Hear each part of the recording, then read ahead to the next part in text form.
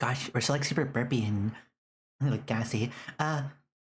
Welcome back to the tomato stream for this Tuesday. It is time for the Silver Ash event, Silver Ash Prime Mix event. There's a bunch of things that we need to do beforehand before we start doing the polls. Namely, outfits. I think the idea is that we're only gonna get 2 of the outfits. A Lapland and a Civilite.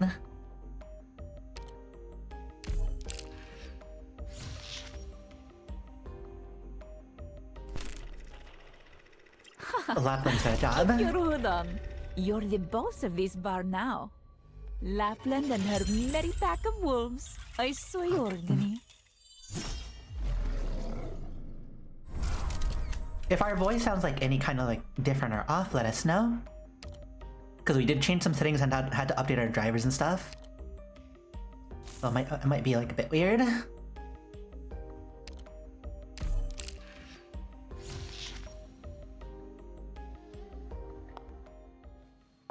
These deep dive records belong only to me.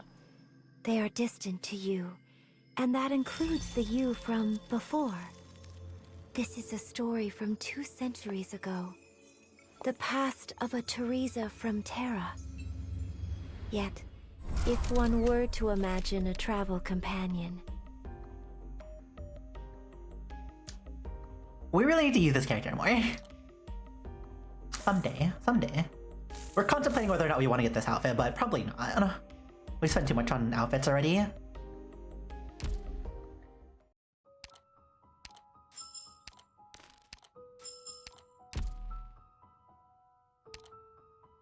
Special recruitment.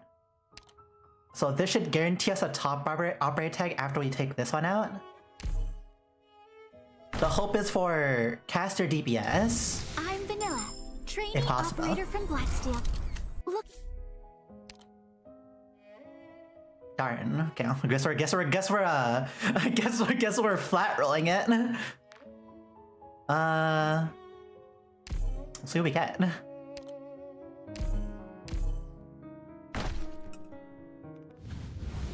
It was like it's a blue part to convert. It's like can't escape. Doctor. Hi, Rosa. Allow me to once again express my gratitude to Rhodes Island for taking... Not bad.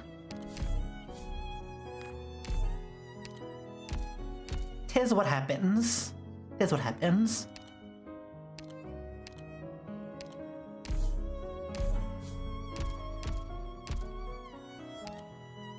Tempo?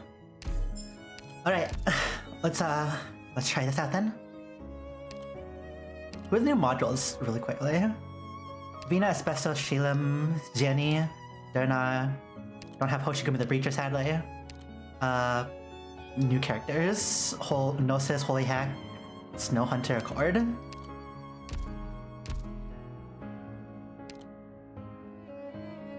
Five-star higher operator next 10 rolls, wow. That's like normal thing. We want Silver Ash. That is the goal team.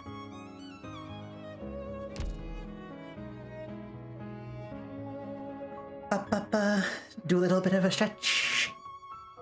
Cat stretch. It's like super tired. We did like wake up like an hour ago. And Silver Ash. Oh, it's nothing. Snow Hunter? Okay, we did get like the 5-star. Onward. 20. Bang. Empty. Another gold. How many golds? 2 golds. 50-50. Flame on 30. Now flame.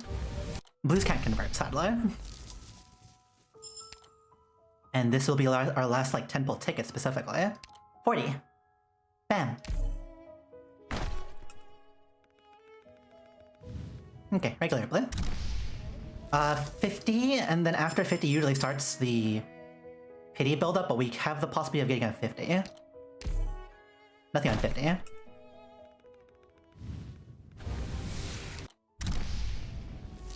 Double Snow Hunter. Okay, this should be a flame though, most likely.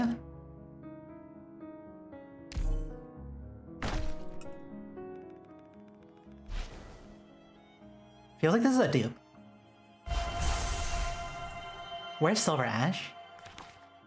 It's the very last one. I'm Lava, a caster. Here to join you simply. 2, Attention! I am Doberman, former military. 3, よっ人を見る目があるな、ボス。 4, はじめましてドクター。プレゼントにこれをどうぞ。はいはじめましてドクター。プレゼントにこれをどうぞ。 6, My code name is Beagle. I know 7, Hi, I'm Spot from Operation Reserve Team. 9,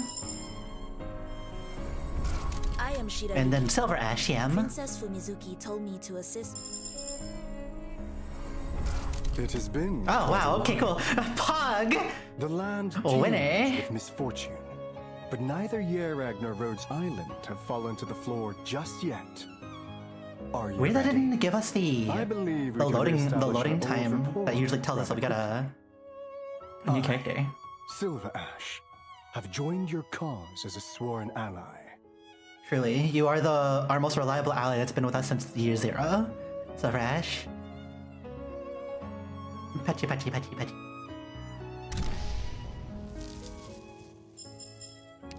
Okay, then back to back Praminix. It is a gold though. More Snow Hunter, triple gold. Pretty okay. One more 10 pull on Orendum. Bam.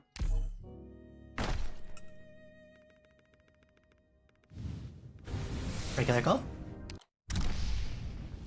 1 gold. Let's see if we can get any more. Well, we're already committed to the polls anyways, so we're gonna do we were gonna do these anyways.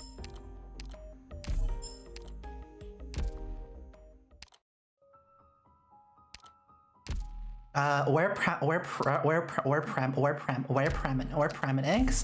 Praminix? Blue TM.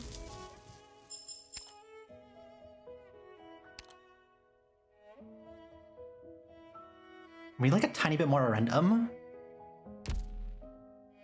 Actually, you know what? We know get some.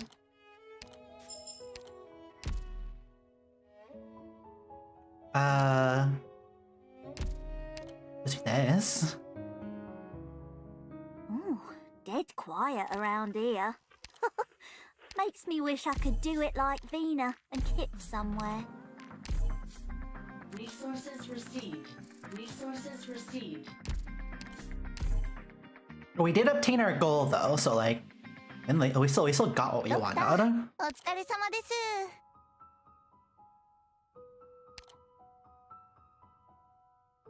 Wow. Gold? Any convert? No convert? Okay. Do we have a max out on no hunter now?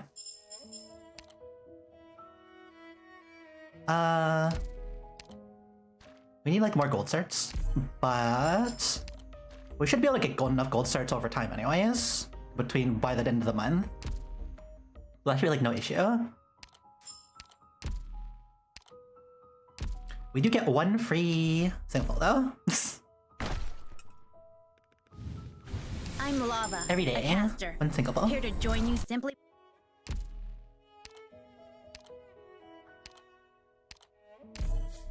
Max you out, because we might actually use Snow Hunter in the future.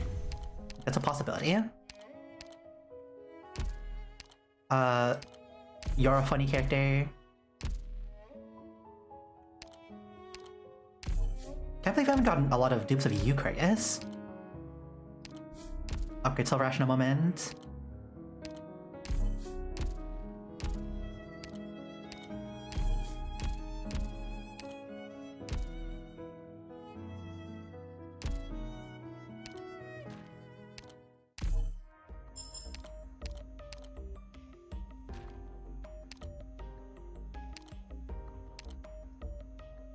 If we reach 200 pulls, that'd be super funny.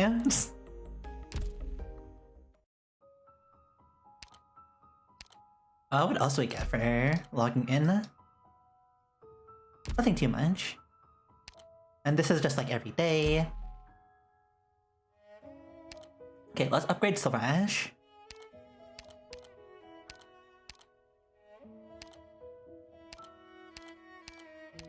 We should have enough to get him to E2 at least, maybe. We might be a bit low in LMD actually.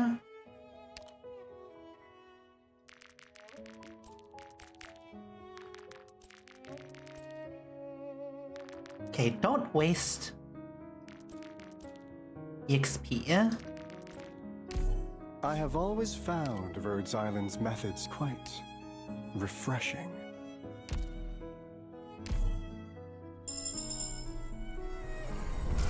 When you accepted my proposal, did you not suspect Rhodes Island was becoming part of my schemes? Then again, you rather enjoy this sort of challenge. Yeah, yeah. Yeah, we're slightly low in LMD. We need to like farm a bit.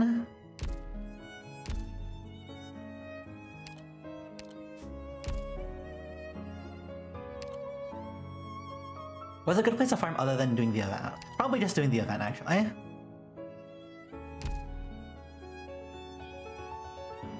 Or we can, dump a couple. Ooh, dead quiet around here. Makes me wish I could do it like Vina and Kip somewhere. Resources received. Konnichiwa, Doctor. 訓練に行きませんか? We have a lot of these.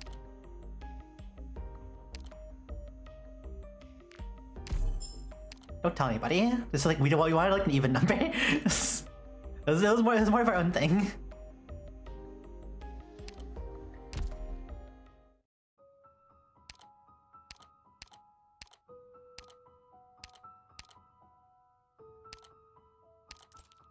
So how much we offer? We're bought by 25k. 25k is not much. Really, we just got to do like one stay or 2 stages. That's fine. We can do that without with an E1, so fine. Get out of here, Ines. No longer friends with Ines, now Sorash our best friend.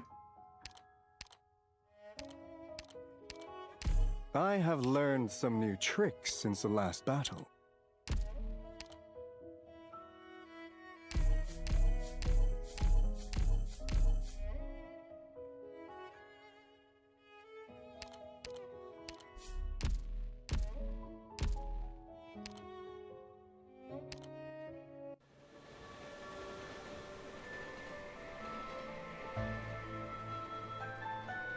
Actually, we shouldn't watch this. That'll probably like catch us once we're watching that.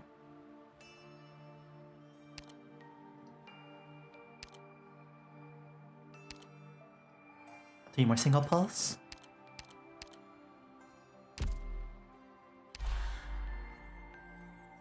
Alright, it's time to read until we get enough LMD to upgrade Silver Ash to A2.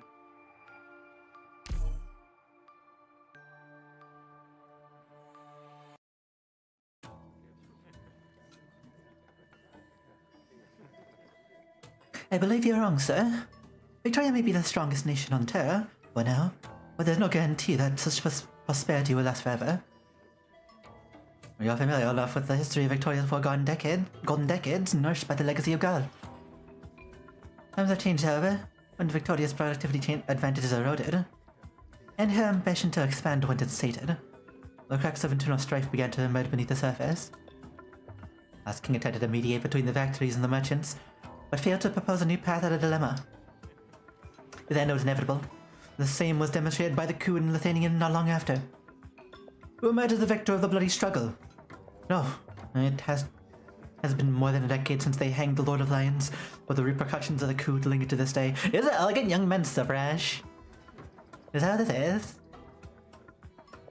The weight of Brighton, the River Mercy incident, have the Dukes been able to set aside their conflicts for even a moment this past decade? Everyone believes they will emerge the better for the struggle. No one believes the Digny Victoria's game together. You do not see change soon. An intensifying civil war will be what defines Victoria in this new era.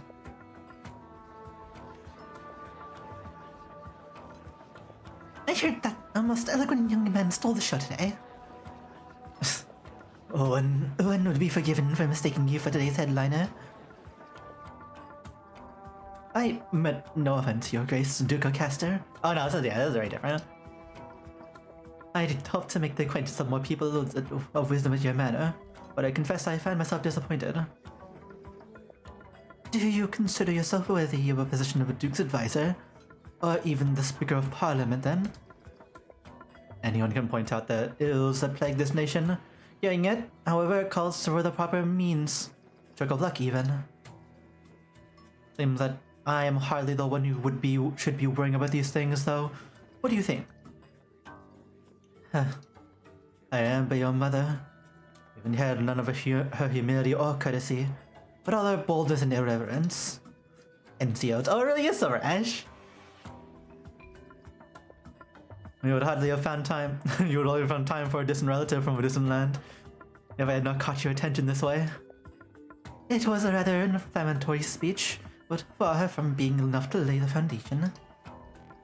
And many young lads have visited this house intending to make their names amongst the guests, so as to enjoy the adoration of others in high society. How do I know you are not one of them? I have little interest in becoming a guest of honor at the banquets of Victorian nobility. I simply bring a modest proposal. The resources of Yarag and the industry of Castor complement each other perfectly. There's potential for equal cooperation. I'm building Yarag's first transnational trading company, and I would like to extend an invitation. Equal? Equal. In 30 years, the name Yarag will lie on the lips of all nations of Terra. We have nothing to lose and everything to gain from cooperation between our two lands. I commend your courage, but I doubt you have the means to make such a promise, child. You will assent. As a consummate and visionary politician, you are well aware of the dilemma that Victoria faces, or should I say, the Duchy of Castor faces. You will not lightly dismiss any measure that would improve the situation, or risk them the chance. The fact that I stand before you now is proof enough that I'm worth investing in. Be thankful that you are young enough that I can forgive your impudence. Answer me, then, young visionary, with your wit and guile. How does a country that has yet to adopt the Originium Circuit plan on becoming a name on the lips of all nations of Terra? Your doubts are well-founded. Industry and technology are certainly important, but for a nation, there are other things that are even more important. To be frank, the particular nature of Victorian politics may have clouded your eyes to the potential of a united nation. I believe.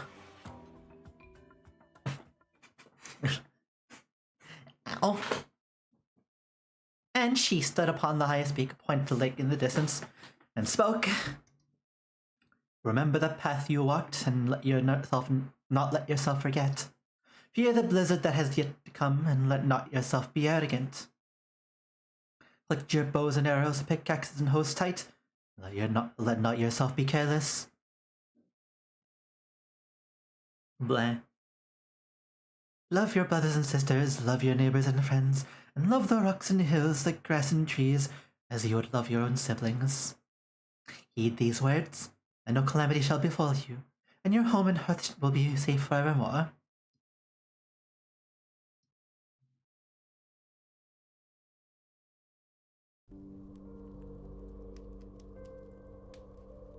Oh, Saintus, it's almost time.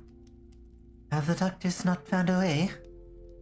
For years, the finest doctors of Yarag and Victoria tried everything they could to think of to purge the poison from the Great Elder. The end is not illness that takes him, time. I see. May I see him? Of course. Please, deliver him in Yaraganda's name.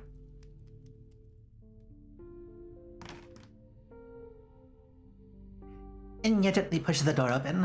The dying man's chest barely moves as he lies in the bed, He seems to hear the sound and cocks his ear with great effort before opening his mouth meekly. Enya, is that you? Great Elder, how are you feeling? Would you like some water? No. Listen to me, Enya. What is your wish? This day has been too long in coming. Do you think that this day has been too long in coming? Of course not. You taught me many things. You have done well. But I was a poor teacher. Poor elder. I was not even a pious child of Yaragander. Great Elder? I haven't heard Yaragander's voice for many years. I prayed day and night, recited the scriptures over and over, but she never answered my call. I was lost, was afraid, but I had to keep going. I thought, if Yaragander's will was to protect her people, it was not against her will to act in such a way. I wanted to strengthen the Vinebead Court's authority, or the hearts of Yarag to be united and firm, but I erred in many ways. One can lie to a man, but no one can deceive Yaragander. She sees all that we do. She knows all our errors and our repentance. I know. I believed. But a long time passed, and I thought that I had not been punished by Yaragander. And so, I stopped believing. Until last night, Yaragander came to me in a dream. She did not reproach me.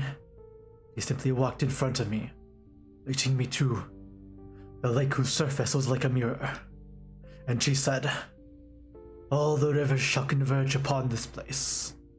And then I knew my time was up. I want to repent. I must repent.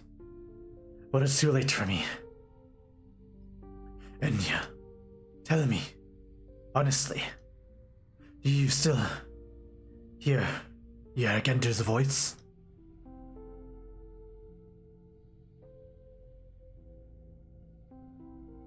Her followers must listen carefully to her teachings at all times. The noise of the land may deafen our ears to her voice, and the wind and snow blind our eyes to her teachings. But remember always that she is good, and those who forsake her walk on the wrong path. It is harder to be good than evil, to forgive than to hate, to be humble than to be proud. Those who tread this path must know it is a treacherous one, but those who stray from it shall find it even harder to return.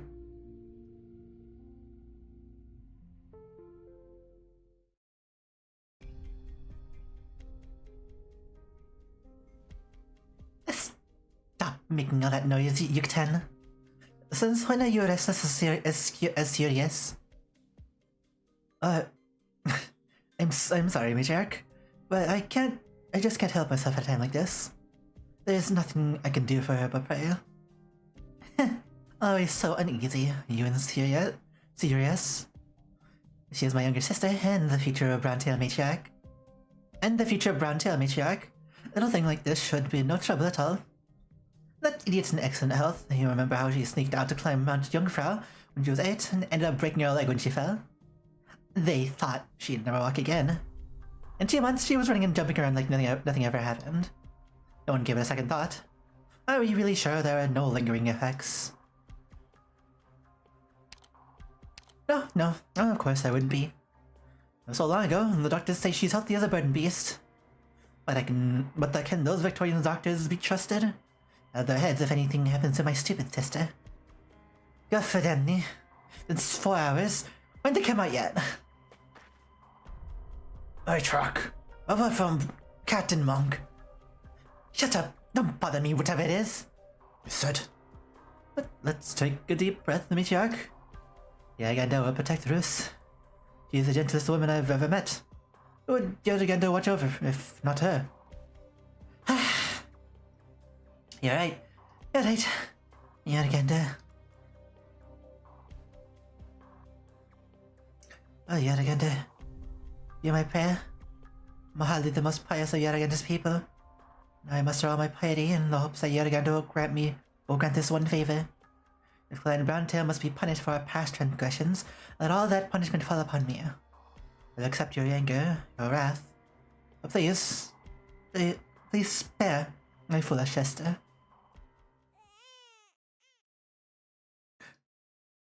Yerganda.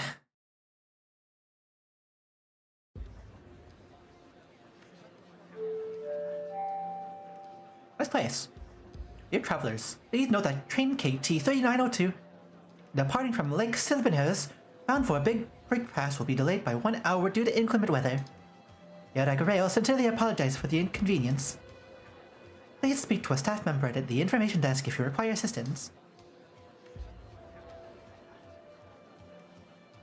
Are Victorian trains ever not late? Looks like they're rubbed off on Carrigadale. It's just a little wait. Frankly, I'd rather stay here for a while longer than deal with those investors back home. At least they have good crystal milk here for free. But inclement weather, they say. It doesn't look like it's snowing. Who are you?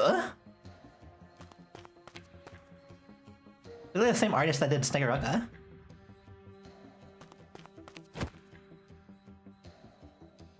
What's the trains aren't turning. Sorry. Excuse me. Wait a minute. You've seen this trick before. You're a pickpocket, aren't you?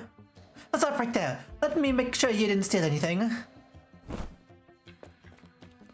Here's the Rhine Lab thing too. She's from Rhine Lab. One breaks free of the hand grabbing your shoulder and runs in the direction of the crowd, vanishing to see people. Hey! Somebody! Thief! Oh, did you lose something, ma'am? My purse, truly? Terminal? Huh? Everything seems to be here. But that one? Probably some unfortunate sod trying to get on without a ticket. I told you, this is a pious Yerag, not post-war Londinium. I want out your purse. Ooh, it's her again. By Yeraganda. Was trying to ride without a ticket get you hunted down by warriors in Yerag?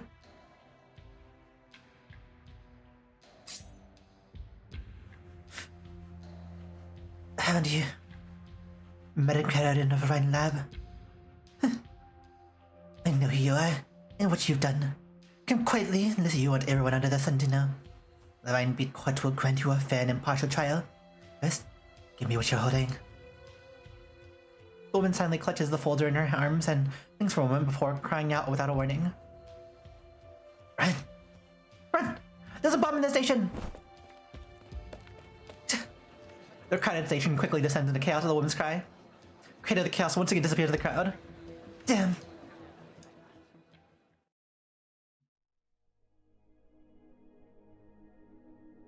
Luce, I'm glad that you're alright. How are they? The children? Perfectly fine. Your sister's taking care of them. Yes, now, don't worry about a thing. You'll get 10. There are a few times where I thought I was going to see you again. The bad thing that I did came flashing back before my eyes. In that time when I climbed that tree to steal Fellabeast eggs when I was 8. What Yerrigan to punish me for? He already punished you, remember? The time you spent 2 months in bed. Don't worry about it, Roos. We've made it through so much, now we've got another reason to keep going. To see Oak and Betty grow up. Yerrigan won't separate us. Yukiten. It's snowing outside? A little cold. I'll add some firewood and get you another blanket. Sleep well, Roos. Go into a pass and we can go see the flowers by the lake when spring comes. All of us. Together. Sirius closes her eyes and falls asleep quietly. It should be a moment of happiness, but Yucatan feels a rock in his heart. He looks outside, the clouds are thick and heavy, but the snow refuses to fall. The kind of weather is rarely seen in Yerag. Maybe we're in for a cold winter this year, Yucatan thinks. The winter passes.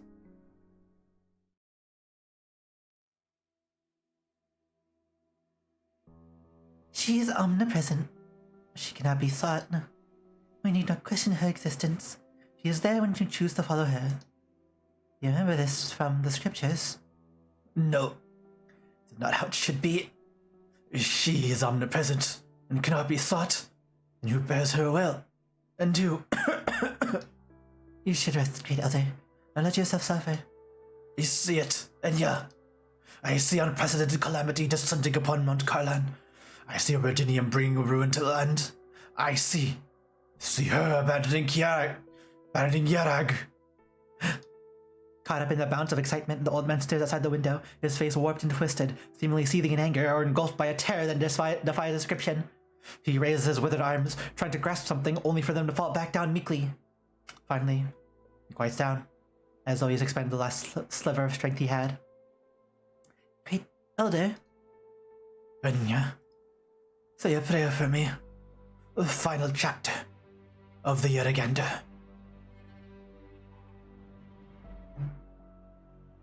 And all the rivers shall converge upon this place at the end of it all. And you shall walk the path forward alone. Path you shall walk lies beneath your feet. She sighs as she speaks the words. She turns around and disappears in the wind and snow from whence she came.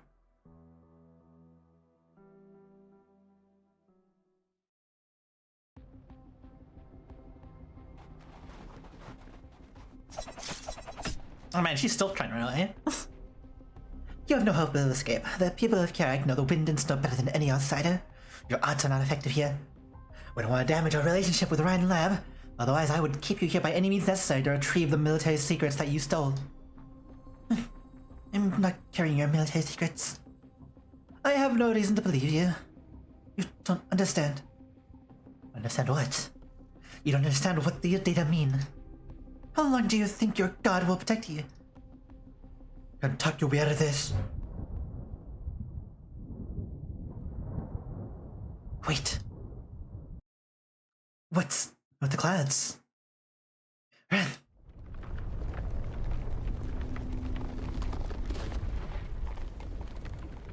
Rocks fall, everybody retreats. TM. The avalanche struck in an instant. A loud crack moved the mountains that had remained dormant for many years. Snow poured down the slopes mixed with the rocks and black crystals, and all creation was obscured by gray and white. The mountains trembled, the echoes lingered in the valley. Few could comprehend what had just happened. It was the first catastrophe in history to strike this place.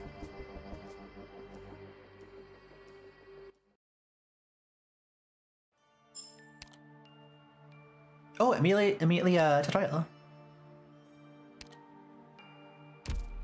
Avalanche warning index increases when enemies enter the avalanche area or when you deploy operators within, triggering avalanche when it reaches a certain level.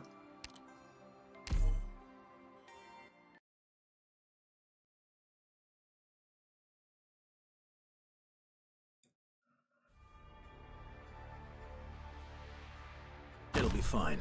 Oh. Oh, hi, Sharp. Are you here to have another 1v1 Dagenbreaker?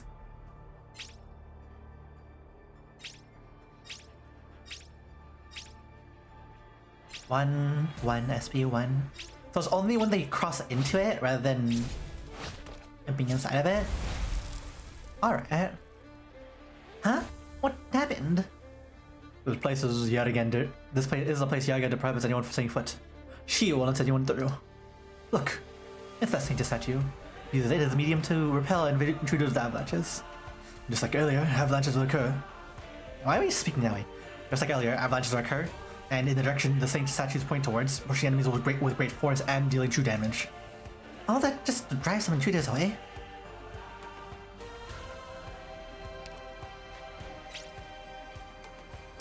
Enemies need only stepping into the avalanche area to raise the avalanche warning index, and the Saint statues and speed increases too. Did you do your polls? Yes, we already did our polls. Once the warning index reaches a specific threshold, an avalanche will occur. Rocks fall, everybody retreats. Freeze! There's a big guy over there headed our way. Watch, the avalanche warning index increases based on the intruding enemy's weight. The heavier an enemy when they step into the avalanche area, the stronger Yaragander feels their intrusion, and the higher the avalanche warning index will climb. Freeze!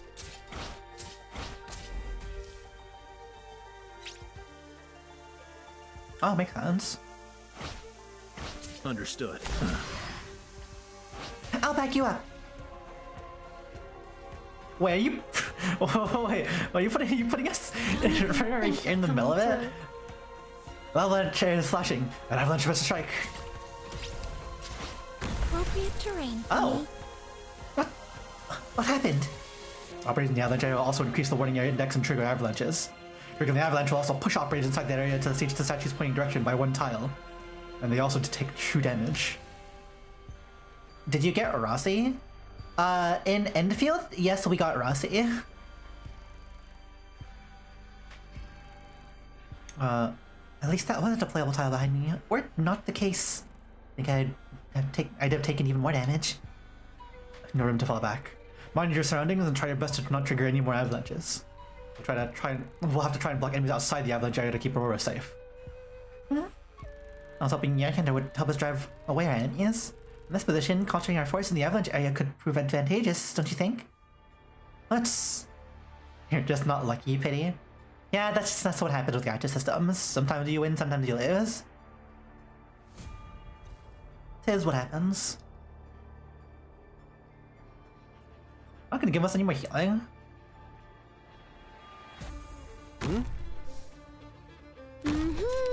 I'm listening.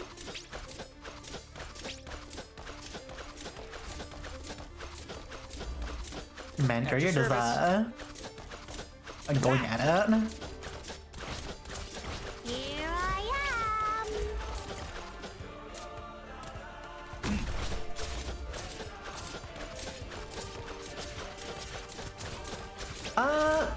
Oh no, Levantine. So technically they can rerun those operators.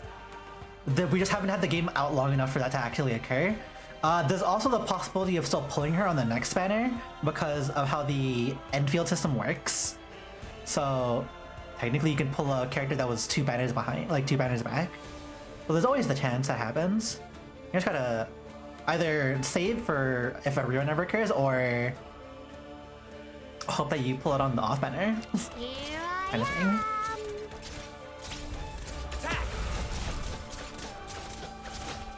Understood. I trust her judgment. Is that how you got Yvonne? Freeze! Probably. Gladly. Doctor, you heal that wound in no time. If you got Yvonne from the Rossi banner, you can get. That means you pulled the off banner, and you didn't pull a standard character. You pulled one of the. Yvonne was the previous banner, but like it goes back to 2 banners, so you can get either Gilberta or Yvonne alongside Rossi. Yeah. So like yeah, that is like how you got Yvonne essentially. So technically, you can still get Rossi pulling on the next banner. It's just you have to fail the 50-50 obviously, and then you have to like actually pull the character off of the larger list of other characters that aren't trade up. It's possible. It's just rough RNG wise.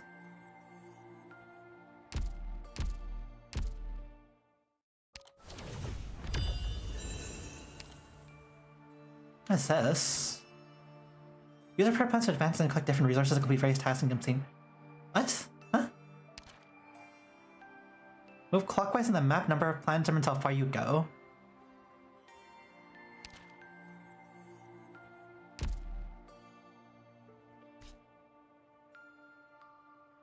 Oh yeah, Tang Tang. Okay, so it should be Yvonne and Tang Tang.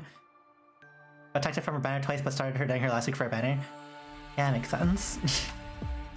That's actually pretty good luck getting Tang Tang twice. Tang Tang is still a really strong character.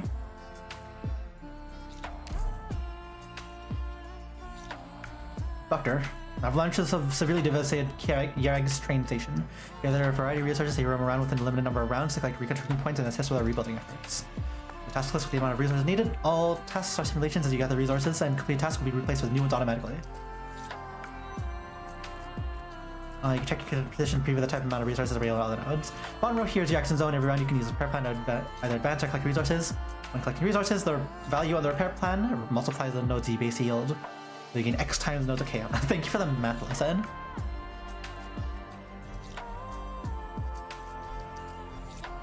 Check how many rounds you've completed here. After tapping end round, unused repair plan will be cleared as you begin your round.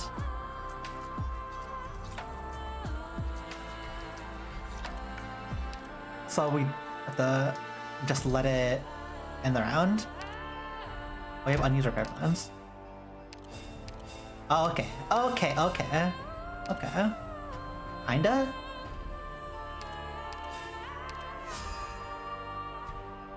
That's interesting.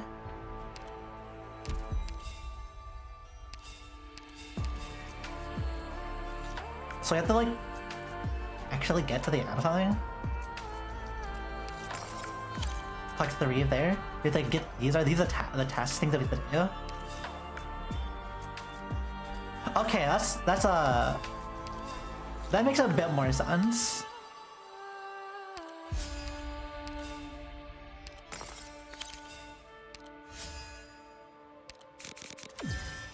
Two times log, hit with 5, collect, max out logs.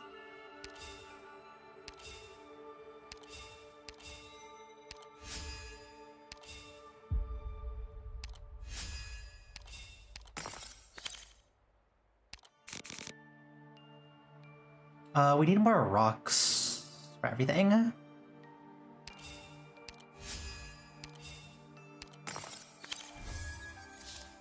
We got 12 pulls left for Heartbeat for Rossi only if we had 1 more week. Oof. Sometimes you have to just pull out the credit card and start spending. That's just sometimes just like what happens.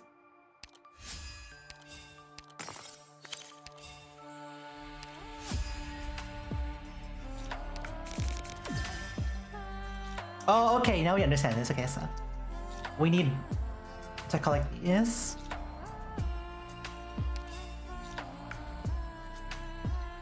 Oh, we need to collect like some kind of... We need the rocks. Advance here. Collect these. Advance 2. Collect these ones and then advance the extra one. You don't have one of those? Oh. Oof. And you've already done like all the content in the game to like get as many pulls as possible for Rossi. There's like then it's just you either have to hope that you pull out on the off banner with the next update, or you have to wait until they inevitably like potentially rerun the Rossi banner, which would probably take a really long time.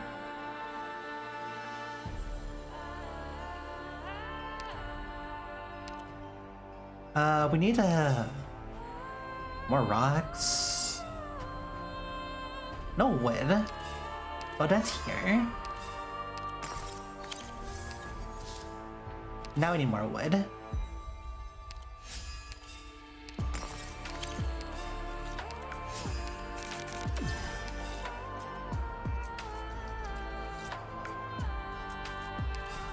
Advance twice. Do this. Advance once. Combo here to get this one. And advance over here.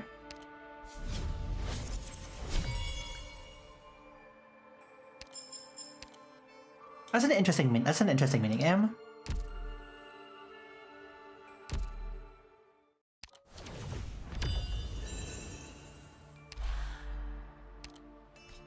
Oswan.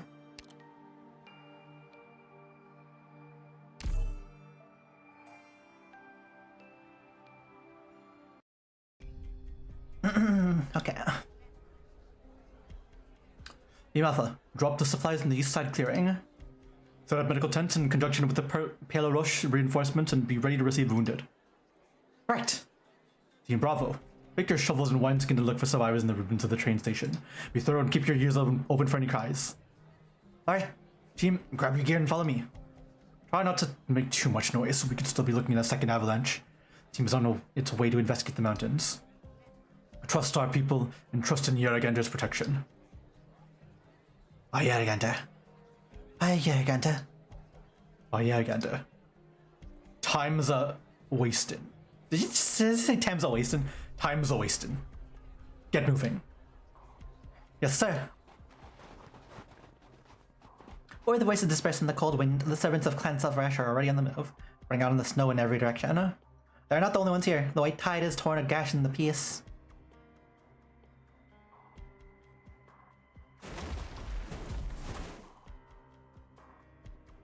Over here. All swoon's alive.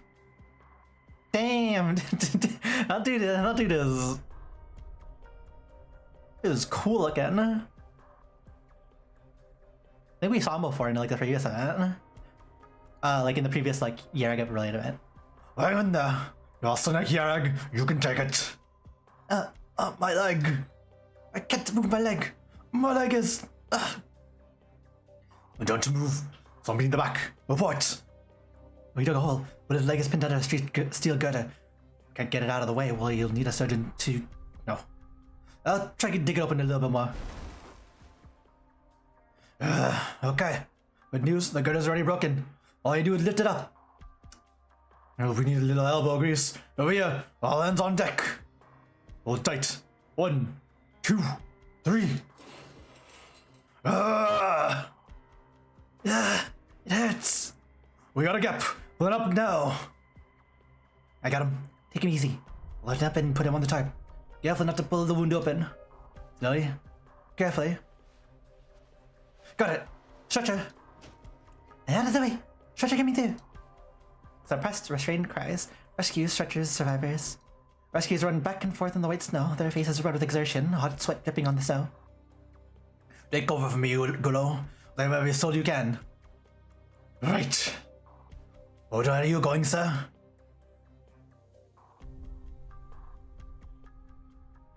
The Arknights. Is rescue work in the south already done? No, not yet. Gulo's overseeing it. I came to find you. We're handling things here. No need to worry. Browntail's help has already arrived. They brought blankets and food. Madame Ratos wanted to come personally, but she seems to be otherwise engaged. I figured as much. We know what's going on. Nobody blames her. She has rock. The timing of this bloody disaster. Came out of the blue. There were no warning signs, no chance to prepare. Yes, that's why I came to you. You know the rules. This avalanche happened in the Palarosh land, and we're responsible for the mountains here. We've been watching the thickness of the snowpack. I've seen the records myself. Everything was normal. That's why I came to ask. Don't you have people at that research institute of yours whose job it is to check on the mountains? What are they saying? A research institute? You mean Rhine Lab? Yeah. I spent all day in the mountains carrying all that newfangled gear. You're not telling me they didn't find anything, are you? They have their own project to deal with, and they don't necessarily focus all their attention on the mountains. Besides, we came as soon as we heard about the avalanche. We haven't had a chance to find out what they know. Sir Antio sent Daggett back up the mountain to the team. I should be back soon. This sending chills up my spine. But in blazes of the avalanche. The wind wails, carrying snowflakes with it. The man turns around and stares at the mountain. It may be a mountain among men, but he is a little more than a pebble before the side of the mountains. Is that? A group is moving quickly down the snowy mountain path, heading for the two men. Sir Madhorn? We must let Sir Antio know at once. But we found... Investigator's expression deathly pale, his fur boots is wet with grey with dirty snow. In the wind, his rapid and ragged breathing sounds almost like wailing.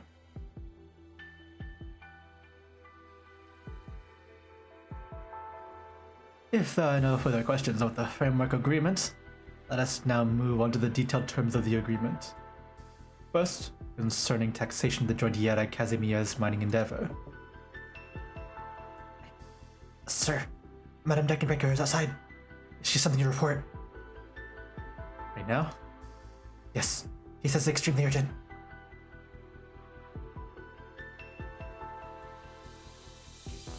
What's this urgent matter?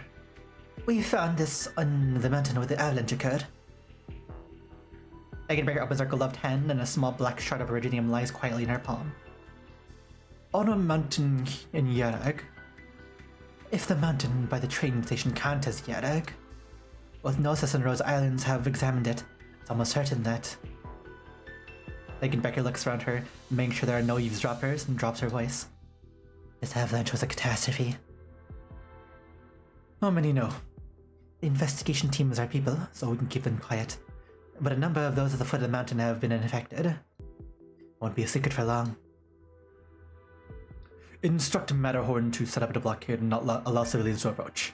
I will checkpoints in the mountain as well. Contact Rhodes Island and request secrecy in the housing and treatment of patients. Tell them to contact Carlin Trade if they need any help. And tell Ratos and Arktos meet me at the train station in 1 hour. Whatever it takes. Understood. Anything else? Take a squad and go to Vinebeat Court immediately. And tell Gnosis to take a team to protect the Rhine Lab observation station. Understood. NCO checks his clothes and goes back into the conference room.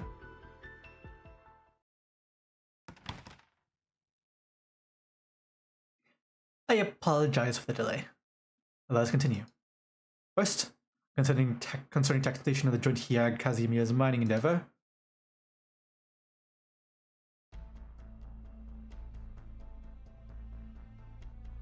Preposterous! Preposterous! Oh, I've never been such a prophecy in any of the scriptures. Oh, you're going to punish us with a catastrophe. It's preposterous! What has happened? She left us because she is angry with us. How do we explain this catastrophe if not by Yargander's anger?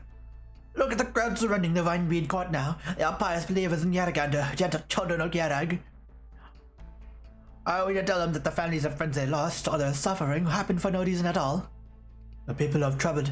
Their faith is shaken, but it is times like this that our own faith must be stronger than ever. How do we know this isn't a trial from Yargander to reinforce our faith? Yargander has not abandoned Yarag, or had she punished Yarag for no reason. Perhaps it happened because we've acted against Yargander's will. And Clark takes one look at the Saintess in the middle of the hall, and lowers his head without a word. You may speak your mind. Saintess, I believe this is the fear of Yargander. Warning. Because of Vinebead Court. Because we made the wrong choice. We should not have allowed the faithless to build upon Mount Karlan. We should have remained firm, rejected them. They did not defile the temple of Yargander and anger her. Oh, Yarag! His voice grows lower, at the same time firmer. The hall is quiet, with no one speaking an objection. I see. You believe that I, the Saintess, have offended Yargander and brought catastrophe out upon Yarag? No, Saintess. What I mean is... No. Your words offer valuable insight. Not only the people at the foot of the mountain, many who sit among us think the same way. This is what is happening now. People doubt the Vinebead Court, and you, too, are anxious and wavering. Clark Vanguard, Clark Gronoa, one of you believes that Yargander continues to favor us as she always has. The other believes that Yargander has... She bows and thinks for a moment, her alabaster face calm as ice. Recite to me the 3 protections detailed in the Yargander. Yes, Saintess. The first protection, page 7, line 9 of the Yargander. And so she spoke to the shepherd boy, saying, I shall grant you shelter, and all that you may need. I shall hunt in the woods, and I shall plant seeds in the earth, such that you will have furs to wear and food to eat, and neither frost nor famine shall take you. Thus she protects us from the harms of cold and hunger. The second protection, line 25 of line 17 of the Yargander. And so the protector came forth from the people, awakened in the clouds of myriad colors, and built high walls of earth watered with snow. And thus she protects our homes and our kin, and she taught us the means to defend ourselves from our enemies. And page 32, line 2 of the Yargander, with the end. That day, as she proclaimed to the people, My eyes shall watch over you, my fur shall warm you, my backbone shall protect you, while my flesh and blood shall bless you. You have learned the way wind and snow would learn from the form of walking. You are the people of Yarag, and the land of Yarag belongs to you from this day forth. Very good. Now tell me, is there anywhere in the Yargander where Yargander promises that Yarag will always be safe from catastrophe? Are you making that promise to Yargander's people on her behalf? Many of the seed clerics look down without a word. It is quiet enough to hear a pin drop. The smell of incense fills their nostrils, but it feels as though their breaths have been frozen in place by the exchange that just occurred. Your words ring true, Saintess. Catastrophe has struck Yarag, some have died, and others have become afflicted. The entire snow realm has heard the news.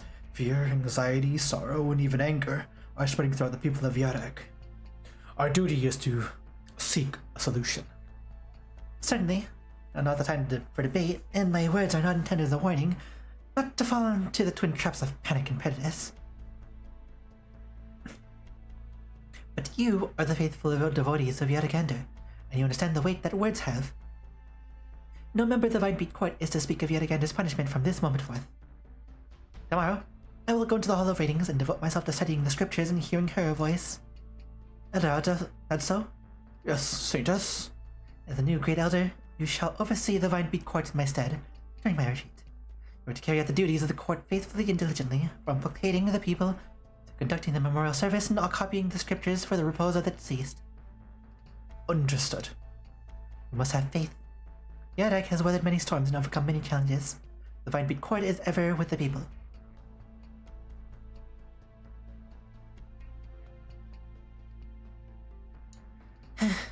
At least things haven't gotten out of hand. The girl exhales and thumps over the desk, finally able to relax the back that she has kept straight as fur in the snow. I don't understand. Why do people keep treating our god as wishing well? Why do they attribute everything good and bad in their lives to her? I know it's not how I should think, as their saintess, but I don't understand why catastrophe would check now, either. Bring in the dresses, please. Yar. The funeral preparations are done. Starting tomorrow, well... Yar? The room is quiet, except for the whistling of the wind and the cracking of the fire, and yet turns to find the room is completely empty. Yar? Where are you? The handmaiden, who should be at the saintess's side at all times, is nowhere to be seen. There's only Enya's own shadow, thin and long in the light of the fireplace, flickering in the dim room. Yar?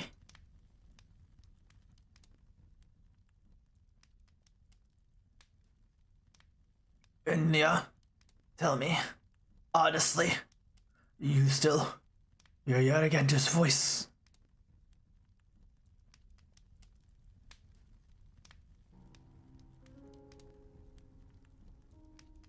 The cracking of burning firewood echoes through the empty room. The wind continues to wail outside the window. She can almost hear the cries of the bewildered devotees at the foot of Mount Carlan. And he recalls the day that she first came to the saintess's quarters. An unfamiliar room, an unfamiliar smell. Almost well in sight, yet she would never return there under her own name. At that time, she felt the same emptiness, as though this room were a snowy cave. But she has grown accustomed to having a companion, someone to whom she can pour her heart out, someone on whom she can rely. But now, the Yaragander scriptures lie open on the desk.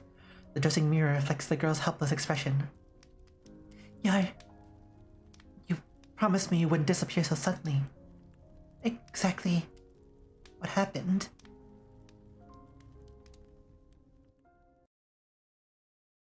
And we battle.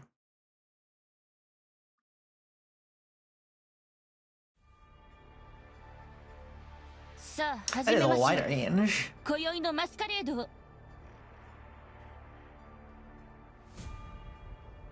Everything is under control.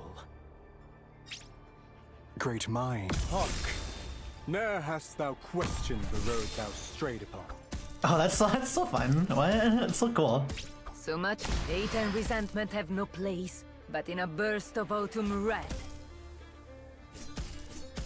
That is a cheap Yamu. Great mind, wait, for the snow shall bury this all.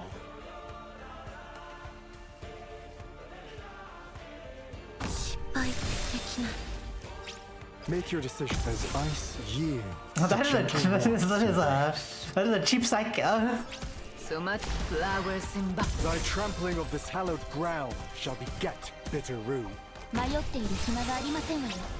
How far that range? Jeez, what is that range? If I make it back in one piece, I win. It becomes bigger and heavier. Lost my idol image? Who gives a crap about that right now? Great hark! Ne'er hast thou questioned the road thou strayed upon. Flowers imbibe. The lady in suit and tie dance with her blade. 位置につきました。準備、ここの敵、そんなに怖くない。 Man, that is a lot of true damage. How much is that? It doesn't even say. Well, we did get like technically. Or wait, that's facing. It's facing downward. Guess that'll push her into to like take double damage. Wait, that's not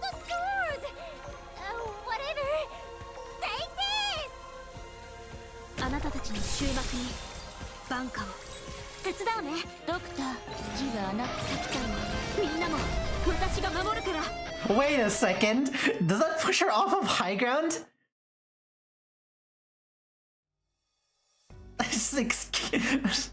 What?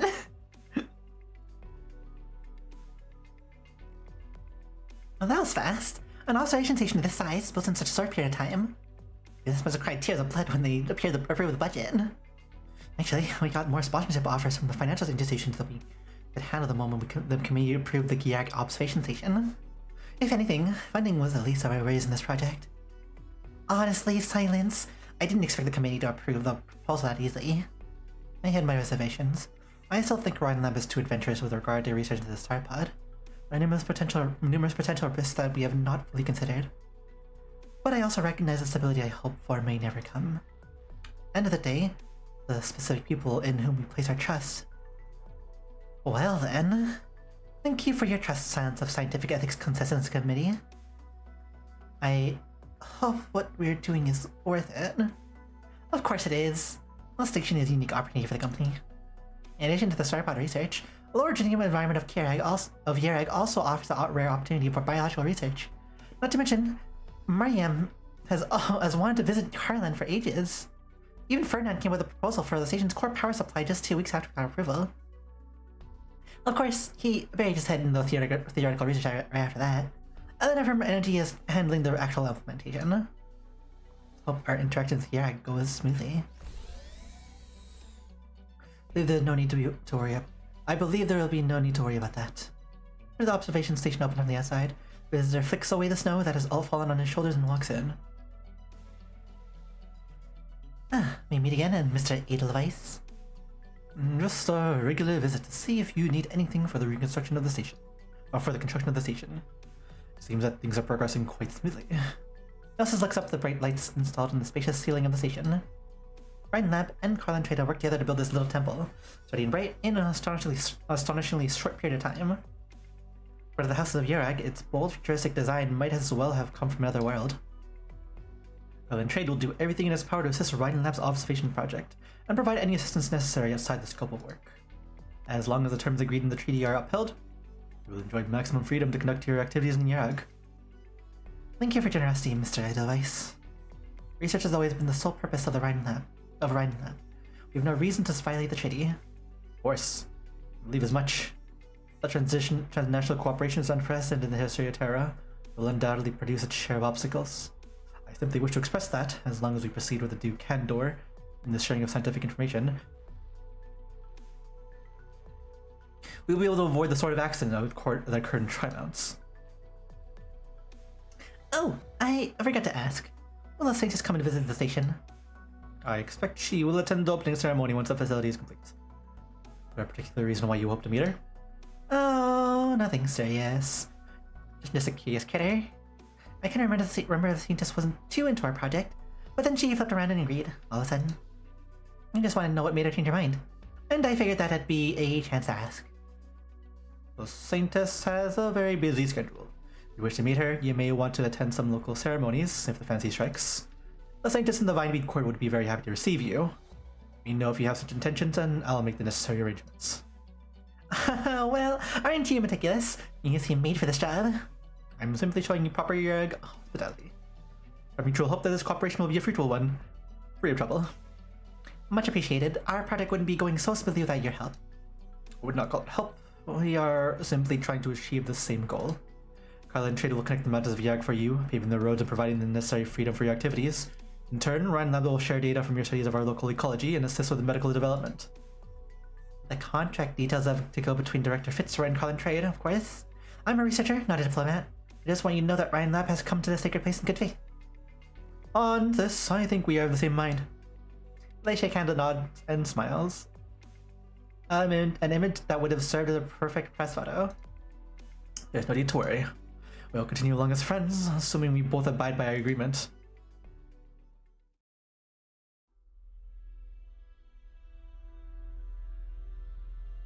Nice goggles, dude! The representative Carlin Trade are here, Helena. They wanted me to representative Ryan Lab as soon as possible. Oh, hi. We don't have any scheduled meetings with Carlin Trade, do we? Is it because of the catastrophe? I want to discuss the cause and at least obtain the data observed by the station. Right. Do you see Caroline anywhere? She's supposed to be in charge of the observation data, isn't she? That's the other question I have for you. No one's seen her since yesterday morning. What?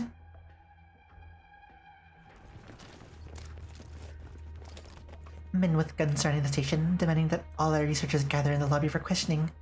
This is how Carlin Trade treats its friend, Mr. Edelweiss. Researchers stand around the spacious lobby in small groups.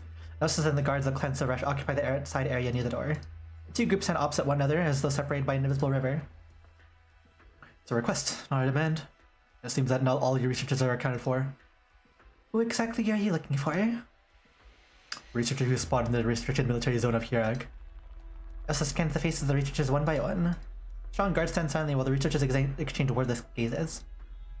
She is not here. Seems that Rhine Lab is not fully aware of your researchers' whereabouts. Using us for espionage, I'll ask that you submit your complaint through the official channels. You're unable to cooperate with impromptu investigations like so. Of course. There's another reason why I'm here. I'm sure you heard about the catastrophe that occurred within Yarg's borders several hours ago. And that has never before happened in our history.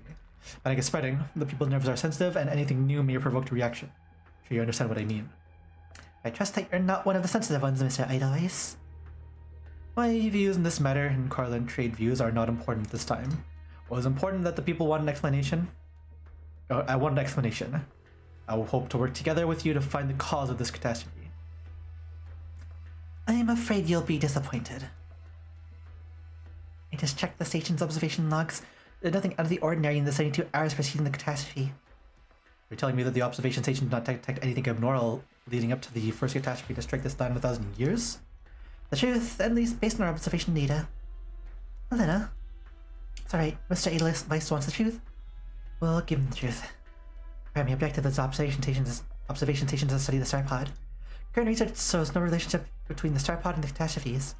Similarly, any assertion that the building is an observation station here building an observation station here might bring a catastrophe to Yarag is purely speculative, with no basis in evidence. Wait a second, Elena. Now's not the time to be argumentative. Maybe, Frank? You may. The young woman's voice is calm, her gaze firm and unwavering. I won't mince words then. This may run contrary to Yarag faith, but from a scientific perspective, the so-called sudden catastrophes are not an abnormal occurrence. It is the peace and quiet that Yarag has enjoyed for so long, and the attitude of taking it for granted that is truly abnormal. Lobby is completely quiet, and those words echo to the end of the corridor. When this observation station was first established, Rhine Lab considered adding a catastrophe warning system. Unfortunately, we placed too much trust in past experience, and did not consider the installation of the system to be a priority. If we are to take remedial measures, the real priority should be for Rhine Lab and Carlin Trade to go back to the negotiating table and establish an effective catastrophe detection system in Yarag as soon as possible. A most astute observation, miss. I agree completely. Carlin Trade will make developing a catastrophe detection system a top priority. We would like to obtain a copy of the station's observation data from the past month. May we expect your cooperation? Of course. One moment, please.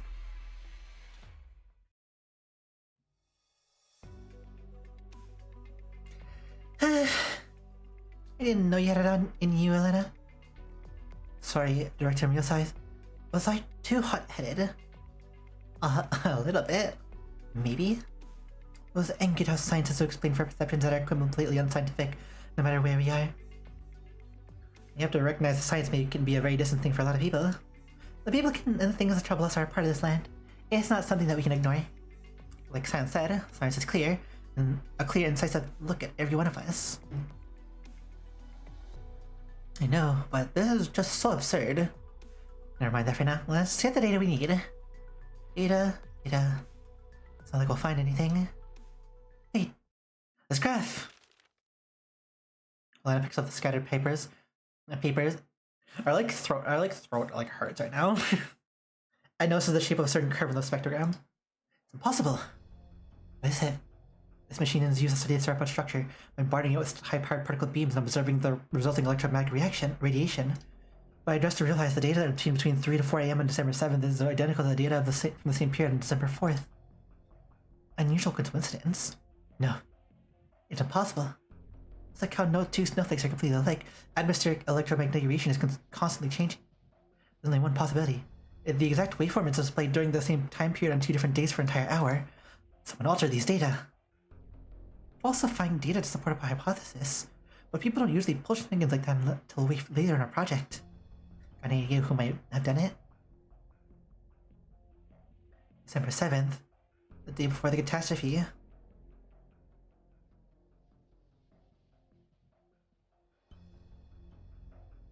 The one on observation duty was Carolyn. Could it be? Angry shouts pierce through the metal walls. We have Mount Carlin back to us! Back to Yerag! Back to Yeragander! Get off Yeragander's land! An astonishing result. And here I thought myself inured to you bringing home a victory. Glad that we got some rash face out of all the characters. We should be able to get enough to like upgrade him now.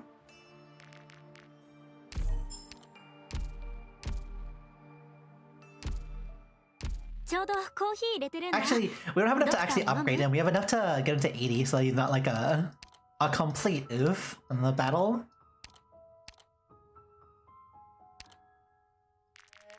We'll need some more currency to actually eat to him.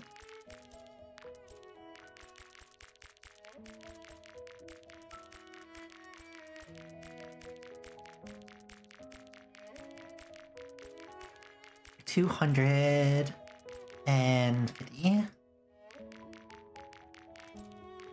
Drop 50 here and then put the rest in the greens. I have always found Rhodes Island's methods quite refreshing. Quickly make these.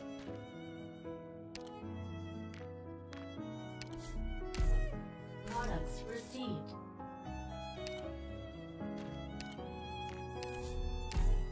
Products received.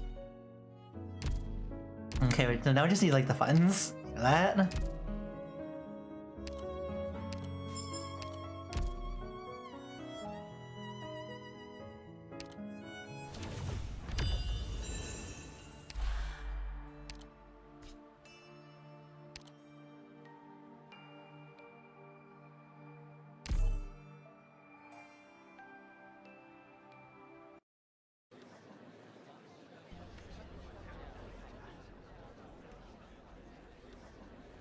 There they are. Young Gleno defiled Mount Carlin within the faith of Yarag. The Iron House of Foreigners have angered Yaragander. Yaragander and I forgive our sins. Sound of praying and sobbing mixed with angry shouting. Sounds weave into a rope connecting tearful, fearful, and angry faces, running the newly built observation station. Steel door remains unmoving. A wizened voice cuts through the crowd. Remember, the wind wrapping the mountains does not come from nowhere. When continuous roar, the old woman walks across the snow to the tightly shut door, her voice clearly heard by the others. It is her breath, slipping down from the snow-white peaks. It is her, ever vigilant watch, rising from the deepest valley to the highest clouds. It will drive out the miasma of her evil, and the parasites that hide amongst the rocks. Brings all the clouds back to her ears, that she will hear, and the mountains bright and clear. Wait, is that door moving? Yes, they're opening the door. Our protest worked. Open up and hear our voice. Listen to the true voice of Yarag and his people. Listen to the voice of Yarag. You are not welcome here. You must leave. Outsiders off Mount Caroline. Go back where you came from. Outsiders off Mount Caroline. Outsiders off Mount Caroline. And cries grow louder and clearer. Someone stretches out and waves towards the sky. The result of a sincere prayer, or did the combined forces of their invocations cause steel to tremble? The door opens. All breaths are bathed in the silence.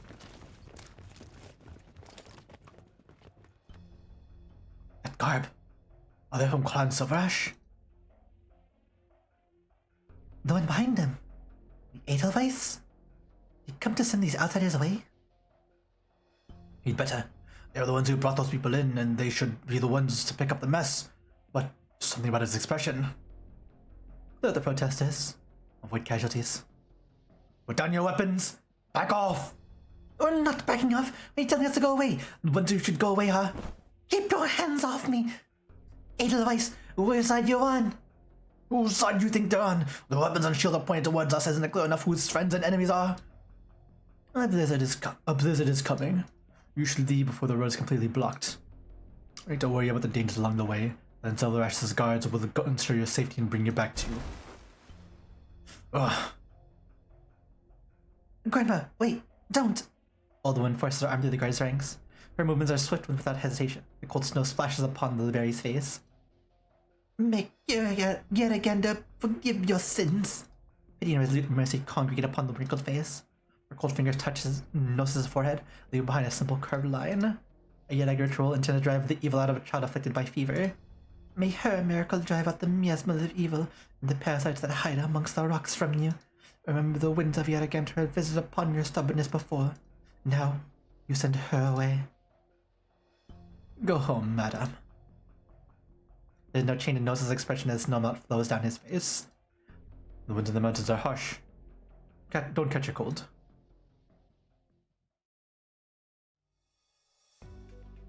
Raw. Yetag, beautiful paradise, clean and pristine beneath the wind snow, pious and pure under divine protection. The faith of its people is firm as mountains, never wavering, or perhaps a single flake of snow is all it takes to begin its collapse. You think of the catastrophe? Will it shake your faith in Yetagander? The faith of Yetag was so weak. The people of Yetag never wavered even before the toughest trial. I also doubt for Mount Kalan once the catastrophe is cleaned up and my leg is good again. The son of Yetag will drive out all corruption and evil, and those who bathe in it will need fear neither pain nor illness, nor the stone disease. Yetagander is great. Yetagander is kind. You'll never abandon Yetag. Everything will go back to the way it was once we clean up the snow. Oh, you tiny. Of course, it's all the fault of those Rhineland people. Everything started going bad when they came. Yetag doesn't need no observation station. All we need is Yetagander's protection. Let them out. Give me back my peaceful life. And my mom and dad. Is there anything I can help? Wait, the Victorian? Get your pitchforks! We'll let us on to the village. Alarming the Victorians. Everyone making the homes on our turf now. Get lost! You're not welcome here!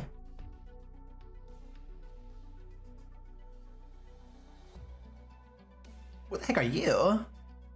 You? This will be tougher than I thought. Need some help? Oh, it's cliff art! Hey, I'm fine. Just short time film. I don't suppose you'll be able to find any here.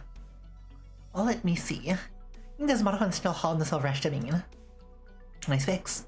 You a photographer from Victoria? A reporter, to be exact. What timing? Making the interview? Who? Me? How do you view the catastrophe that just occurred in Yetag? How do you view your faith when Yetagander no longer protects Yetag from catastrophe? I thought I heard you talking about Yetagander and catastrophes from over there. You wanna know how Yetag people think? Of course. Well, you came to report on the true Yetag. People in other lands know very little about it, and we want your voices to reach them. There's no need to be burdened by the weight of religion. Liberate yourself from the systemic oppression of rules and tradition, and tell me what you truly feel. Wow. I never heard so many big words spoken in a single breath. My view on catastrophes is simple. Catastrophes outside Yetag are really bad, and it's the same for this catastrophe in Yetag. And people suffer and get hurt everywhere. It makes me sad, and I wish these things never happened. As for faith, may I ask a question? Does Victoria have a god too? Victoria? Yes, I'm curious what the god of Victoria is like. Is he really petty? Does he get angry easily? I'm gonna take the swig of our drink, or throw it like earlier. It's...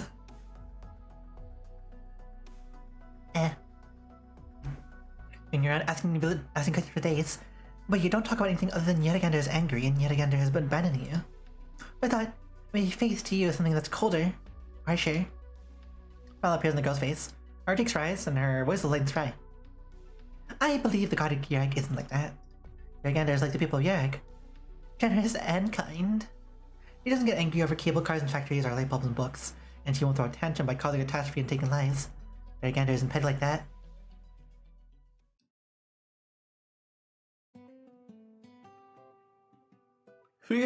Ho!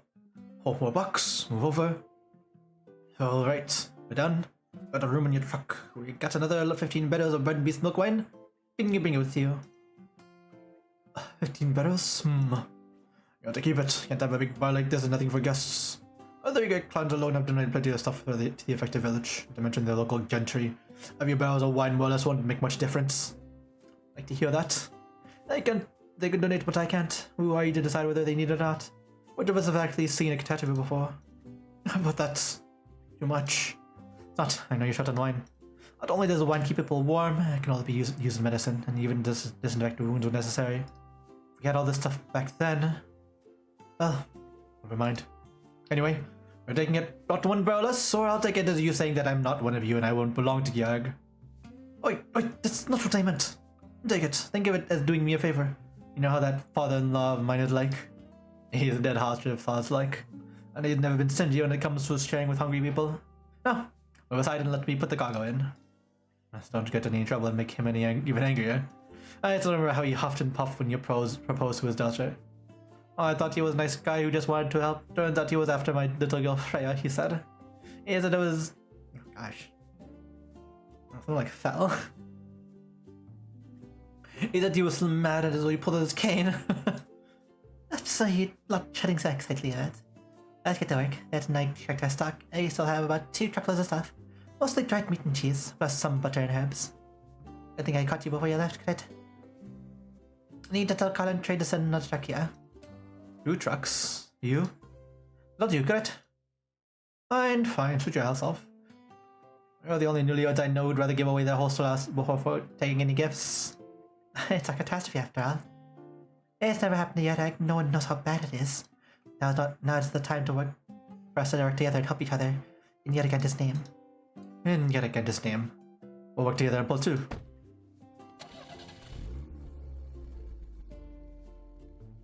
Let's go back to Lisbon. The wind's getting stronger.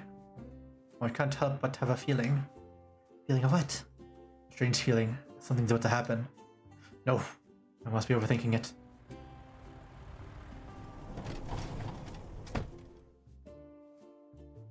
Oh, hi, Harold. Your intuition is sharp as always. Wait, Harold? Is it real? Am I dreaming? Well, that's certainly an honor. You still remember my name. Looks like you haven't forgotten the time we fought alongside each other. Please, stop making fun of me. What brings you here? Oh, what else could it be?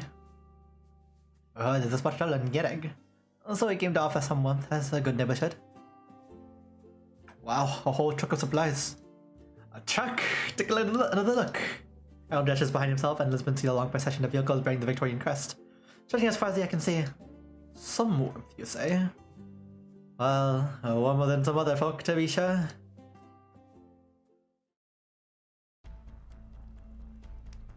D&D a note. Parko comes in with the track of supplies for the people. Dang, you are a super dark colored character for once. I must emphasize our concerns regarding this matter, Mr. Silverash. We consider Carthan Trade a reliable partner, and Yereg a respectable nation. We had hoped that the observation station would be the tip of the spear of our mutual understanding and cooperation. I have to say, at the moment, we are disappointed. I understand your excellency's concerns. Allow me to explain. No, we don't need an explanation. We understand the unfortunate circumstances that have befallen Yereg, and we express our deepest sympathies. But there's no reason for Yereg mobs to attack innocent Colombian scientists.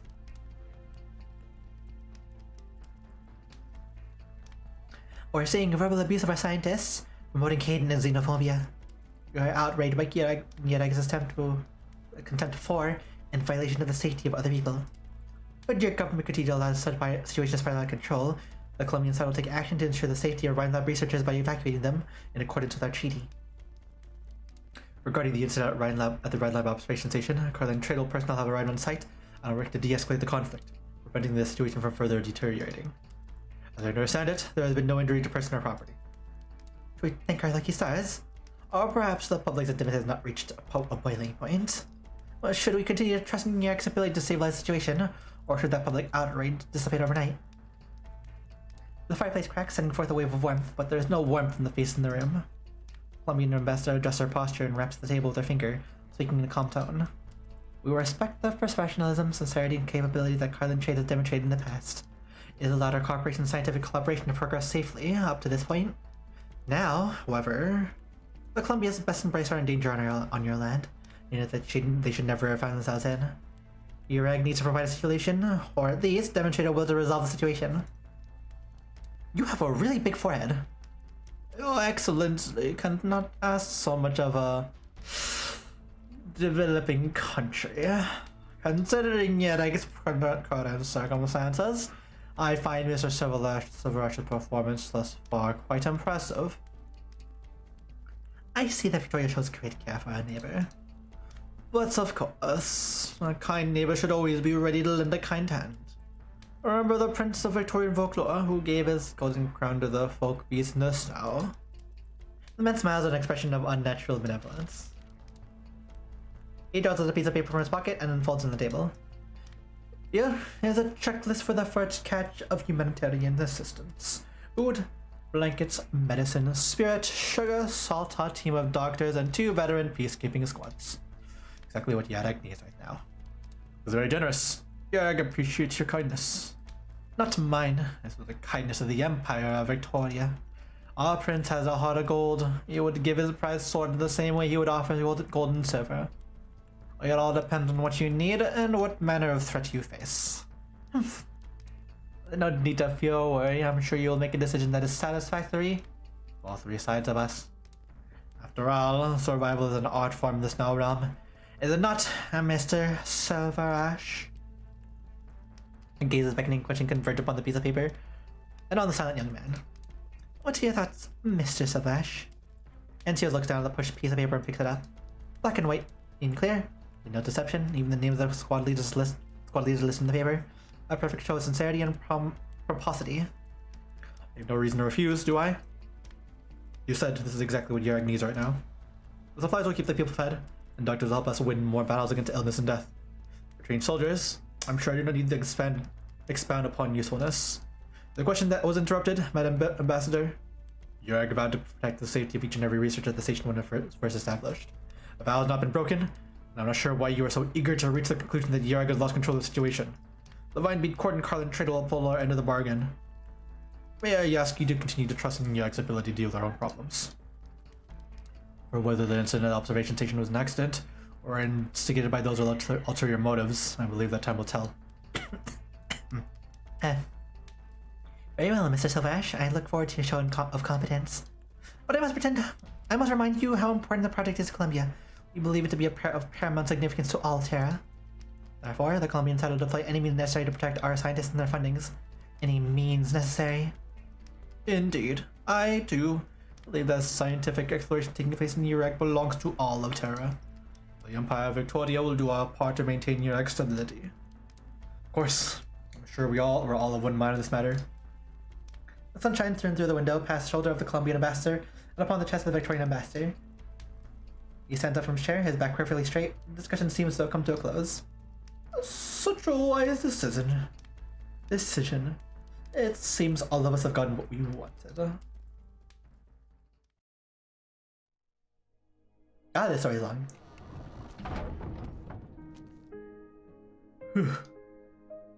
Is the meeting over? How long have you been waiting? Half an hour. I made good use of it, going through 4 reports while I was waiting. Take a seat. If you want a drink, help yourself.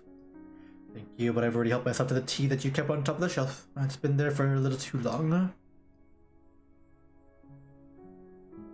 Ah, two pros in a room. There's finally time to ask you. What's the situation around lab? They have no insight into the catastrophe, as expected. Our people demonstrated enough restraint. There weren't any real attempts at violence. Most satisfied themselves with reciting the Gjarngander as they held hands. But I noticed there were a few people at the front who shouted the loudest, only to disappear into the crowd when they saw the soldiers. Are you concerned? I'm concerned that this may only be the first incident. The observation station is not the only place where conflict is happening. There have been protests and rallies in the domains of the other 2 clans, strikes at our factories as well. I'm dealing with it. Someone understands they can use this catastrophe as a weapon. They know the power of the people's will. A trick that you've deployed before, but the weapon is not in your hand this time. You skip the part where someone threw snow in your face. Is that important? That's the only thing that's unexpected. Did you expect Columbia and Victoria to sit you down for a gentle game of good cop, bad cop? You said no. Columbia's attitude is aggressive, but at the end of the day, that's continued cooperation that they want. The most important thing for them is that the observation station delivers results. As for the Victorians, they're more anxious than we thought. So Harold's caravan. I'm sure he's wandering up the streets, telling neighborly stories with his old friends. Is wondering should take him to Carlin Trade headquarters in another 20 minutes. I suppose he already signed and received the goods, and I don't suppose we had a choice. The Peddler Roaches and Browntails will find out soon. As for how they'll take it, let's just say you should be prepared for the Tri-Clan Council.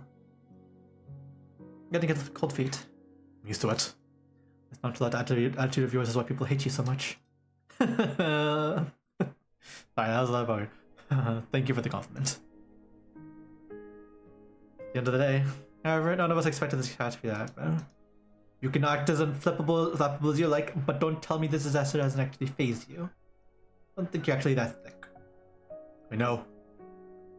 With risk, however, comes opportunity. It's the first catastrophe that Yarag has seen in 1,000 years.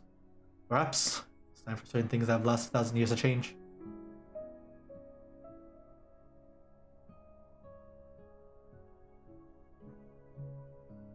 And she looked out the window. It started snowing again, covering the land of Yarag in white. The mountain winds continue to blow up. They call it the breath of Yaragander, her messenger. It walks every inch of Yarag, bringing all its sounds back to her ears. She'll tell right from wrong, good from evil, friend from foe, piety from falsehood, medicine from poison, and mirth from tears. She will pass judgment. There is one other thing that you should know. The avalanche caused by the catastrophe destroyed the train station at the foot of the mountain. Strangely, unfortunately, there were fewer people inside the station than expected. It was only later in interviews that we learned that someone had shouted about a bomb in the station, causing the crowd to flee. Who? We don't know yet. But the researcher who disappeared from Ride Lab remains unaccounted for. If they are one and the same, then she had not cleared the borders of Yarag when the catastrophe occurred. She should still be somewhere in the realm. You see, the only I can count on this for this gnosis. Find this woman without triggering a response from Mind Lab. Brother looked serious. Should I ask why? You'll learn soon enough. But ideally, one should not have to rely on trick plays in the game of chess. Yeah, in the game of chess. Lovely neighbors. No time to waste. What's so rush thing? Oh, we don't have the other talents, so it doesn't matter too much. Does not matter too much. You have an egg. Maybe we should bring shifters. The situation is crystal clear. Great Mount. Wait, for the snow. Oh, you're shall bury unblockable? this all. Interesting. Splendida giornata quest'oggi.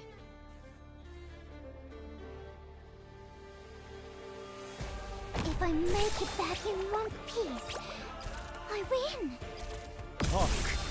Ne'er hast thou questioned the road thou straight. Hate and resentment have no place, but in a burst of... As ice yields to gentle warmth's embrace. Wait! That's not a sword! Wait, for the snow shall bury this all. Oh well. 迷っている暇がありませんわよ。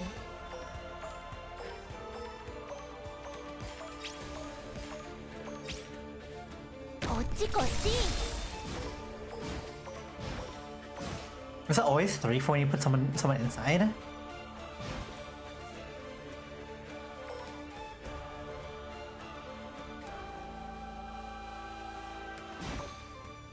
So it pushes down, that's what it sounds like.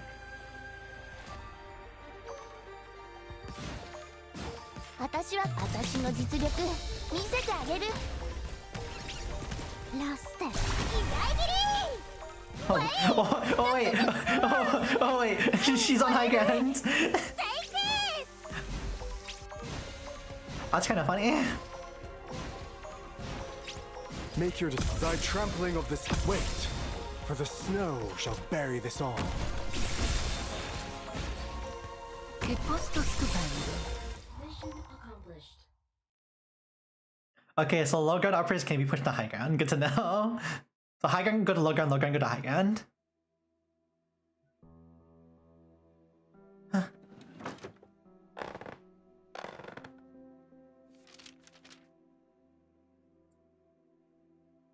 winter nights were long and there was no food to be found. She walked into the forest to look for seeds. No, not this one either. The word catastrophe doesn't even exist in the old Yaragi language. Possible that we truly have never been struck by a catastrophe before? Or maybe the ancient people didn't tell catastrophes are normal disasters and mix their records with others. The snow melt flooded field and pasture. The crops fell to an untimely winter tide. No, none of these sound like a catastrophe. I remember there's another story that she used to tell. When the cold winter night froze the heart of Kailan, the enemy from afar came across the ice. The warrior stood vigil with weapon in hand. At dusk, he saw a terrifying abomination in the mirror like ice. Bad Sorn. The warrior went back to his clan to warn the others, but... Oh, it's Adso, sorry. Oh, that's right there. No one but the warrior could see the creature, nobody believed his words, and so the warrior began to live in fear. Elder Adso, when do you... I came after the morning prayers. I did not wish to disturb you, so I remained quiet. But... not resist the urge to speak when you recited a familiar section of the scriptures. I apologize for disturbing you. It's alright. I just thought you were still handling matters at court. The light is dim. From Enya's vantage point, sitting on a high ladder, the great elder's robe seemed to blend into the color of the floor. She cannot see his expression. He must be very busy after taking over his great... Oh, he must be very busy after taking over his great elder. Is everything going well? You think too highly of an old man like me, Grainsightus.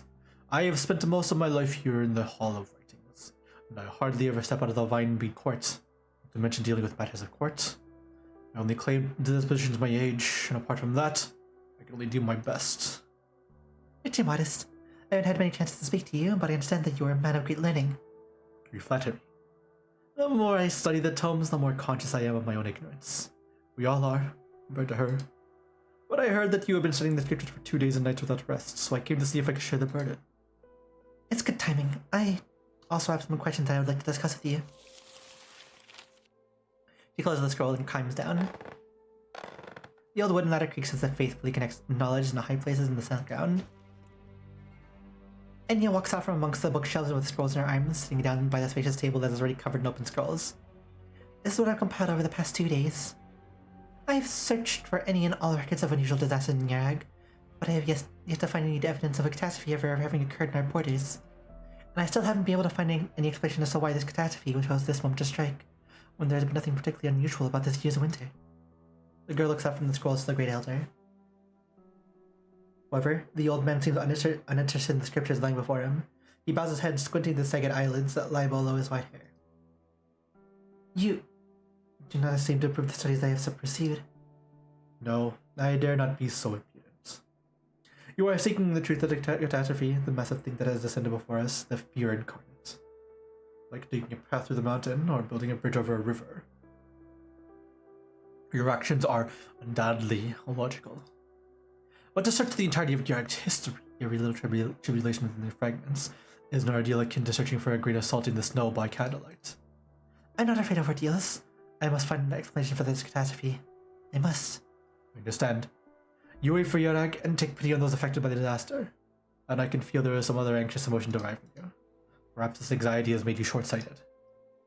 Never ask you in private, great Elder Adso. What do you think of this catastrophe that has struck Yarag? I must admit that my knowledge is shallow, and unable to explain the reason behind this catastrophe. But I agree with what you said a few days ago.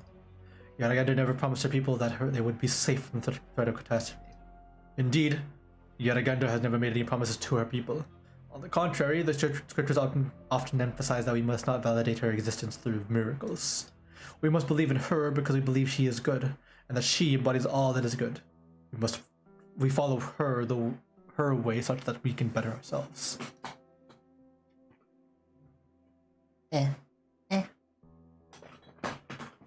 I agree with you, but I fear the public will not respond well to such an interpretation. Indeed. Reason inside our pair of golden shoes that will take you far, but only if your feet can fit them. The day may come when your path of truth is validated, but it is not today.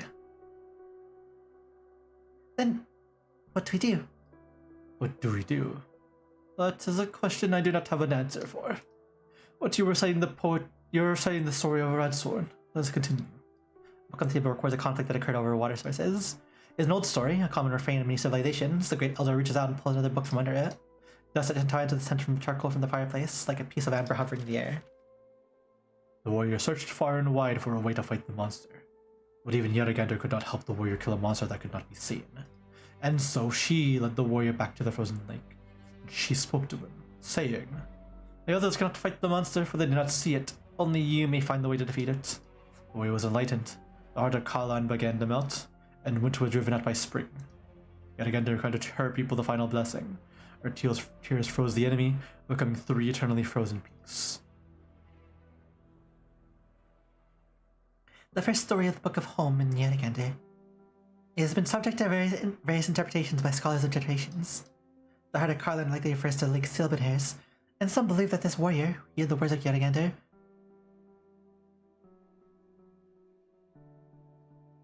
just like Burp, was the very archetype of the sentences. Opinions differ on the enemy that came across the ice. As for the monster that could not be seen, Radthorn.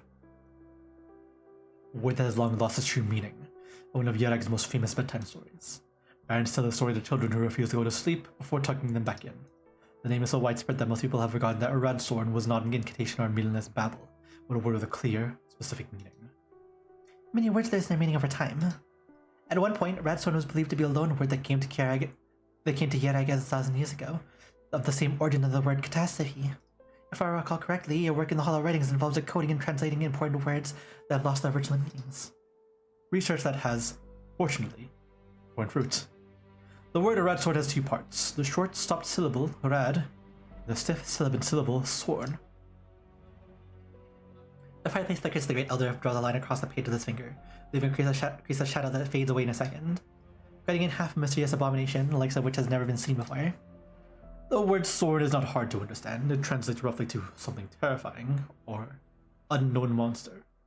It comes from old Ursine dialects spoken in Yarag, which are still used by some of the older generation. It serves the anchor for our exploration. Rad comes from Victorian, sharing an etymology with the word radlith, which means blind or short-sighted. 5 centuries ago, a famous playwright from Country Hillock penned a word in his play, The Rose of Shah. Or radlith, which means unseeable, a place of darkness. Yes, so you've seen this manuscript, and the comments in it. Unfortunately, I was young at the time I left those comments, and my knowledge is deficient. I have pored over many pages in the years that followed, which granted me sufficient knowledge to discover and address the errors of my past. The room is silent except for the sound of pen writing on paper, soft as the sound of a tiny bug crawling across the page. The word reads Radthorn, the 2 etymologically different roots separated from each other with a circle around a rad. It is, indeed, a place that is unseeable, a place of darkness that one cannot discover on one's own. It means the heart. And the meaning of Radthorn is a terrifying thing in the heart of man. Exactly. The warrior saw his inner demons upon the lake. Others could not see it because no one could know your own fears, and Yaragander was powerless as well, because the only thing that can defeat one's inner demons is oneself. What is truly terrifying is not the disaster that we can see and feel, but the monsters in our hearts. You are wise, Saintess. The sages realized this 1,000 years ago. Now this catastrophe that has struck Yarag is also a Radthorn which only Yarag can see. But now there is no Yaragander that would lead the lost warrior. Why do you say so? Yaragander could not help the people fight their inner demons, for she is absolutely good. She is absolutely good, without the flaws of man. The darkness that clouds the people's hearts does not exist in her. So she chose the saintess from among the mortals, and bestowed upon her the power to fight a Radthorn. Only she is always by Yaragander's side. As no washes her eyes, her piety judged by ice. She hears the guidance of Yaragander and cherishes the love of the people. Only she can dig open ice and soil, and make a path for the people of Yarag out of their heart's maze, such that Yaragander will return to us. That is what the people of Yarag has believed for centuries. Only Saintess can be atoned on behalf of the children of Yaragander. Great Elder places his hand on his knees and bows his head in a imploring gesture. The Saintess of the Divine Bead Quartz sits on the other side of the candle. The flame flickers and the wick grows long. You're proposing a pilgrimage. It is time for the noon prayers. I'm afraid I must take my leave, Saintess. One moment, Elder Adso. Saintess. Saintess? Something that caught my attention. You said Yaraganda has never made any promises to her people, and that she does not rely on miracles to demonstrate her excellence to her believers. Do you believe that Yaraganda doesn't exist? No. Of course Yaraganda exists. Look at our bodies, our faces, and hear our own language. Every tree and grass, rock and brick and Yarag is proof of Yaraganda's existence. Of course, some hope for a divine spectacle from our god who affirm their own faith. But if a god truly stood before us, answering every call, what need would remain for faith? This is the first thing that every believer should know. For you to bring this up now,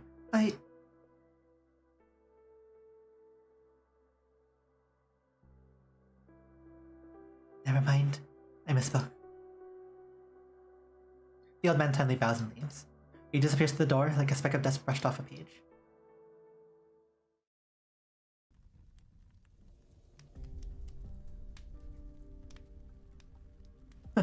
I see you beat me here. The two of you summoned me to discuss disaster relief. What the hell is this, Enzions? Arknights passes a package bearing the Victorian crest on the table. A supply package containing a day's ready-to-eat rations, as well as emergency medicine. Don't play the fool! I am asking why there's so many Victorians in Yarag at a time like this. The reporters are battling all over the place, soldiers dressed in workers' garb everywhere. I saw no more Victorians and burdened beasts on my way here. Don't tell me you know about this. I'm well aware that the Ecolan trade has been handing this stuff out. The Vineweed Court never enacted a ban on Victorians entering Yarag. Besides, Victoria's help has been substantial in our present situation. What would it do to Yarag's international reputation if we rejected a country's assistance for no reason at a time like this, let alone expelling our visitors? Some bloody help! Do you think we can overcome this catastrophe on our own, without those hypocrites pretending to be good neighbors? The teacup on the table ripples, sending up part of its contents splashing onto the wooden surface. It vainly reflects the heads of the three clans, like three mountains of different heights. Besides, what help can the Victorians bring? Oh, I remember. That man Harold helped, didn't he? Drinking with our people, chatting them up, going to the pen, stringing the beasts, and delivering of new foals. He made the bird beasts fat and plump.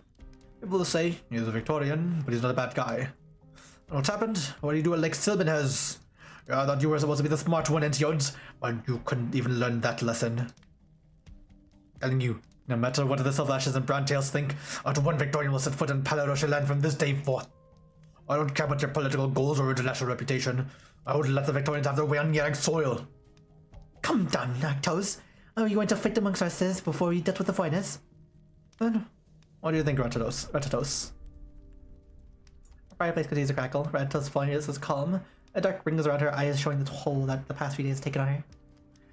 This time, I'm with Arknights. You deals with the Victorians the most. You know their ways, especially at a time like this. Victoria does not show kindness to Yarag for no reason. The aid could turn into a poison pill at any time. All the chaos we've seen over the past few years, what part of it had nothing to do with foreigners? You, of all people, should understand the risks.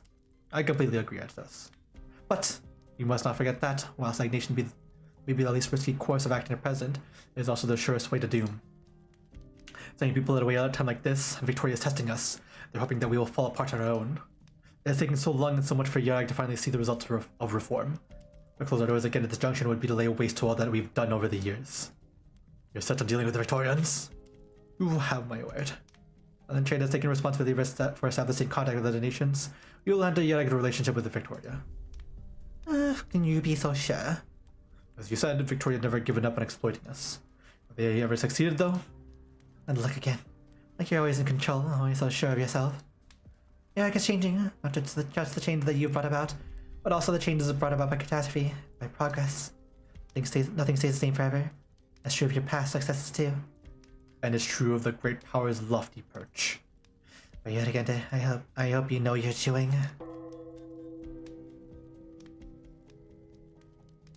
In the distance, the evening prayer bell tolls the Vineweed Court, echoing amongst the villagers. Sir Enzions, the Saintess requests your presence in the Hall of Lectures. The Saintess? It seems we'll have to continue this conversation another day. And if we have not reached an accord, do not forget that it was the decision of the Vineweed Court to open up Yarag to foreign dialogues. Cross the line now to defy the Vineweed Court and the Saintess herself. Don't try to keep my head down in some tough words.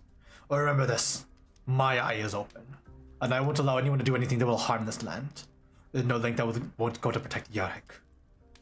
You remember, Sir Enciod, that your decisions affect more than just your domain and your company. This whole nation will be affected. I hope Yarek will not pay the price for your pride. No one can make Yarek pay, as long as our people remain united. Excuse me.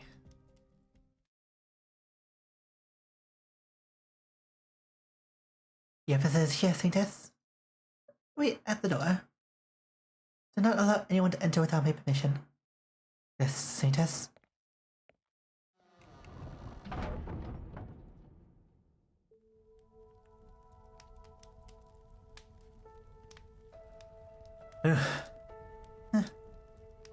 For what purpose do you summon me, Saintess? Nothing important. I just realized that it had been some time since your presence last graced the Hall of Lectures. If I'm being charged with impiety, then I have no defense. I will come to your lectures each week, once the current crisis is past. I know you're a busy man, but I've rarely seen you so fatigued. I take the matters that have been troubling. Sure, you understand that the people have been restless in the aftermath of catastrophe. There is much to be done, but the Vinebeat court will only grow busier. Take care. Antio gestures under his eyes with a finger. Enya sees it, but says nothing. The fire burns bright in the fireplace, its warmth reaching the eyebrows and noses of the Silverash siblings, or warming their pale and like complexions. They're not looking at one another, but towards the solemn statue. I saw Arktos today. He looked out of sorts as he greeted me. Even Ratos did not seem her normal self. It won't be the first time the three of you fought. But a situation like this, I haven't seen in a long time. What happened? Temporal matters you need not worry yourself about. Then, please tell me, what are the temporal matters that trouble Yareg? Is it the Victorians? Oh, yes and no. They immediately sent a large relief effort to Yareg as soon as news about the catastrophe got out. The Colombians also learned about the incident at the observation station and threatened to send troops protected and evacuate the scientists. They're paying close attention to this catastrophe, each for their own reasons. So they understand Yareg better than we think. They know well what this catastrophe means to Yareg. The politicians smell chaos and see it as a once-in-a-lifetime opportunity to extend their influence to Yareg.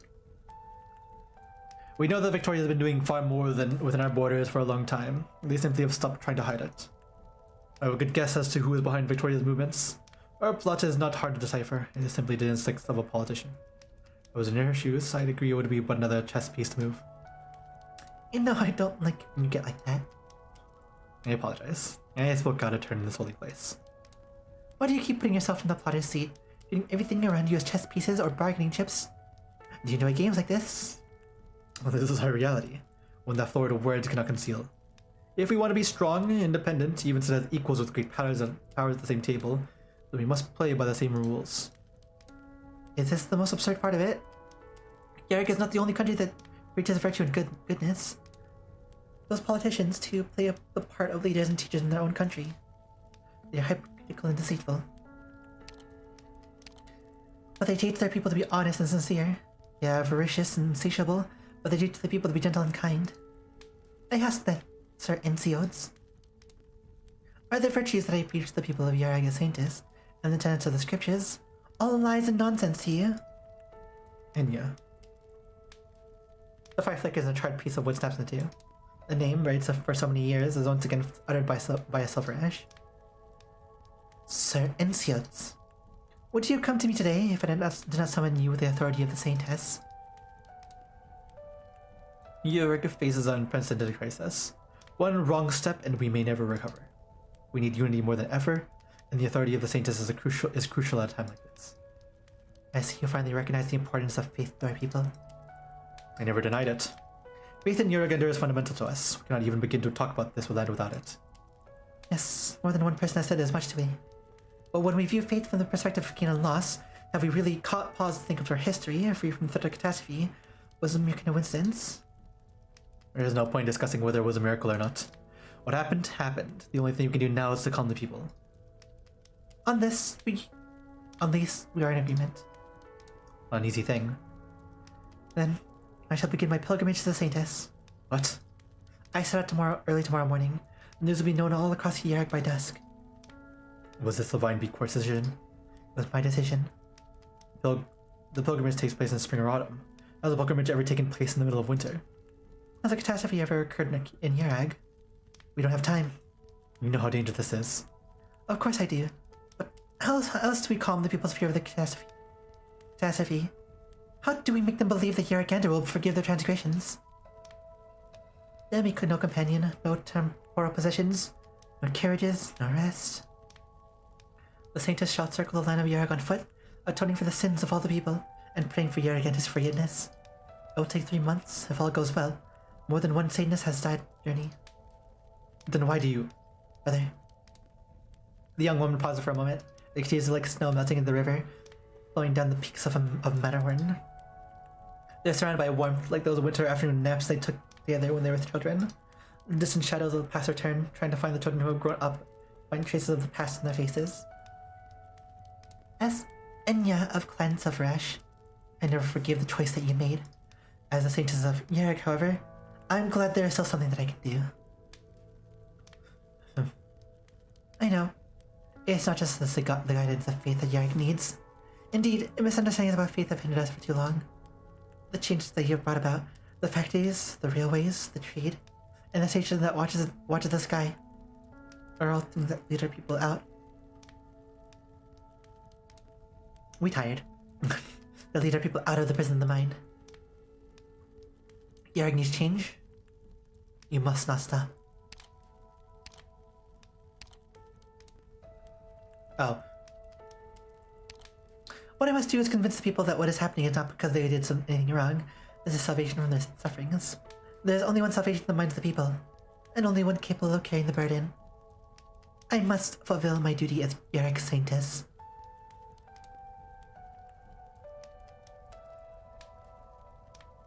You summoned me to inform me of your decision.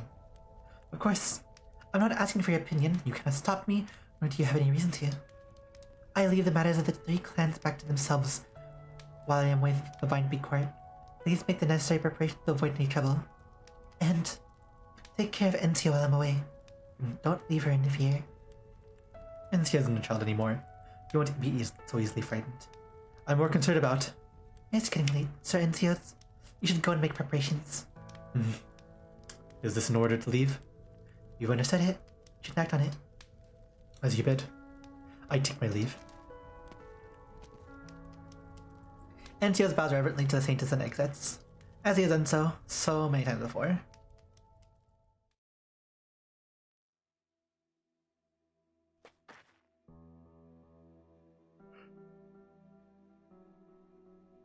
Millie, with me!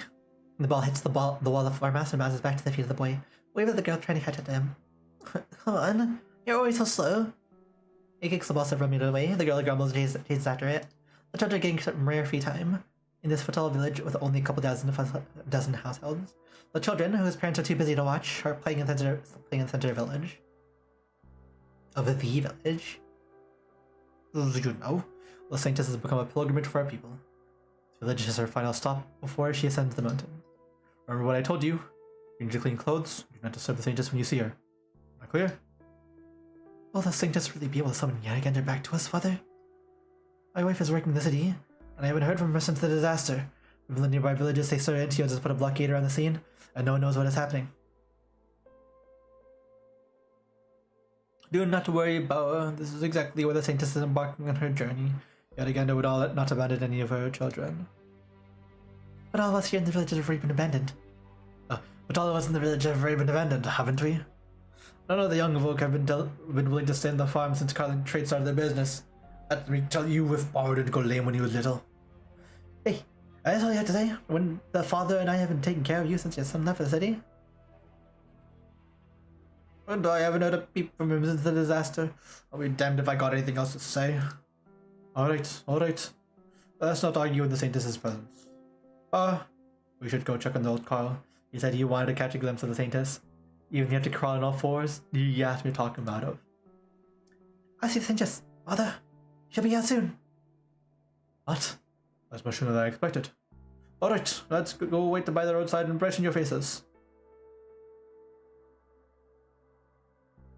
A few dozen villagers lie on the roadside, turning their faces to the distance, from whence the saintess is approaching. We really like only got like 3 hours of sleep for this. Looks like Richter, his eyes subconsciously, nervously rubbing his palm with his fingers. He was signed to this village by the Vine Beat Court 20 years ago, and has never seen Saints outside of portraits.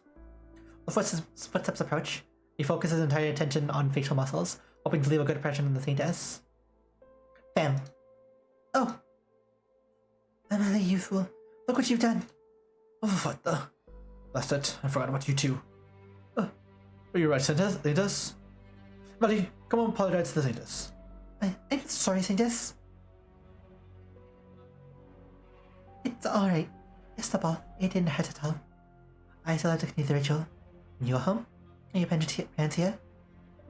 Saintess? Mom and Dad died a long time ago. My home is the temple. I'll go home then, Father. Oh, are you copying scriptures if you're causing you trouble? I deeply apologize, Saintess. How many children like him are there in the village? Taken in 9. And we're orphans, while others are entrusted to me by their parents who went to the cities to find work. We haven't heard from them since the disaster. Saintess, do you know what's happening with this disaster? When can my wife come back? What I tell you about is Yaraganda really abandoned us. Enough. Dang, it's only been like 2 hours and our batteries were like 20%. That's amazing. You would never do that. In these days of hardships, we must remember, believe and trust that she is kind and just. I'll do my best so that your prayers and the prayers of all of Yarag be heard by her once again. Please, trust me, in Yaraganda's name. By Yaraganda, she will protect us, and protect the Saintess. After a moment of silence, the villagers bowed their heads together behind the cleric in a gesture of reverence. They had chosen to believe. The Saintess nods and departs again. The snowy peaks in the distance away. There's nothing to clean up. Let's go. New system unlocked.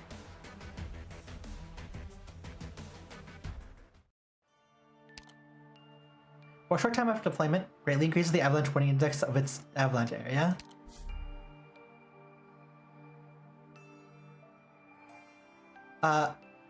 So it triggers it faster? Question mark? What it sounds like. How many of the LMD can you afford?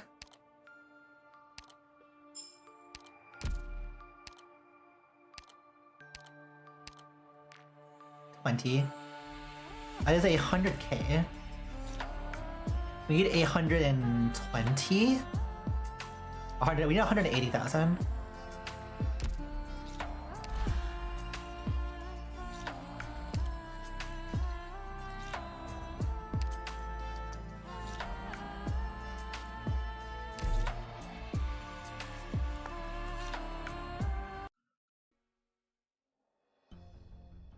Okay, we're gonna change to our PNG mode because apparently our battery is like dying pretty fast.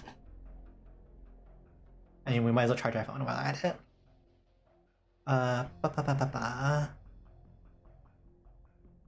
Give us a moment.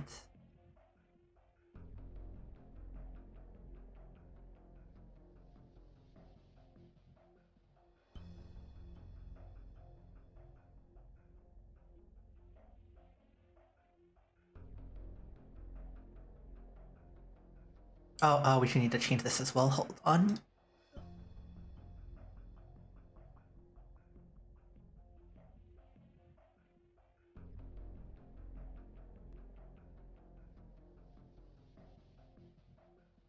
Oh, we forgot to click the button.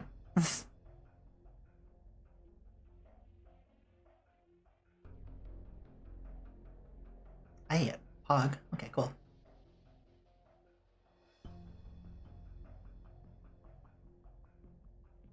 Hello. Green tomato mode. Arknights mode. Let us plug in our phone so we can charge it.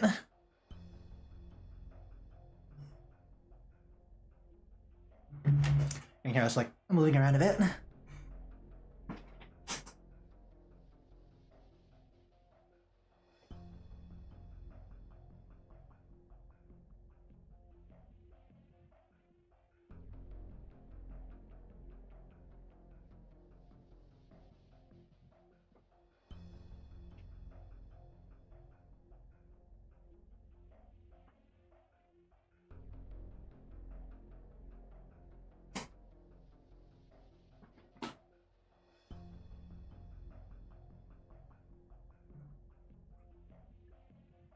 Okay. We also have chips here. Because we are slightly hungry.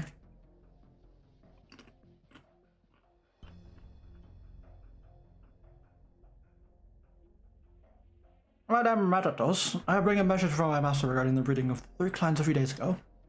A battle rush is sent towards the outsiders is firm. We're gonna never be too careful regarding the Faithless. We must even be even more vigilant now. While the saint is out on pilgrimage and state affairs defer to the 3 clans. Us pouring a drink.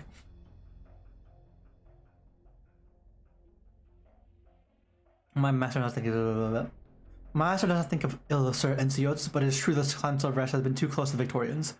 We don't know if he has other intentions. Master has chosen to communicate with you, as he sees you as a woman who has always upheld Yarag's traditions. He's happy to meet with you in person, if you have any thoughts you would like to share. Are you finished? Out of respect for Arctos, please bring this message back to him. I don't know if Arctos is harboring a grudge because the cat being caught on Pelorus soil, and I don't care. At the last meeting, I reached a conclusion that none of us should make a move without direction from the Vine Bead Court. While the Saintess is absent, the best we can do for the nation is to take care of our own business and avoid causing more issues. That will be all. I gotta break bread. I say there's no way avoiding these issues. I apologize, but this thing is no cause for concern. Let's return to the topic at hand, long-term. Oh, you put like another line there. Topic at hand, long-term cooperation between premium Victorian clothing brands and Clan Browntail. No, oh wait. With all due respect, Madame Browntail, I'm afraid this is not an issue I can ignore. If the people of Yarag are so hostile to Victoria, how are we to believe that any cooperation can last? The clans may have had our differences, but I am the sole representative of Clan Browntail. You may take my word on that. Conflict between the 3 clans. I suppose that's not hard for a Victorian to understand, not at all. Made great efforts to learn about Yarag during my time here. Your culture is exotic. Fascinating. Was that and fascinating? Sorry. And fascinating. Although if Yarag is united when Yarag and her faith, the Saint and seem to have had different influence in the 3 clans. Okay. That's a pop. The brave Pelorushes, the clever Silverashes, which you Browntails, I must apologize that I find it hard to summarize your virtues in a single word. I suppose the way I would put it is that Clan Browntail is noble and trustworthy. My sympathies for the homework you have to do. Knowledge is the foundation of cooperation. Her Grace the Duke values cooperation with the Yarag highly, and she is looking for a reliable, proper representative of your land to work with. A representative of Yarag? Is Her Grace unsatisfied with Carlin trade? Mr. Silverlash is a most astute businessman, but this is also his greatest flaw. You will not permit any other winner in his game. I'm sure you understand as his neighbor. A keen summary. But then lies the problem. The 3 clans may equally be Yarag and his children in the name, but in the eye of an onlooker like me, they are not. Even an outsider like me could tell that your clan and the Pelorushes have had virtually no effective role in response to the catastrophe. The Silverashes and Carlin trade have not only monopolized Yarag's foreign commerce, but also all of her foreign affairs. And your nominal head of state, the Saintess, Mr. Silverash's sister, seems to have no objection to the present situation. Mind your words, sir.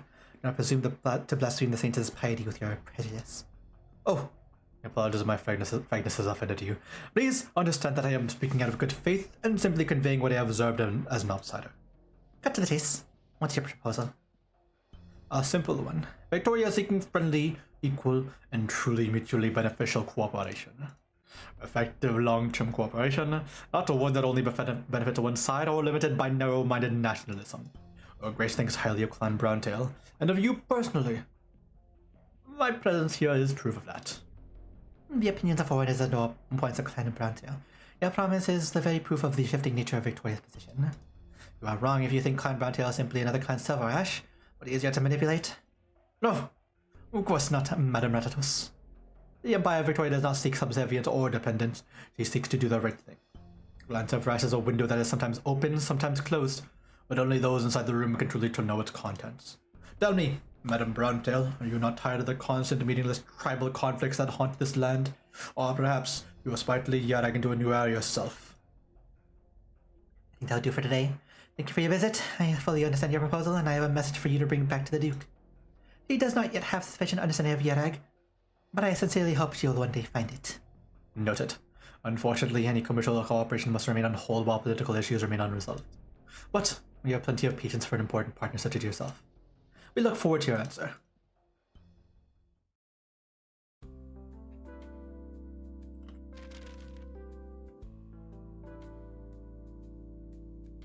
Yantia, I hope this letter finds you well. By the time you read this, you will already have learned of my decision. Oh, actually, no, this is so sweet. This is supposed to be a thing to us. Dear Antia, I hope this letter finds you well. By the time you read this, you will already have learned the decision. Not to worry, think of it as your sister going on a long trip. She'll be back before you know it. I'm sorry that we'll have to put our plans for fondue in the Vine Beat Court's kitchen on hold, but I promise I'll be good as my word is once I get back. Don't worry about Antioch either. This is plans, though you may be busy for a while. We'll count on you to take care of things at home, alright? There are a lot of things going on. Stay safe and be especially careful when going out. I hope I'll find you as cheerful as I always when I return. I'll pray to Yoriganda for both of you. P.S.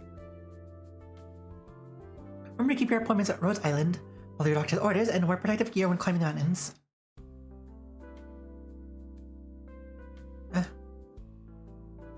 A letter from Enya. Yeah, it's always like this. Same for Ensio's. I never had a home to begin with, and ever since I came back from my trip, he's barely been around. And these are exceptional times. I'm doing all they can to protect the Yarag. All we can do is trust them and support them. I know, I just want to love some steam. They still treat me like a kid, never telling me anything. I don't even know what I'm worrying for. I want to help them too.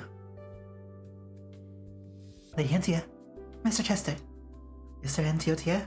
He's probably at the office. Why? Earl has arrived from the Vine Beat Court. I said they're meeting with Clan Pelarus to discuss cooperation in the joint mining venture, and they want Sir Entia to submit the relevant documents early. I have the documents, but submit them early. Is the temporary notice? Harold didn't explain. Very well, prepare the car. I'll go. Before you can finish, Entia grabs documents and runs out the door. You can stay home, Uncle Chester, and let me handle it. Entia, I'm back! Sir Entia said you're not to go outside without permission. It's alright. Entia must have forgotten to bring these with them. I'll have a good laugh at him later. Come on, let's go. Oh dear. I should let Sir Entia know.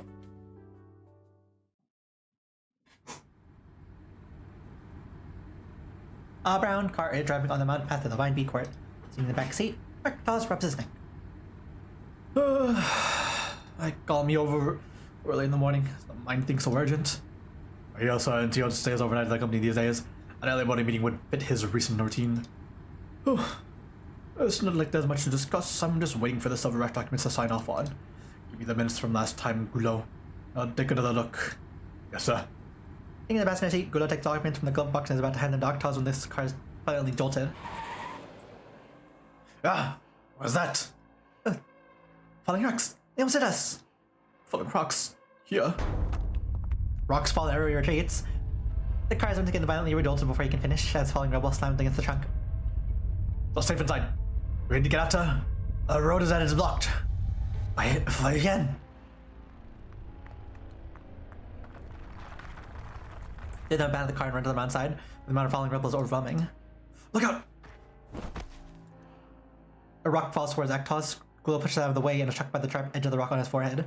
His master frame falls on the ground, bleeding. Arknights crawls towards Gulo and pulls him close to the mountain, leaving a long trail of blood in the ground. The blood is soon covered by the falling rocks. Gulo! Gulo!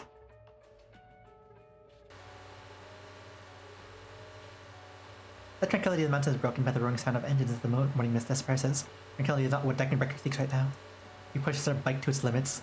She flies by swiftly, but she does not see what she is looking for. The tracks are self-visible on the road. The track was here not long ago. There! Deckenbreaker jumps off the bike and rounds the corner.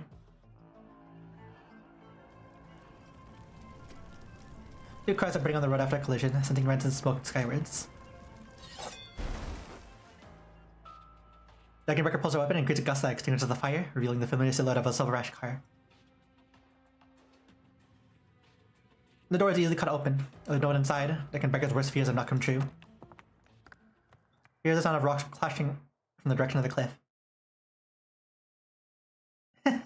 Deckenbecker looks down at the source of the sound and finds the one she is looking for, despite the dirt and soot on her face. Deckenbecker! Hanging up the side of the cliff with a hook, and she looks up at Deckenbecker, unsure how to hide her embarrassment. I guess I screwed up.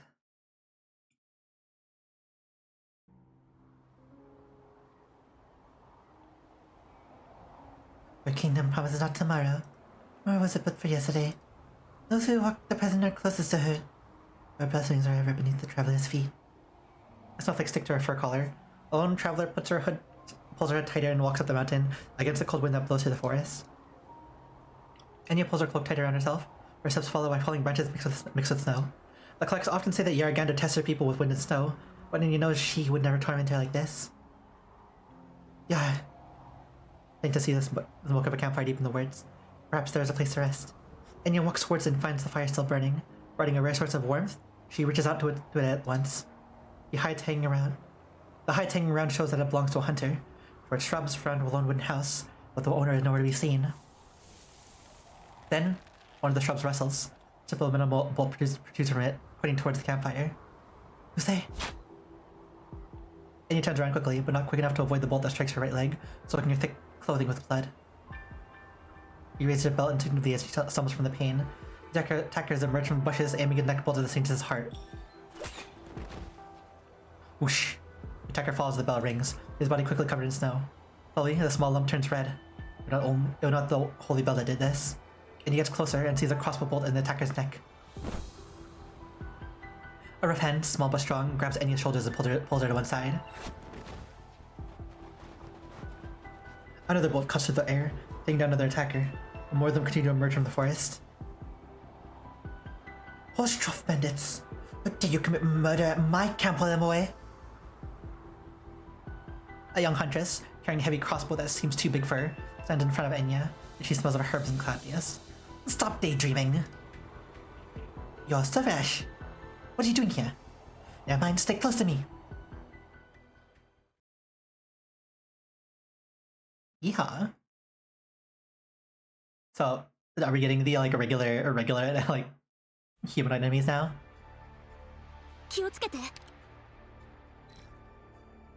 That's a turtle. Everything is under control. Make your wait, for the snow shall bury this all. Oh, okay. So it's specifically okay. Andrea, I know. Yeah, okay, that's how that works. Splendida giornata quest'oggi. Son tutta orecchie. Hate and resentment have no place, but in a burst of autumn red. Monsters, in position. Make your hark. Ne'er hast thou questioned the road thou strayed upon. This is wild.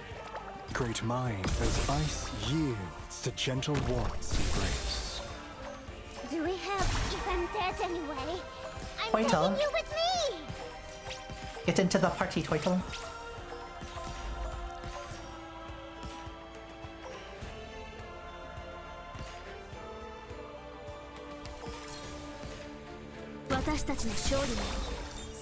Why the rush? The road to wait for the snow. Now those Twitles are like upside down now. Let's go! I'm all stocked up. Ready to go. Stay clear of the blast. Ready to go. Great mind. Hark. Ne'er hast thou everyone gets above. Everyone gets above. Make your decision. Thy trampling of this hallowed ground shall beget bitter rue. My eye doing it? Who gives a crap about that right now? Makasete.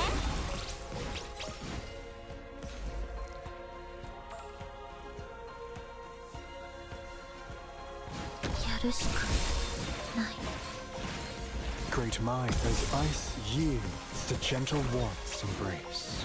I feel like we should bring in an actual character to play with us. Make your decision. Hark.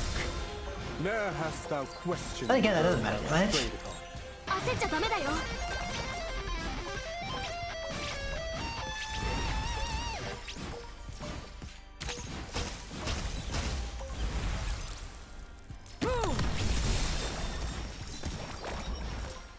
sweet mind as ice yields to gentle warmth's embrace. 位置につきました Bruh. I can see why Silver Rush S2 is just so stupid.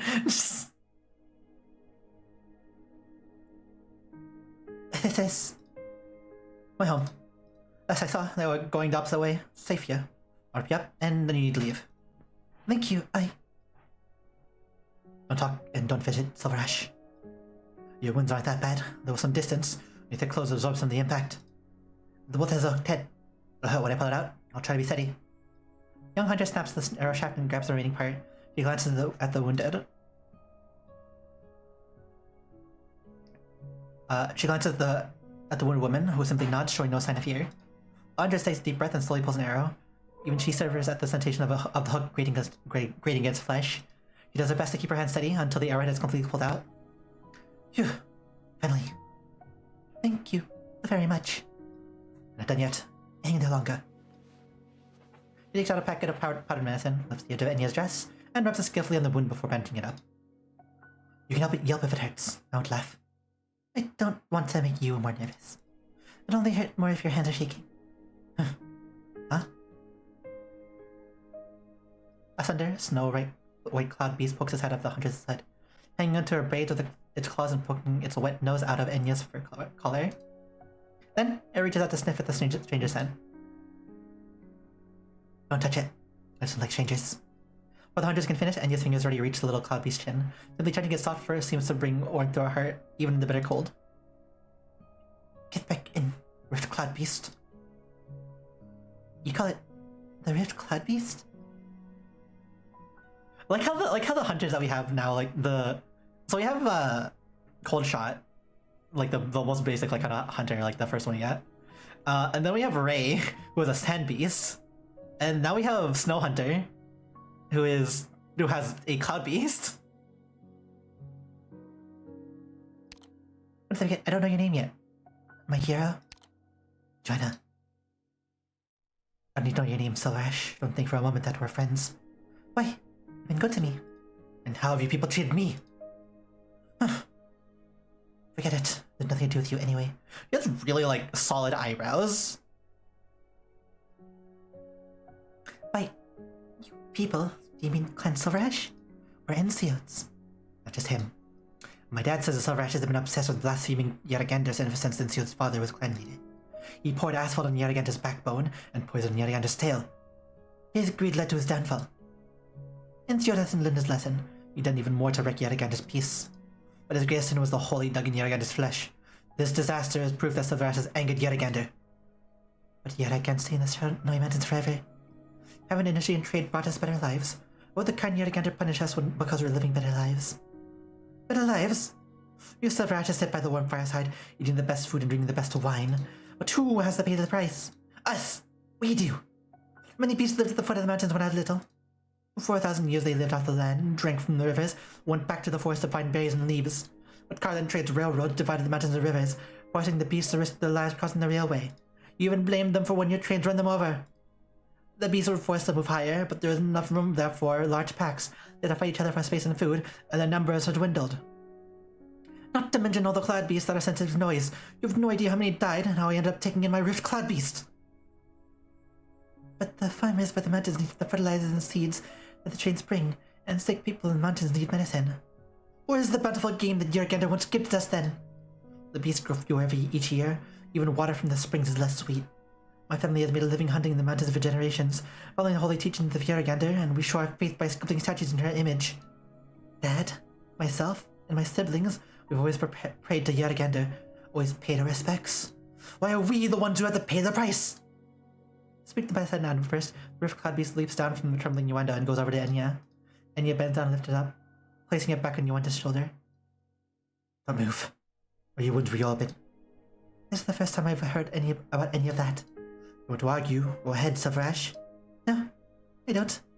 I'm different from the others. I had to stay at home most of the time, and what I know about the land today comes mostly from the accounts of others. Sometimes I go out and experience these for myself, but that's not enough. Yarrigander would never abandon any children of Yarrag. Promise. I'm I promise yourself that you pull through whatever's going on. What was with those bandits anyways? I know all the hunters living on the mountain. I didn't recognize any of those guys. I think they came for me. But you're the enemies. It's a long story. It's the case, you better stay put tonight. They won't give up so easily. My dad's friend is shopping in town, and my siblings have been helping out these past few days. I'll go get some medicine from him. And get help to fight the bandits. No, don't. Why? Are you afraid to be on your own? I'm fast and strong. I can be back by tomorrow morning if I go down the mountains now. That's not what I'm worried about. Why? You so rash, it's such a bother. You have something to say? Just say it. If you can't fight, I have no choice but to get help from town, and that's the deal. Wait, I can tell you. Enya hurries to get up, taking the sleeve of the hunters who's about to leave, causing your own cloak to fall off. The Saintess. Actually, I'm sorry. Please, Your Holiness, punish me for my insolence. No, I'm not going to punish you. Please, just sit down. Enya tries to stop the huntress, but she quickly takes a step back, putting more distance between herself and Enya. She turns to leave, but then seems to remember something, and then back around and bows reverently to Enya before finally leaving the room.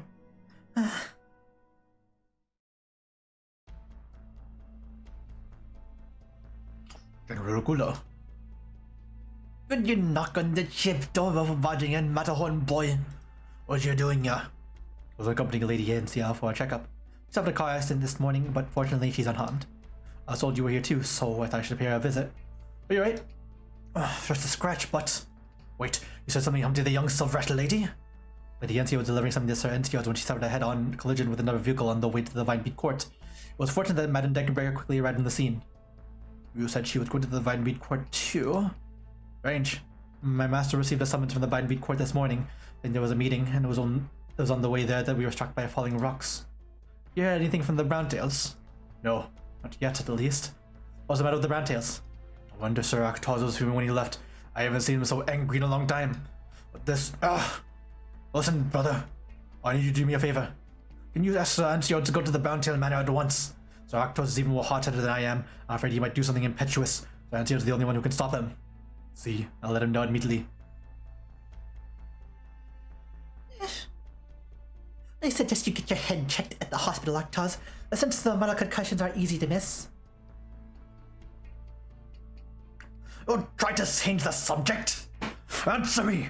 Why is it the only clan Silverash and mine were attacked, while you Browntail sit safe and sound in your home? What do you know? Everything that I know about what happened today came from you. More excuses. Even the Silverashes knew who to show concern, and tell me that Encia suffered too. But what about you? You look like you can care less, like it's nothing more than a piece of snow falling on the ground. Is the Browntail stance? I apologize for my demeanor. All of Keurig has suffered in the recent days. I ask for your understanding. Enough of this hypocrisy. We both know there's been gossip going around about the Browntail witch. I've taken it seriously, but I couldn't care less about what you did as long as you did for Yerag and Yeragander. Now, when did Yeragander teach you to stab your allies in the back of Rasatos? Watch your words, Actos. Do not disrespect Yeragander, even if you intend to insult and provoke me. Stop dodging the question and answer. Was Clan Browntail involved in the attack on me and Encia? You're wasting your time. I have already told you multiple times. I know nothing about it, and I express my sympathies. That's your final answer, then don't accuse me of going too far. What do you mean? Don't think I'm out of Pelorussia just because you took Gula out of action. When I went out, I told my when to show. Clan Browntail's estate will be thoroughly searched. I didn't want to go this far, but I'm afraid Sirius and her children will have to bear with me a little. You dare? You dare? You made me do this, Rattatos! The door of the drawing room flies open without warning. Arknights draws his sword immediately. The sharp-eyed Browntail guards raise their weapons to you and stand in front of the Rattatos.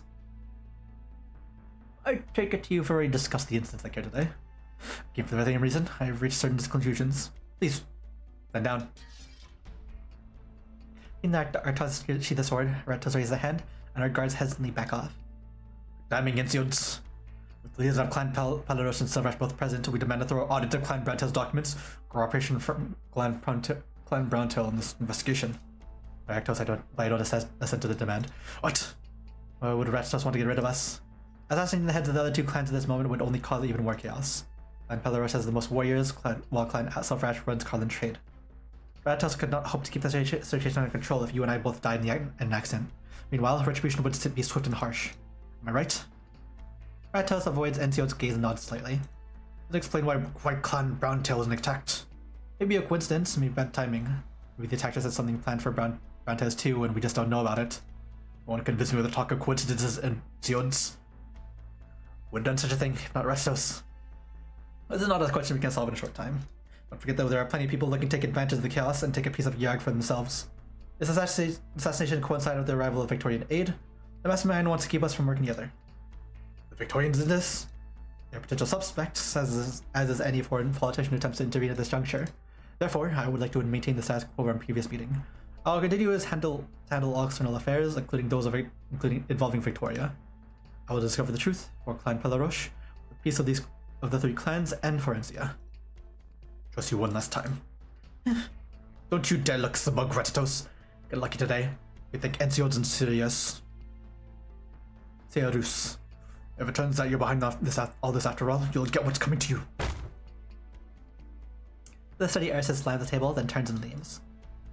Thank you for calming that maniac down, Enciods. But I'm exhausted. I'm sure you understand how tiring it is to deal with baseless accusations. You suspect me and want to question me, There's no need for that. Just between the three clans I've never been more important than now. I have other urgent matters to attend to. I'll take my leave. Pardon me for not seeing you out.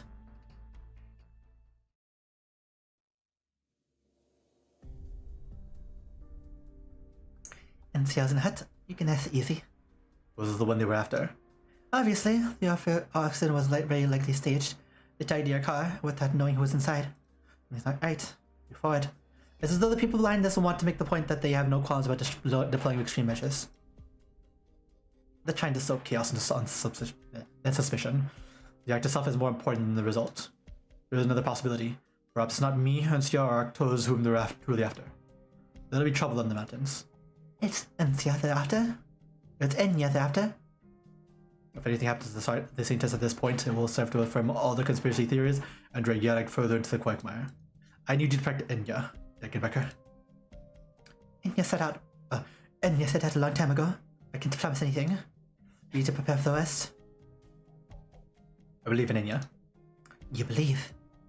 And you will not provide any of your basis for that belief to reassure me, like you usually do. Correct. I will leave.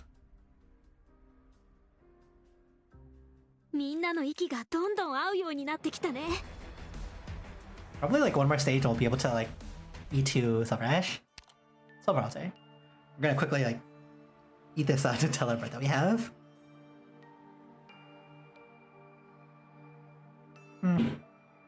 Not toilet or too good.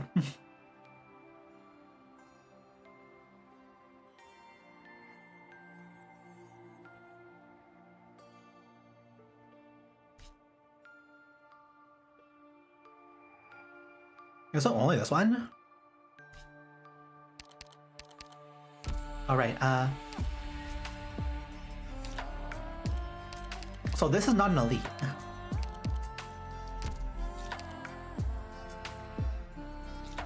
I've had a difference in colors of the past and walk hand in hand towards the same future.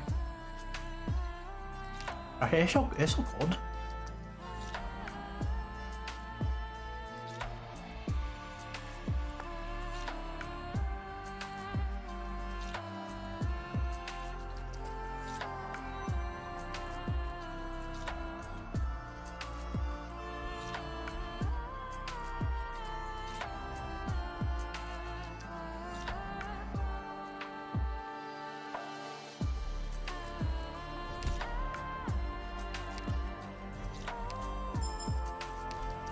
Actually, we can check here.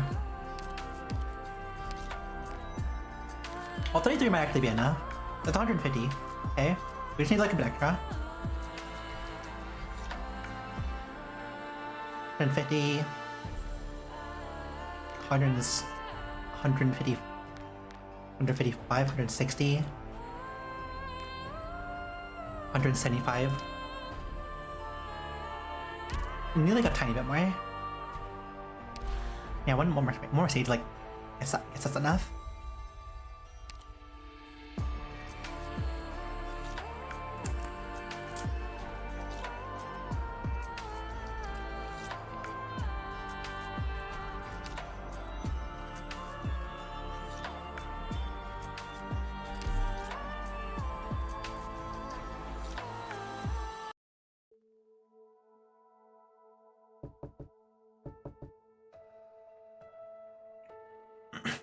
I tell you to bother me today.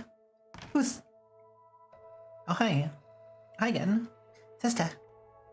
What are you doing here? Don't just stand there. Take a seat. What's the matter? Can't sleep? I thought I told you Yucatan to keep a close eye on you. No. She shakes her head. I told Yucatan not to come with me. I want to talk to you, one-on-one. I just never thought she would see this expression on her sister, who is usually so cheerful and straightforward. Alright, only for a little bit, then you go back to bed. Acting like a little girl, when you're supposed to be a mom already.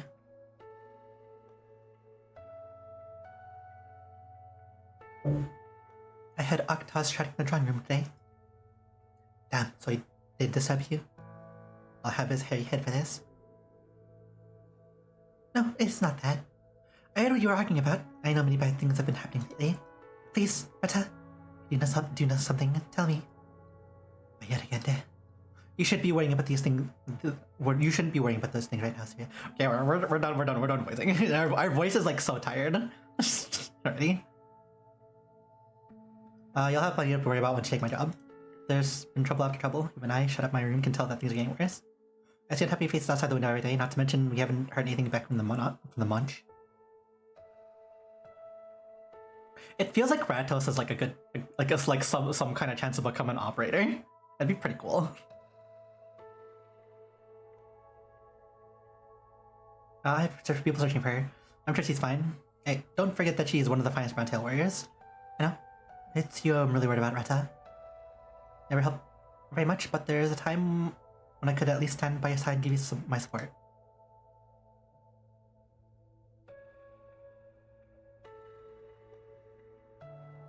But now you're facing all this ground. I wish you would talk to me more. No need to carry everything on your shoulders. You and I have your back no matter what. Too much, my silly little sister. Are you really in such a hurry to take over for me? That's not what I promise you. See you, Russ. Take you and Yucatan and all of Clan Browntail. This is the last thing I do. Yet again to be my witness. Still don't believe me? You gotta believe Yaraganda, right? Go that far? No need to go that far. Alright, then promise me you're going to bed now. Or I'll be a better day.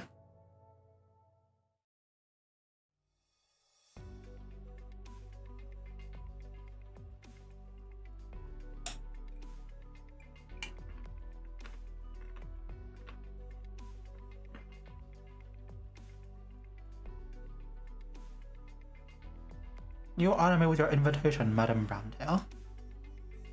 I take it your thinking has changed then. Cut the crap. Assassinating the members of Clan Silverash and Clan Pelarosh, driving her between the three clans. Is this how you intend to coerce me into working with you? The Victorian politicians were smarter than that.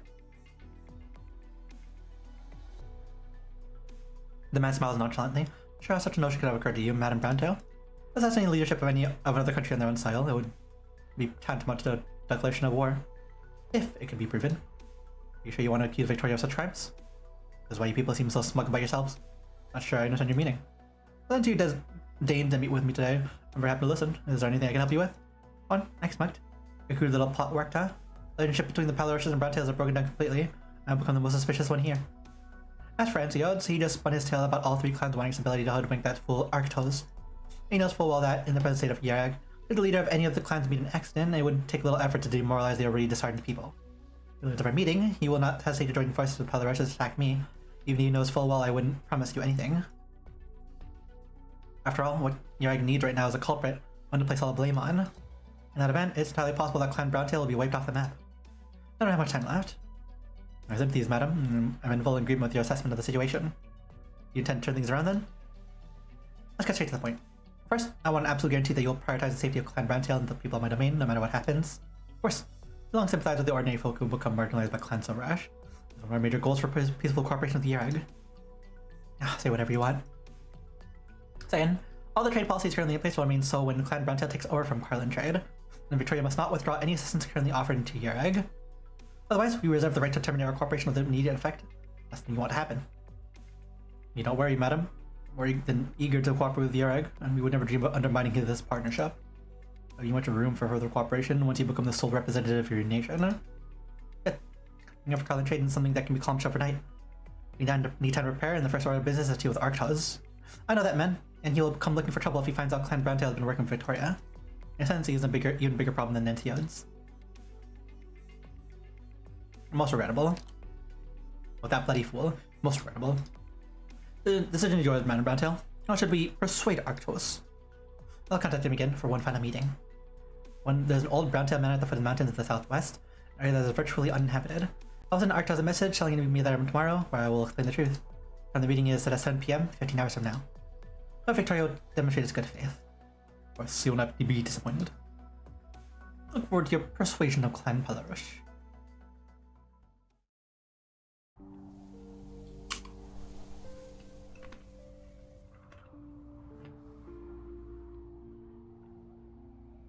Mount 1 carries snow, battering the hay thatched roof.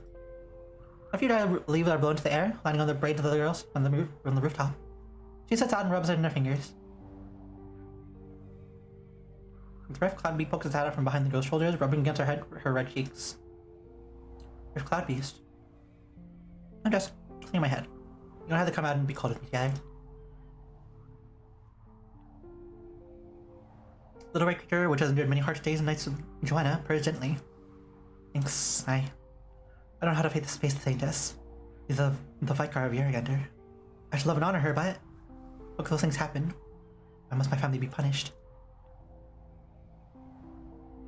The girl sits quietly on the roof, Riff Cloudbeast in her arms until the fine snowflakes cover her hair in white.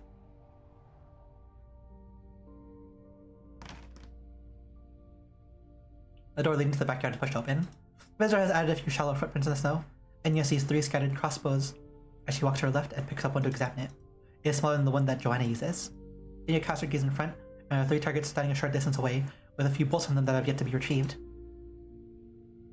They started training at such a young age. The name on the stock. Does it belong to his siblings? His attention is drawn to a bunch of sculptures scattered haphazardly on the ground at the other end of the yard. Their visage is a similar one. Enya approaches the largest amongst them and holds it before her. The sculptor is obviously extremely skilled. Yergander is smiling gently upon her. He says, just like the one we put as like Silb in hers. Silb in hers?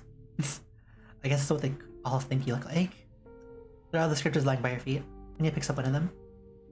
This one is thicker. It shows the marks on the face rougher, giving it a sense of harshness. Perhaps the sculptor had used too much force in sculpting the face and chiseled off a little too much. It's not right, is it? Doesn't look like Yeragander at all. The face needs to be a little thinner. And the body? The naked breed of your humble handmaiden, Saintess. Enya, please.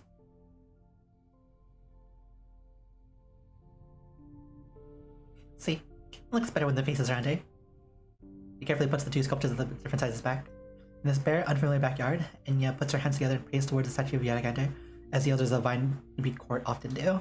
She does not make any wish, she only hopes for a miracle.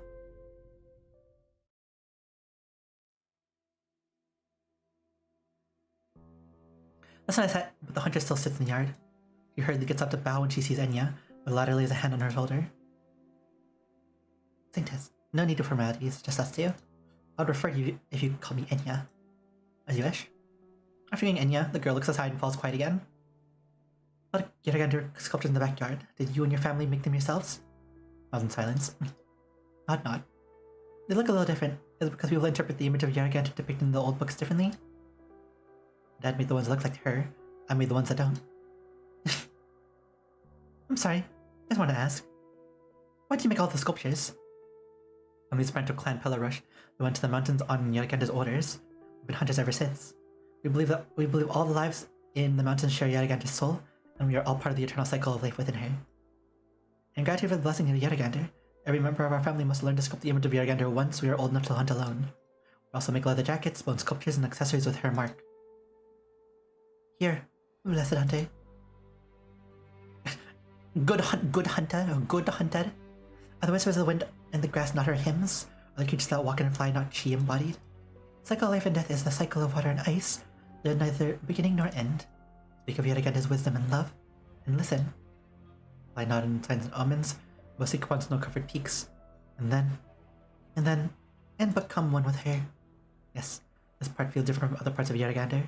I always get stuck here. Details in the scripture are not what matters the most. What's important is to be constantly mindful that Yargander watches, listen to our words and deeds. You may not remember the complicated verses, but you're living, hunting, and sculpting in accordance with our teachings. Even as the saintess, I may never have truly understood the meaning of this passage if I hadn't met you. You're one of the most pious faithful I ever met. Yargander will protect your family. Really?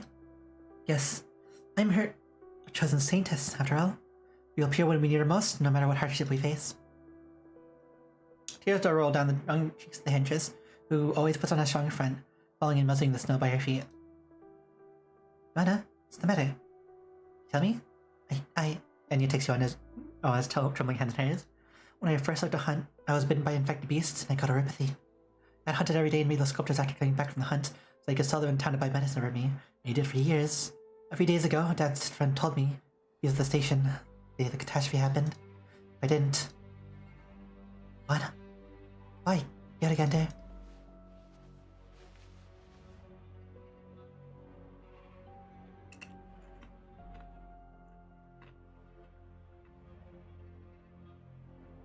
The grieving girl drops to the ground, curled up in the fetal position.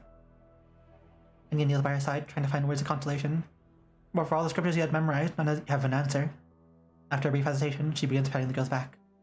There's a lump in her throat. If even until Yargander can fall silent, what could her saintess possibly do? Are you listening, Yar? Seen by the window, the roof cloud beast suddenly growls with as much volume as it can muster, and darts back into Anna's hood. Rona sniffles and wipes her tears with her palms. Someone's coming. I'll get the door. Young lady, how do I get to the nearest town? You lost? Do you see those lights? Follow the trail down the mountains and follow the lights whenever you come to a crossroads. It's getting dark. My outside's is poor. I'll walk with you. No, I can't leave right now. You could spend the night here and head down once the sun rises. No, I shouldn't trouble you. I'll find the path down the mountain.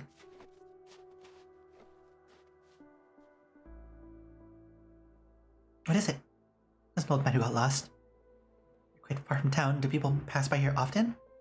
No, my family are the only ones who live here. We don't see many pass by. In fact, you were the first. Look out!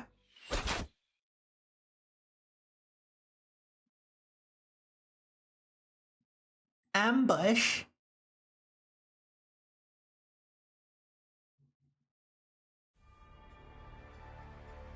Make certain my claws don't scratch Oh, it's you. these frozen boys again. Okay. We're getting that now, huh?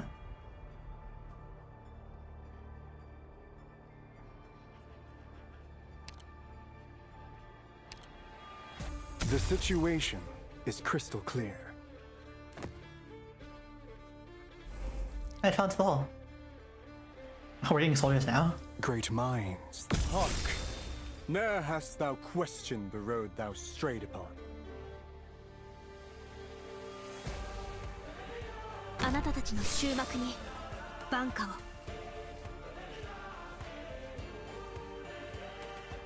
Che posto stupendo. Thy trampling of this hallowed ground shall beget bitter rue. Oh boy. Flowers imbibe. The lady in suit and tie. Okay, so it just end up pushing them. That's fine. Make your decision. Thy trampling of this hallowed ground shall beget bitter rue. So much flowers imbibe. The lady in suit and tie dance with her blade. I guess we can't really place her down in there because it's gonna just push her into the hole. ありません。 Make your decision. Hark! Ne'er hast thou questioned the road thou strayed upon. 呼びましたか。任せてください。 Make your decision. As ice yields to check. Why the rush? The road to the afterlife is crowded enough. ドクターとは人形が仮初めの命を Okay, they really are just gonna keep falling in there, aren't they? Son tutte orecchie. Great mind. Hark! Ne'er hast thou questioned the road thou strayed upon. You should fall into the hole again. This is...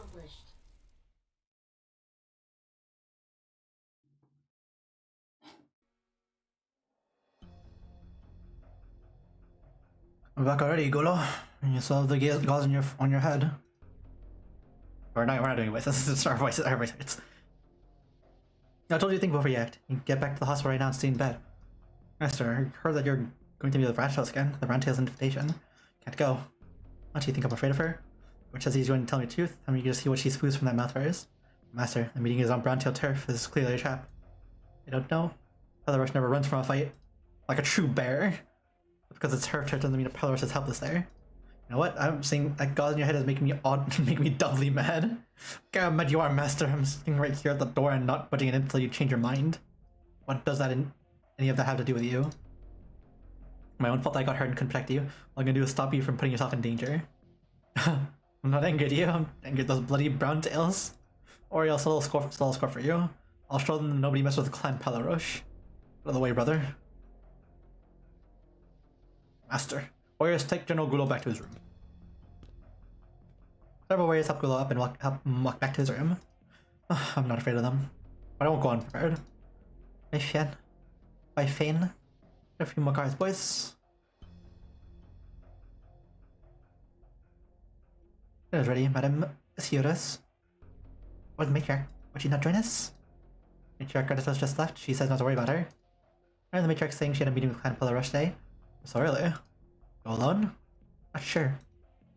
It doesn't feel right, Yutan. Go after her. Alright. One moment, please, Madam Sirius. Theodus and Master Yucatan. But this time, Master left orders before she left. We're not to allow the two of you to leave home tonight. Under any circumstances.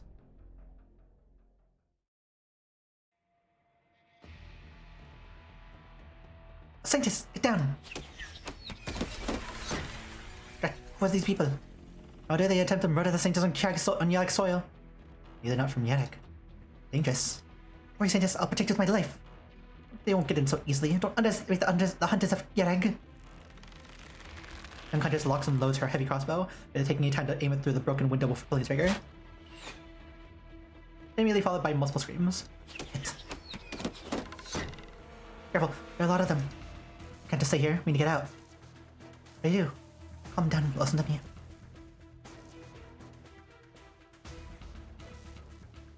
Flying front of the sound, Stacker gestures still behind and remain hidden. We'll listen the hard way. They slowly close in the house, on guard against the crossbows that can be fired from the window at any time with uncanny accuracy. They can see a shadow move behind the curtain, and the edges of the curtain sway. The attacker raises his crossbow. The poison bolt strikes the figure behind the curtain. You hear the sound of a body hitting the floor, then silence. Hit. Not sure if she's down. And units 2, 3, 4, hold position.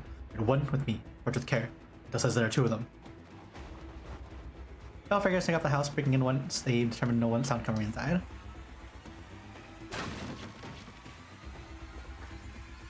What? This?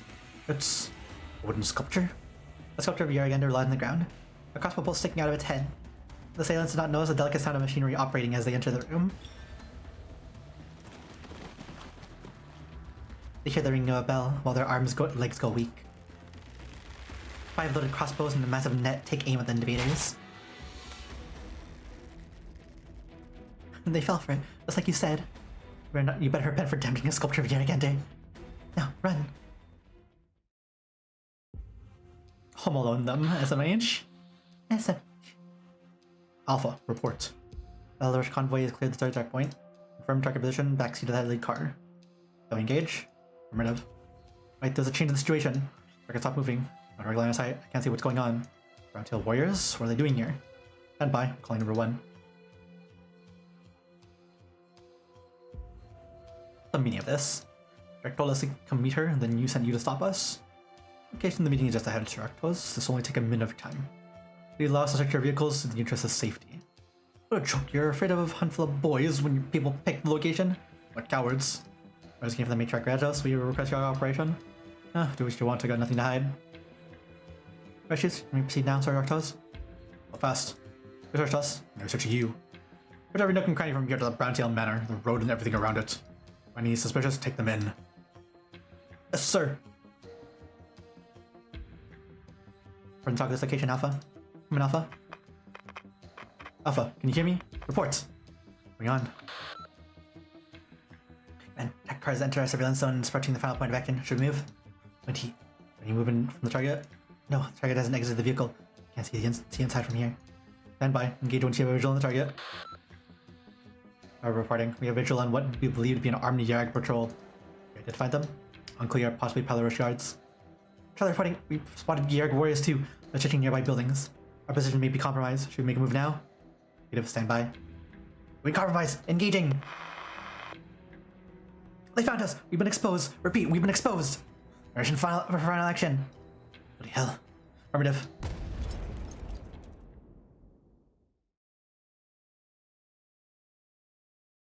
Distance blow over the mountain road. Dust piece hides among the rocks heaped by it. Stick your bow, swing it low. A little wood window. Oof. Hit. Force the domain of the hunter. Young Huntress takes Enya into the forest and the mysterious assailants in hot pursuit. The numbers are soon thinned by crossbow bolts that seem to come out of nowhere. At least one more. Where are you? Huntress knows that her last shot has revealed her position. While the enemy has withdrawn to the shadows, he hides behind a large tree, zeroing in on one little sound. Lock, load, loose. Miss? Young Huntress puts the ground as her shot misses. Attacker picks a bolt from the ground and aims at her throat, but he never gets a chance of bringing his raised hand down. It is frozen.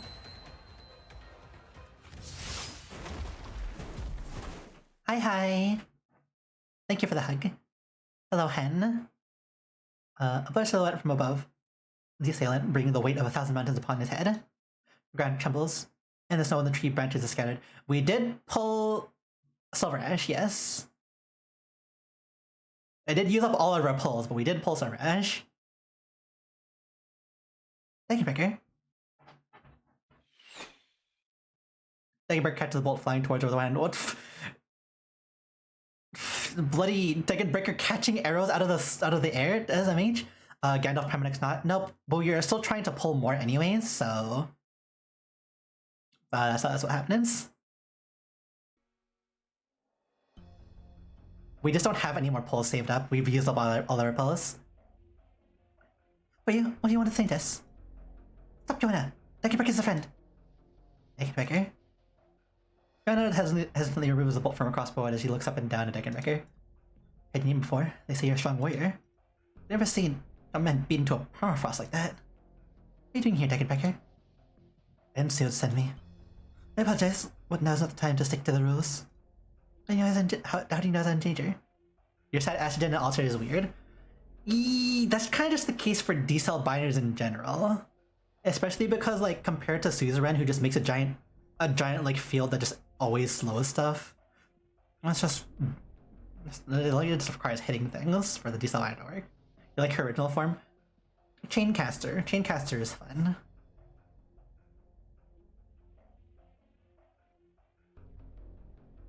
That's not the only attack in recent days. There are attempts on the lives of members of Clan Silverash and Palarush soon after you left the Vinebead Court. Your clans are on the brink of civil war. How could this be? These people. By now, the trio have the time to take a long look at the assailants. Late assailants, more precisely. They're wearing Palarush armor and they are carrying standard issue Yarek weapons. And Palarush? Possible. And Palarush has always been loyal. We never think of murdering the Saintess. But there has to be an explanation for these people. It must be in the skies. Someone is trying to flame the Palarushes. Let me see. There must be some gap in the skies. Yes, look at this bolt. These people thought they could feel us wearing Palarush clothes, but they got a very important thing wrong. Look, the bolts they're carrying are 2-fletched. The ones used by Palarush warriors are 3-fletched, which are more suitable for battle than hunting. Dad told me that our family was the best, most loyal warriors of the Palarushes before we split from the clan. Our shooting skills were passed down from our ancestors. We used them in war mostly against.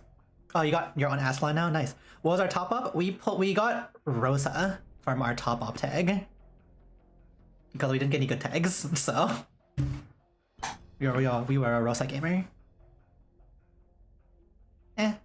We like besiegers. We have a built Rosa, so that works fine. The only like kernel operator we want is Xiaobei, and it's like a really hard role.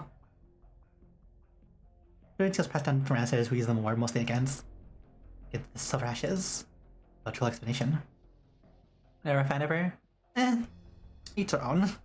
Everyone likes what they like, you know?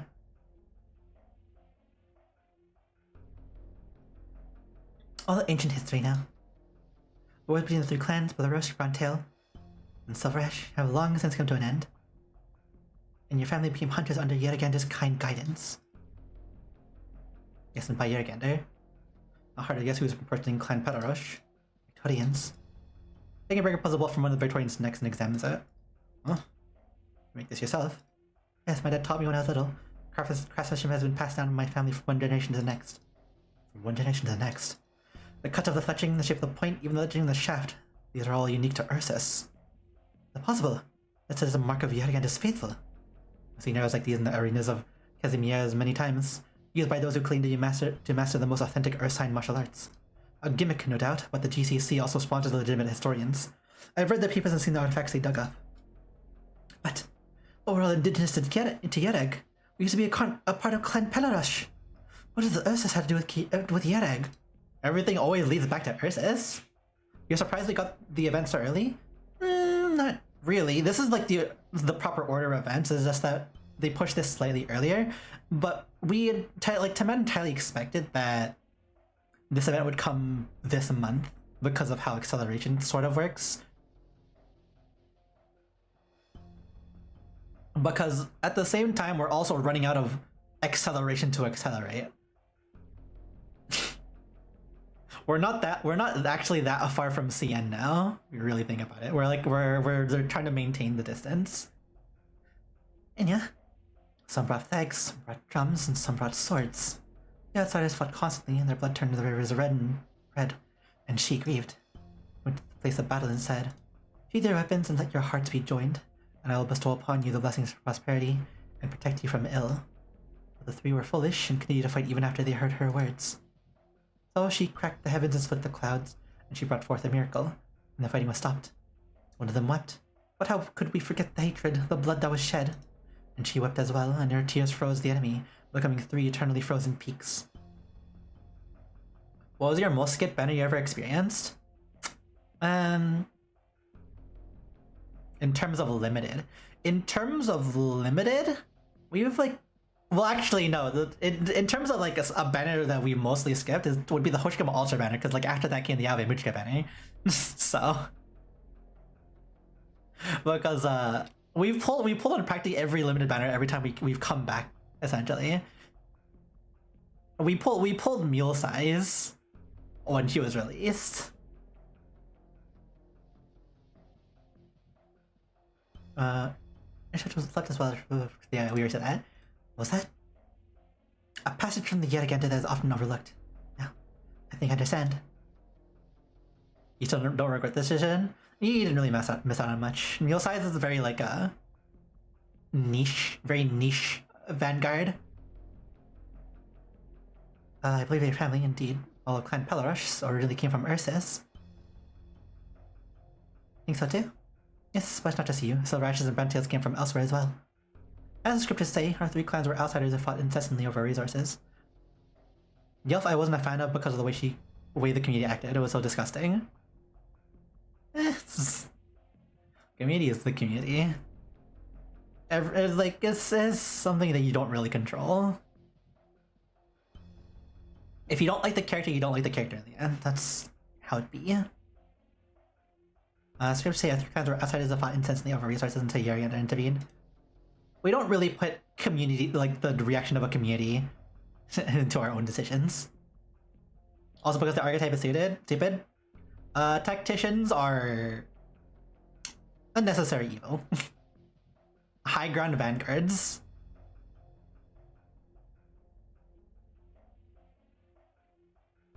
If you want to lane holder vanguard, the pioneer's also been replaced by tacticians now too.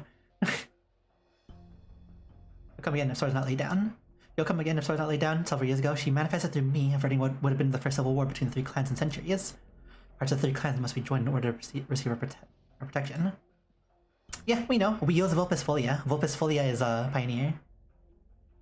We like Vulpes Folia because a fox, and also Suzerain's mom. First virtue of the Yergander taught us was forgiveness.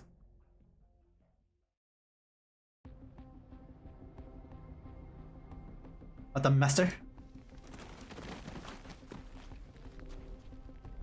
Plug guards bring over several prisoners bound with ropes. Guys are hiding in some abandoned houses. Clearly up to no good. There are binoculars and communications equipment on them. Victorians, by the looks of it. Ah, just as I thought. Arctos is plotting with the Victorians to kill me. I'll take these men to her. Now we'll do it from the front of the Vine-Bade court. All three kinds present, and we'll see what she has to say for herself. Who's there? Cut the remaining Victorian spies, Sir Arctos. We're glad to see that you are not harmed. What do you mean? Matriarch Arctos' orders were to protect you, Sir Arctos. We had been following you and stopped these men when they attempted to make a move against you. Always put their bound prisoners down. In the name of Yargenter. Where's Rastos? I don't know. Said you would try to draw out the spies that Victoria's deployed around here. When they reveal themselves, we can... Bang! Old brown-tail manor explodes as well as torn apart by like cardboard. Glass and wood fragments fly in all directions as flames consume the traces of once sumptuous history. The boiling smoke distorts the night air. Palaros warriors stand transfixed, eyes wide. Behind the round car, some warriors caught by the blast now stagger as they try to help each other up. Echoes of the explosion disperse, leaving the crackle of wood and distant sirens ever clear in the night. A charred racket drifts down in front of Arctos. Arctos. Oh, it's a bot. This deserves to get removed from existence.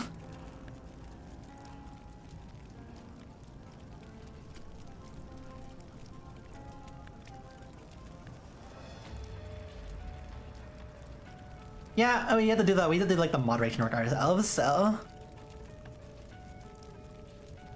it is what we do.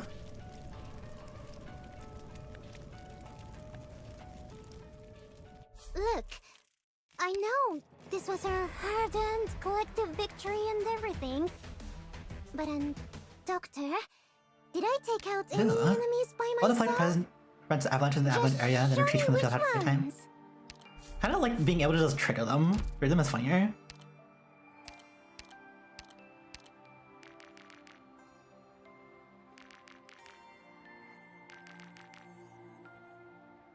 How much is 10 tens? Like,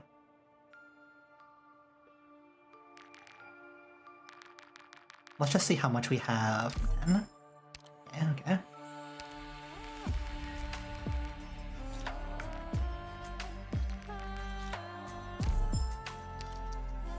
That should put us 185k. こんにちは、ドクター。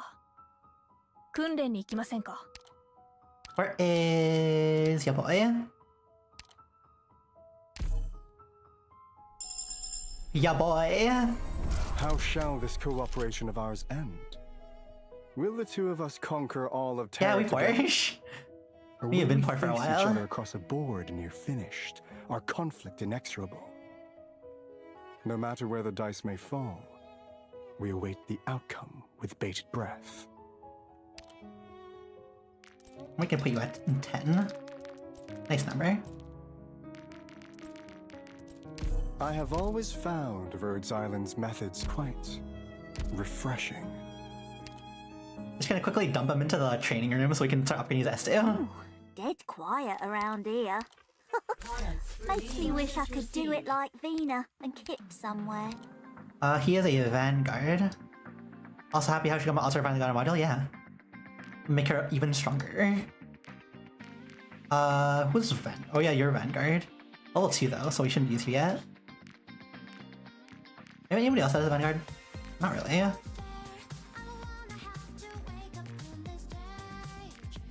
Is there a soundproof room here? My fingers are itching for guitar strings so bad. Where is... A new beginning, yet not an unwelcome one.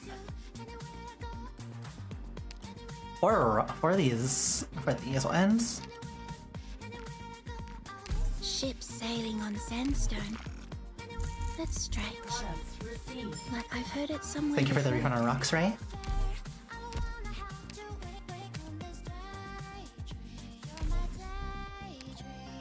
Okay, that can just go and do its own thing.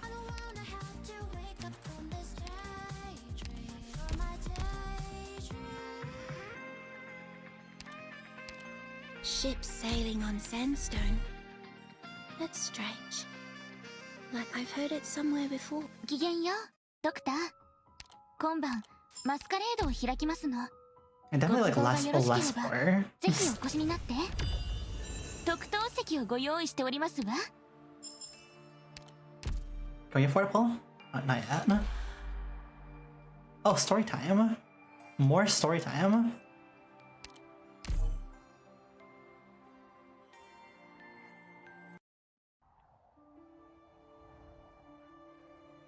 Layer of snow formed in the withered branch. The rift-clad beast climbed to his tip, squinting in an impression of scouting. Santa sighs, turning around to look behind her. On just following her pauses, her face slightly red from the wind. Okie dokie, bye-bye. Bye-bye, Han. Jonah, you don't need to follow me. Very grateful for all that you've done. I told you, though, the pilgrimage must be complete alone. Truly speaking, I shouldn't even be talking to you. I know, I'm not following you. You guard your servant, I just happen to be traveling the same direction. Don't worry, I won't talk to you. If anyone sees us, I'll pretend I don't know you. I'll let danger strike you again. I won't let danger strike you again. I'll just follow behind. You know where I'm going? Wherever you're going, I'm going. That's all I need to know. But I'm looking for Yergander. What? Looking for her? Did she disappear? I'm gonna take a bite of another chip.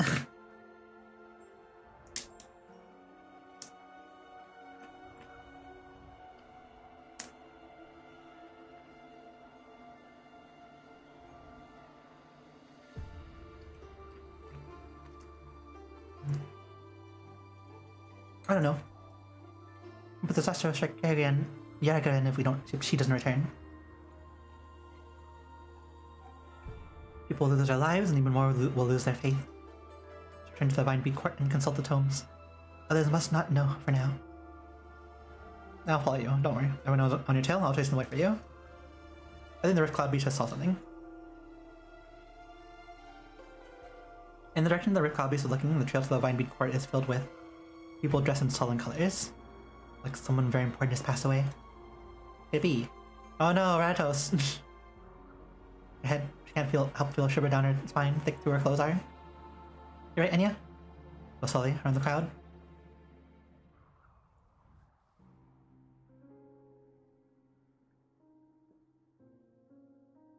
Dark clouds hang low, almost touching the temple's leaves. A cold day even by Yarrick standards. Northwind seems to penetrate the eyes and spines of the mourners. And members and clerks gather in the courtyard with heads bowed. People of Browntail Domain have gathered outside to honor and grieve the matriarch who protected Yarrick with her life. Snow falls upon the black umbrellas. When the Browntail nobles gives the one his hand a little shake, and sighs as the snow pours down. So the matriarch's body. Never found it. The fire was too big. They turned over every inch of whatever was left, but found nothing. Or they to put her usual attire in the coffin, along with some ashes gathered from the scene. Nothing more. Sad. No one as bright as the matriarch would. Madame Cirrus. I apologize, I spoke out of turn. Cirrus does not answer. She walks to the center of the courtyard, waiting for her sister, who had been by her side for as long as she could remember. Chimes tremble to the melody of the flutes. The clerks put their hands together and chant Yarrigander's hymn, and the people place their hands upon their hearts in prayer to the song. Yarrigander, have mercy. Take her with you. 6 members of Clan Browntail's main branch carry a heavy Nanmu wood coffin up the muddy road. Yucatan at the head of the procession. They carefully lay the coffin down on a table in front of the new Browntail matriarch. Yucatan walks to his wife, the grief on his face contrasting with Cirrus's calm expression. Yucatan, Ruth, thank you. Him draws so close, all is quiet and eyes fall on Cirrus. The first time she understands the mask that Ratos was forced to wear, the weight of responsibility, which crushes those unworthy of it. Thank you for being here to honor the memory of Ratos Browntail. You're my sister, staunch guardian of Clan Browntail, and faithful child of Yarrigander. Her wisdom gave her courage. She told me that she would protect me in everything here, and she was believed in a better tomorrow for Yarrick, even in the most troubling times. All her life she carried out the tasks that our grandfather entrusted to her, giving everything to Clan Browntail, even in her final moments. I have lost someone very dear to me. It's only today that I realized the weight of the burden that she carried. But I will never have the chance to tell her. I know you will remember her face, her voice, her sacrifice, and her deep love. For Yarrick, for Clan Browntail, and for her family. And you'll remember, as I do, who took her from us, leaving behind wounds that could never fully heal. A life so short and bright as dawn shall walk with her in eternity. By Yarrigander. By Yarrigander, and to the crowd, following Cirrus's lead, as they kneel and pay respect to the departed. Even at times like these, when all is swept up in calamity, Yarrigander will continue to bring peace and tranquility to the people of Yarrag, He figures emerge in the crowd as those in attendance back up. It is Arknights and Matterhorn approaching the coffin with white flowers in hand. Oh my condolences. Sirius. Arknights died because of me. I'll never forget it. Thank you, Arknights. It's a painful lesson to both our clans to recognize who our true enemies are. Retract Sirius. Sir Ensio's expresses a regret for not being able to attend the funeral and sends his apologies and condolences. He'll pay a visit to the Browntail Manor personally when the time is right. Please take care, Matriarch Sirius. So busy he can't even come to the funeral. Thank you, I understand. Then Browntail recognizes the work that Encio has done for Yarag. Let us continue the ceremony. I believe you have matters to discuss.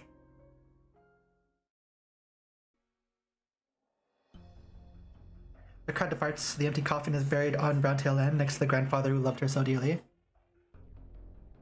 With lips pressed together, Sirius looks down to the two men before her. Both look slightly angry. Simply reiterating the decision of the last Tri-Clan Council, Sir Arktos, all external affairs shall be handled by Sir Ensio's and Clan Silverash, including matters associated with Victoria. Why, you had the nerve to demand the Victorian spies? The murder of Browntail Matriarch is no small affair. I won't allow the Silverashes to interrogate them on your own. As a matter when it was the Matriarch of Clan Browntail who was assassinated. I believe Clan Browntail should have full authority in this matter. Is Ensio not pleased with this arrangement? Of course not. However, it is a matter of principle to defer to the tradition of the Tri-Clan Council. There's a formal and rational justification for allowing Clan Silverash to handle the spies. We deferred to the Silverash enough already, Matterhorn. People have given us nothing but excuses when it comes to negotiating with the Victorians. And now these people have conducted terror attacks in broad daylight.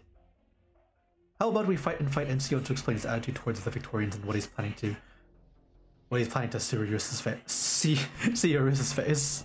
And then we can talk about the spies. When you refrain from baseless speculation, Sir Arktos already shown considerable restraint. You would make sure Arktos were not the only ones to be attacked. The NCI also narrowly escaped with their life. I would like nothing more than to get my hand on the assassins personally. If that's true, then this will be easy enough.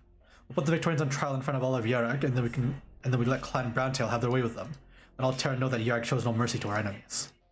Too reckless. We already interrogated them. They were awfully tight-lipped. I doubt a public trial would achieve anything. Instead, I'm worried they might see that as an opportunity to get a rise out of the people.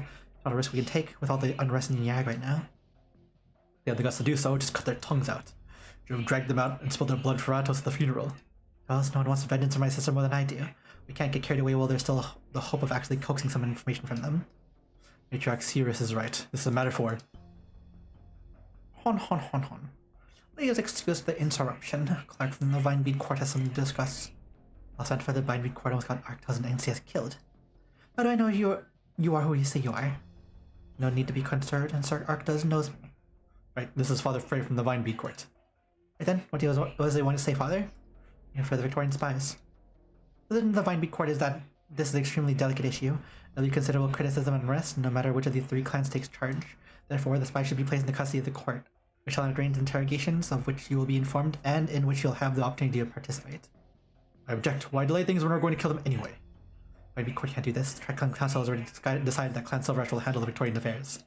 I remind you that the Tri-Clan Council also agreed to return temporal power to the court. Saint is on pilgrimage right now. The Vinebead Court cannot decide on our behalf. Interesting that you would mention Saint just now when Sir Ensio's has already been at odds with us.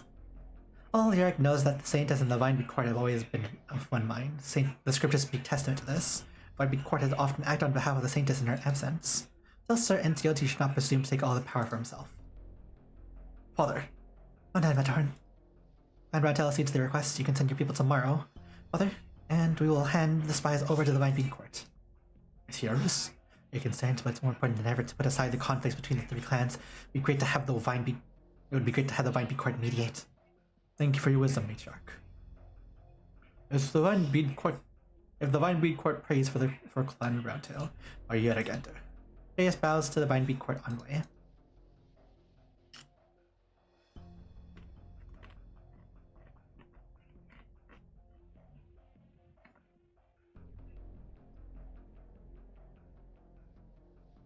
In the past noon, the funeral procession begins to disperse. A man... Oh, that went fast. Man in the car parked a little bit away witness the scene, then draws the curtain out over the window. Well, it looks like someone's getting impatient. There's been a lot of movement in the Vinebead Court ever since the Saintess' departure. I'm not surprised that Ratos was willing to go this far. yourself as bait to draw the Victorian spies. There's a performance that brought the actions of the Victorians to daylight.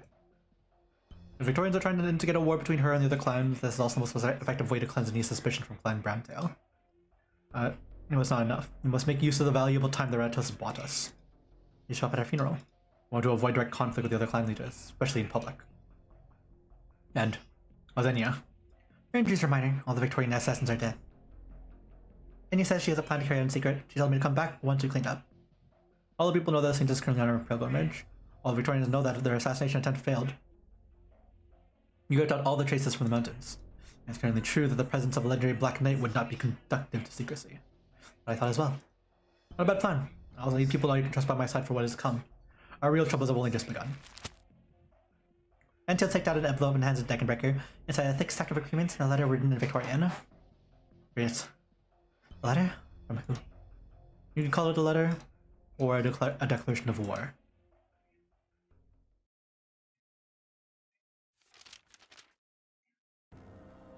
To the chairman of Carlin Trade, the son of my kinswoman Elizabeth.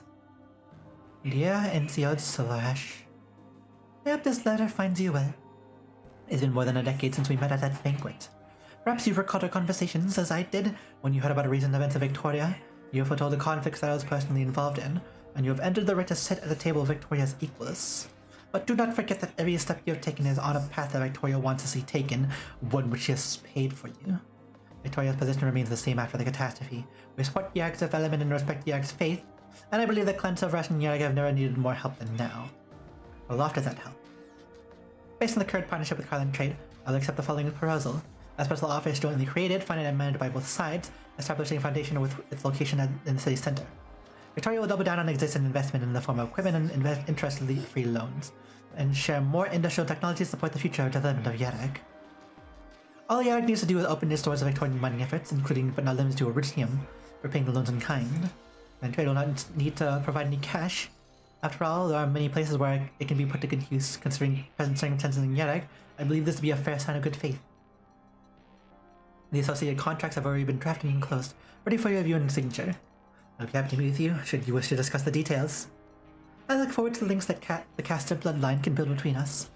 And I am curious as to whether Yarg has become what you want it to be.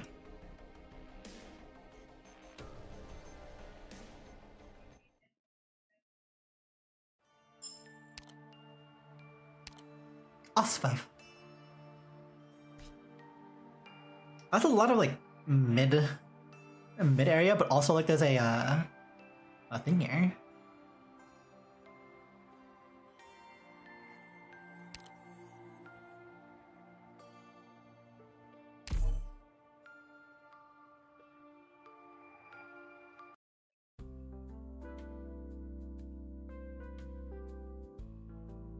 It's been a while. This is back to the observation post. 33 hours before the catastrophe at Yarg, a year ago.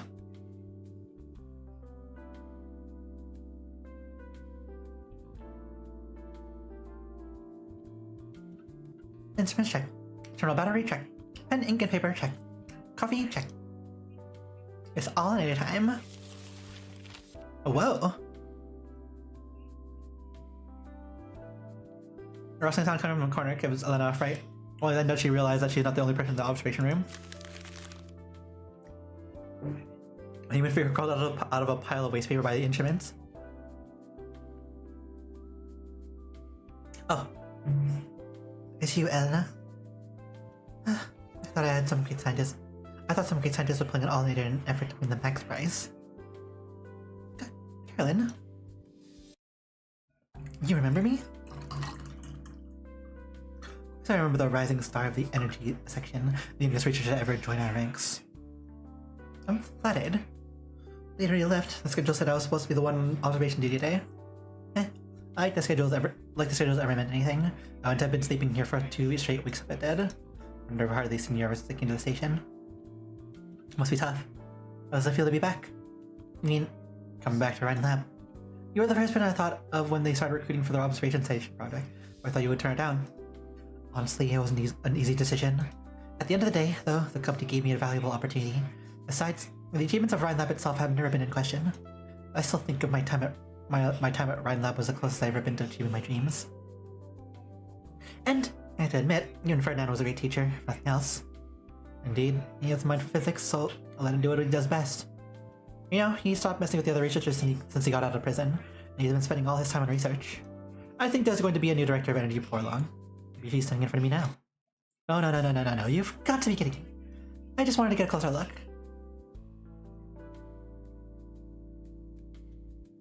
Anna looks up and sees the sky obscured by snow through the observation's clear dome. She hates this feeling, just like she hates her family's backward traditions and beliefs, all things in her way that have nothing to do with science itself. She believes that science should be pure, ever advancing, solving questions about Terra one at a time. Observation station is an invaluable opportunity. I only wanted to focus my research, maybe push a little further than the boundaries of existing knowledge, if I can. Boundaries, huh? Closest place there is. Hey, have you heard the legend of Yerag? Legend? What legend? The land has suffered a catastrophe for 1,000 years, thanks to the protection of their god. Well, every country once attributed unusual phenomena to the gods.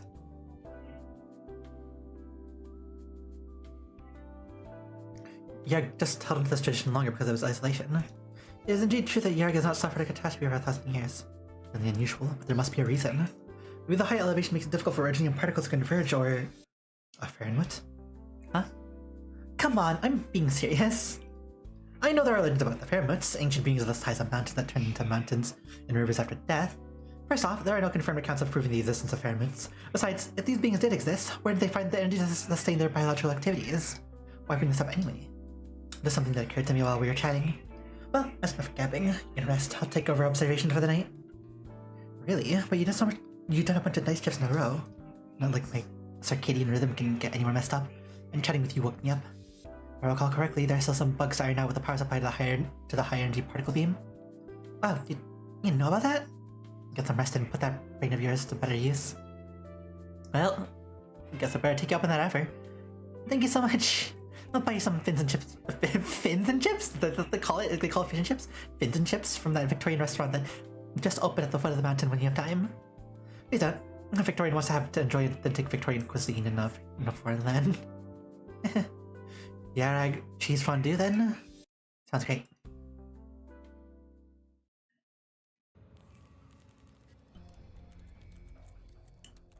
The deep and quiet night in Yarag. Ancient land slumbers and lamps give way to stars. The sleeping snowy mountains may seem wondrous to the uninitiated, though most who live on this land have gotten used to the sight. You look up at the sky at a night like this. What's that? Both horizon instruments capture the strange light that cuts across the night sky, like a sign from the heavens.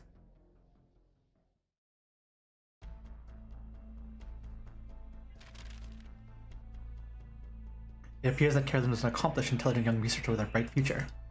But it was very important to both Barnham and Columbia. Her recruiting process was extremely selective. We have yet to find any irregularities in her records and communication logs. She was originally from Victoria. I'm unable to provide any private information. That would be a violation of Rhine Lab's privacy policy and basic human rights. We can only provide information about her time at Rhine Lab, unless your government officially presses charges of espionage. Of course, no just asking.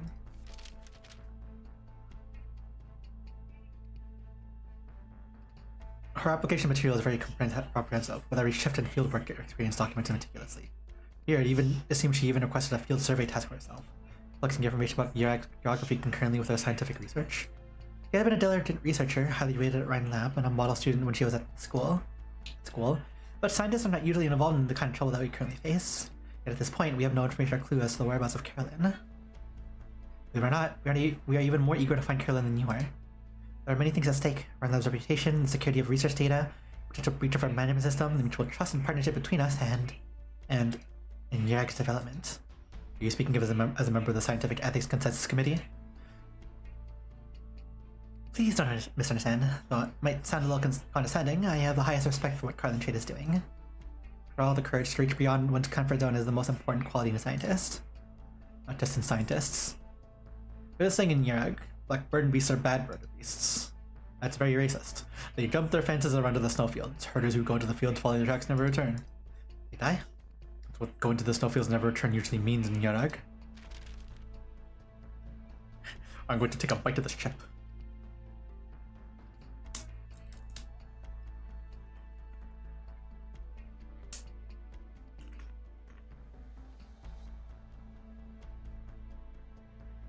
one thing that we hate about these like nachos that them being curved makes it really hard to bite down on.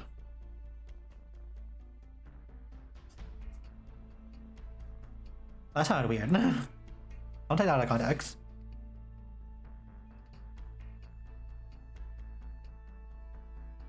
Where'd the blackburn bees go? The same question in the end.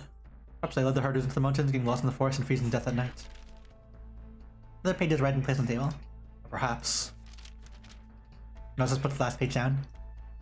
White upon white, like snowflakes falling upon frozen cliffs. Simply found a new source of water, a new haven. Can you at least tell me where exactly she carried out her field work?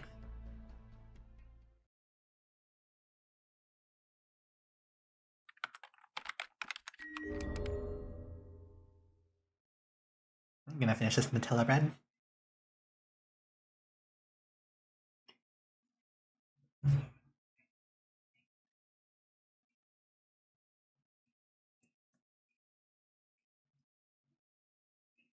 I can't. The observation data is badly corrupted. I can't recover the original data from the port.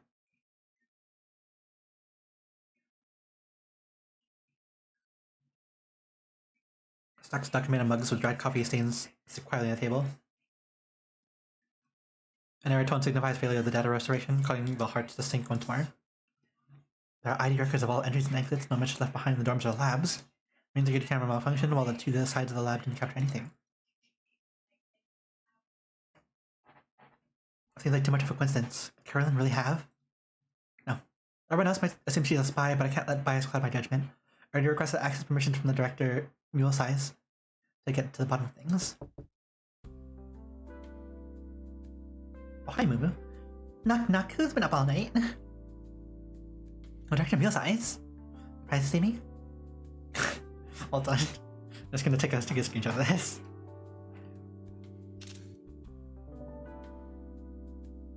So I can't really send this to our friend.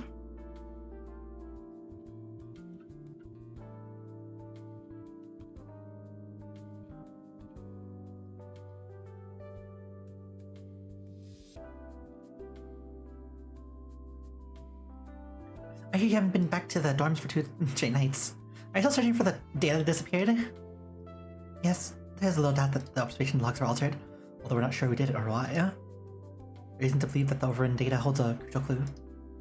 But never mind. I brought you a little snacky. Can't work in an empty stomach after all. Thank you. What's this? Never had it? Yarg cheese pastries with sugar frosting and berry jam. They all the rage to the station a while back. Heard people talking about it. I plan on trying them out next time I went down the mountain for fondue, but I've been too busy investigating special energy sources unique to Yarg.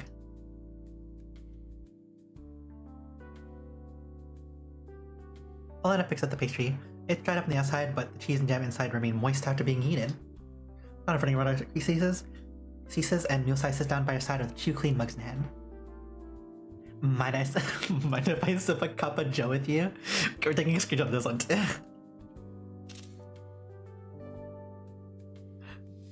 We gotta send this one as well.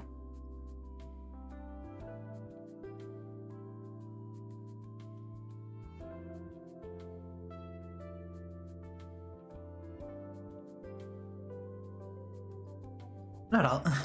Fresh coffee fills the mug, stretching the air in its aroma. None of the machines operating is clearly audible at this late hour. A massive window at the wall displays the stars in the Yarg's night sky, deep and boundless as always. Atmosphere in the room relaxes. Helena lifts her mug at the moment of hesitation. A midnight coffee in the lab. And brings back memories. You just stay up late too? Who doesn't in our line of work? Even when I was a student, it felt like I had more coffee and blood in veins than for finals. Than blood and veins for finals. Looks like everyone's been there before. Working at night's more efficient after all. Yes, night is quiet. Makes it easier to focus. I used to write one paper while dictating the summary of another using an audio recorder when I was really busy. That way, I get to make more progress in both at the same time. Crazy when I think back to it. Oh yeah, audio recorder. Huh? Audio? Where are you going? Surveillance audio recordings.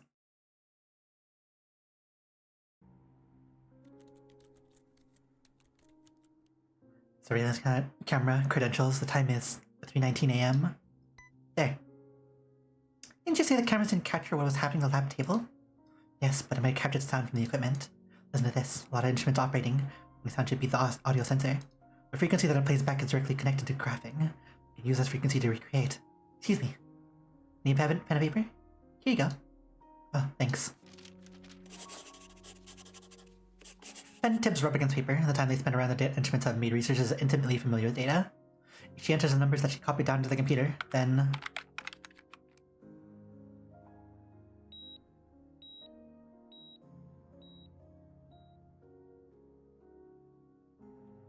The Black Silence?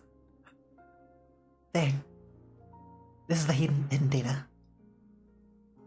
Well, let me take a look-see. Looks like a small earthquake occurred in Mount Carla in the morning of the day before the catastrophe. No, not an earthquake. It was an impact of some kind, as if something fell from the sky into the mountains of Yerag. And then came Yerag's first catastrophe. Outside the wide windows of the observation station, the mountain of Yerag seemed to reflect the translucent blue under the moon. Did Carolyn go looking for this extraterrestrial object? Why would she do it all on her own? We'd never abandon her post like this. We must have found something. We must be able to find her. In fact, we can figure out where that thing fell. We can calculate from the wave frequency of the sound of the impact. Director Musai, the Divine Beat Court isn't about to investigate on our behalf. Strictly speaking, we shouldn't get anywhere involved in any of this stuff. The most we can do is to report this to component control. But Carolyn might be in danger. You know that's not our job. You're not exactly close to Carolyn. Bluntly, whatever happens to her, none of your business. Yosai finishes her cold coffee in silence. Trying to get the bitter taste, she takes a piece of pastry and puts it in her mouth, making as she chews. Oh, but sometimes I think the most important quality in a scientist is courage. Maybe even recklessness. You're a sharp kiddo. Got a knack for finding rhythm in music. Makes for a good dancer. Anyone want to tie you up? Gotta let you move around free. You mean this conversation never happened? Nobody tried to talk you out of it, and nobody told you what you can or can't do. After this late night snack, you took it from the shared fridge yourself, didn't you?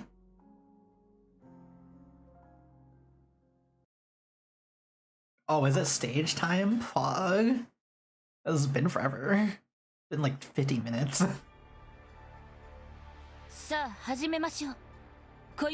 Looks like we'll have to deploy Operation the Avalanche area.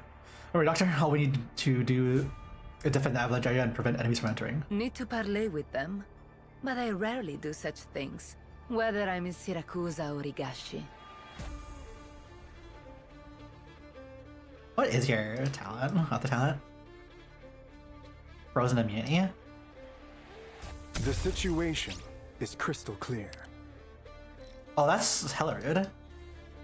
Make your decision as ice yields to gentle warmth's embrace. Che posto stupendo. So much negotiation, and we're... Why the rush? The road to the afterlife is crowded enough. So they actually, like, ground themselves, huh? Whoever said a wheelchair couldn't get up onto a steel beam? Great mind as ice yields to gentle warmth's embrace. Target disarmed.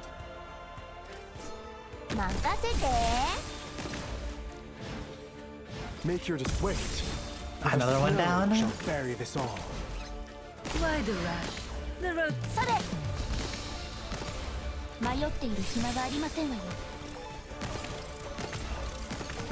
Lemon, you can solo it. Believe in you.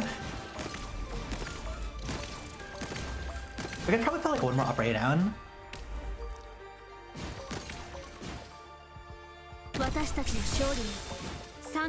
Yeah, that's a bit dangerous.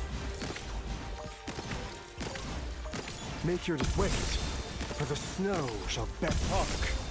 Ne'er hast thou questioned the road thou strayed. Swing, swing. A tooth for a tooth.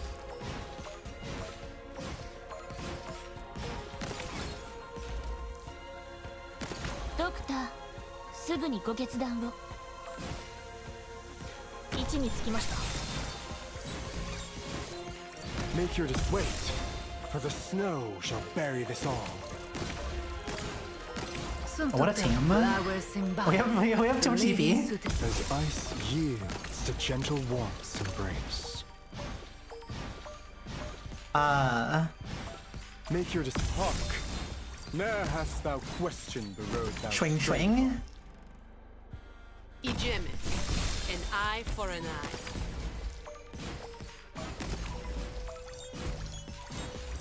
Doctor, 任せてください。The verb.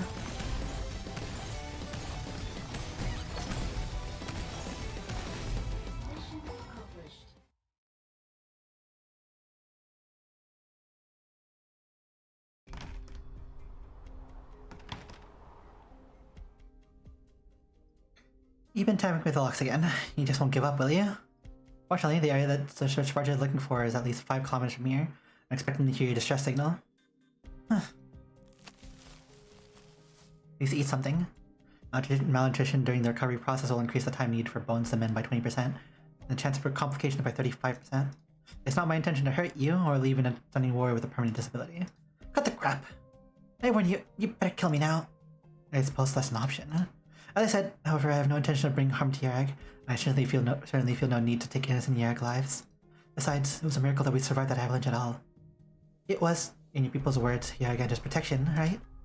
Wouldn't that be a sign to a faithful follower of Yaragander to value your own life? No intention of bringing harm to Yarag. You've been spying for the Victorians and stealing Yarag's military secrets. Such an unfair accusation. You really think a few battleships constitute Yarag's most important secret? You speak of your god's blessing all the time, but have you really thought about what your god is? What are you talking about?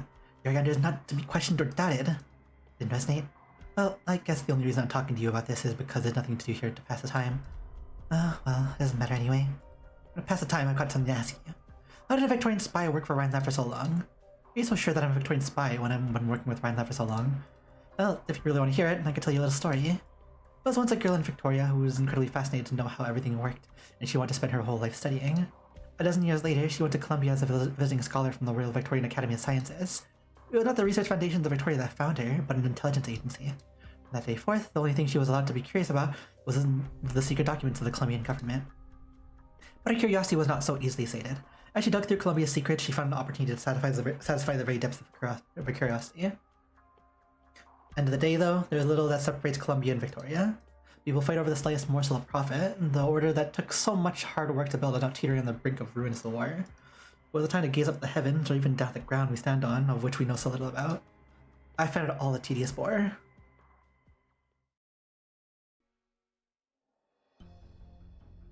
Early morning, hall of writings of Vineby Court. The window isn't too high. Mix have gone. The morning prayers, observation stations listed at the top right now. I need to avoid them. Maps, geographical records, anything that can help.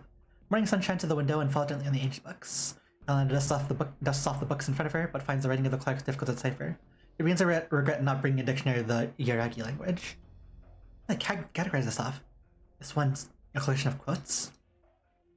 Yaragander showed herself to me and said, "Seek not my temple, but my heart."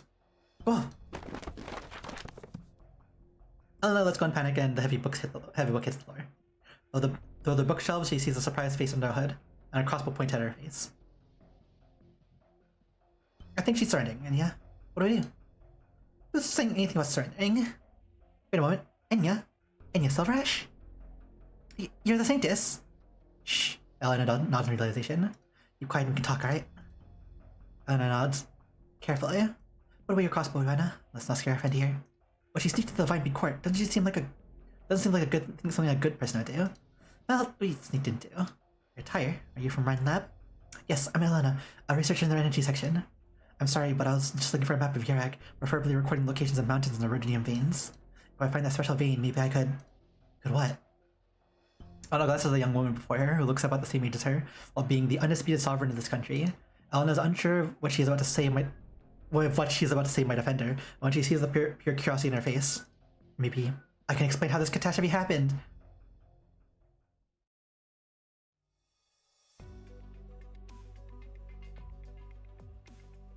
You mean that Yarag had been safe from catastrophe for 1,000 years because of a hidden erodium vein? Yes, there's an undiscovered erodium vein in the mountains surrounding Yarag, which created an energy field that prevented catastrophes from forming. Puzzle! It's Yaragander that protects Yarag! Has everyone ever seen Yaragander with their own eyes? Aye. Many people have witnessed the miracles of Yaragander with their own eyes. I respect your culture and traditions, but that doesn't prove anything. But because you see something that can't be explained right now doesn't prove the existence of some supernatural being behind it. How do you prove the veins have anything to do with it?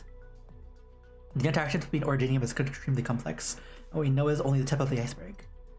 Rhine Lab has conducted a number of experiments in recent years. Under certain conditions, Ordinium can form energy fields that cause atmospheric Ordinium particles to disperse rather than converge, preventing the formation of catastrophes. This is something that we have not yet been able to recreate under controlled conditions. But if an Ordinium vein with the right conditions exists, then preventing catastrophe may be a real possibility. I've made detailed calculations. Excuse me, can I borrow this map? Takes out a notebook and shows us the other two. She goes on a long explanation about the formulas that she draws on the page, not paying attention to whether her listeners are able to keep up. Finally, Elena draws a circle of the location in the foothills in the map. Therefore, the Originium vein theory is the most likely explanation for Yarag's lack of catastrophes. I'm quite sure that my calculations are accurate, and if you could find an Originium vein at this location, it would explain everything. Yona is in a daze. She glances at Enya, hoping that the Saintess will rebuke this blasphemy, but the Saintess is quiet, biting her lower lip lightly. Say something. I don't know what the hell she's writing. How do you explain the recent catastrophe then?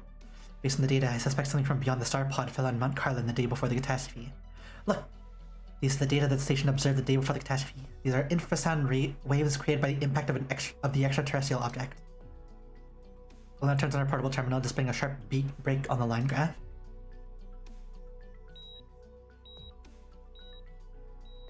The Black Silence!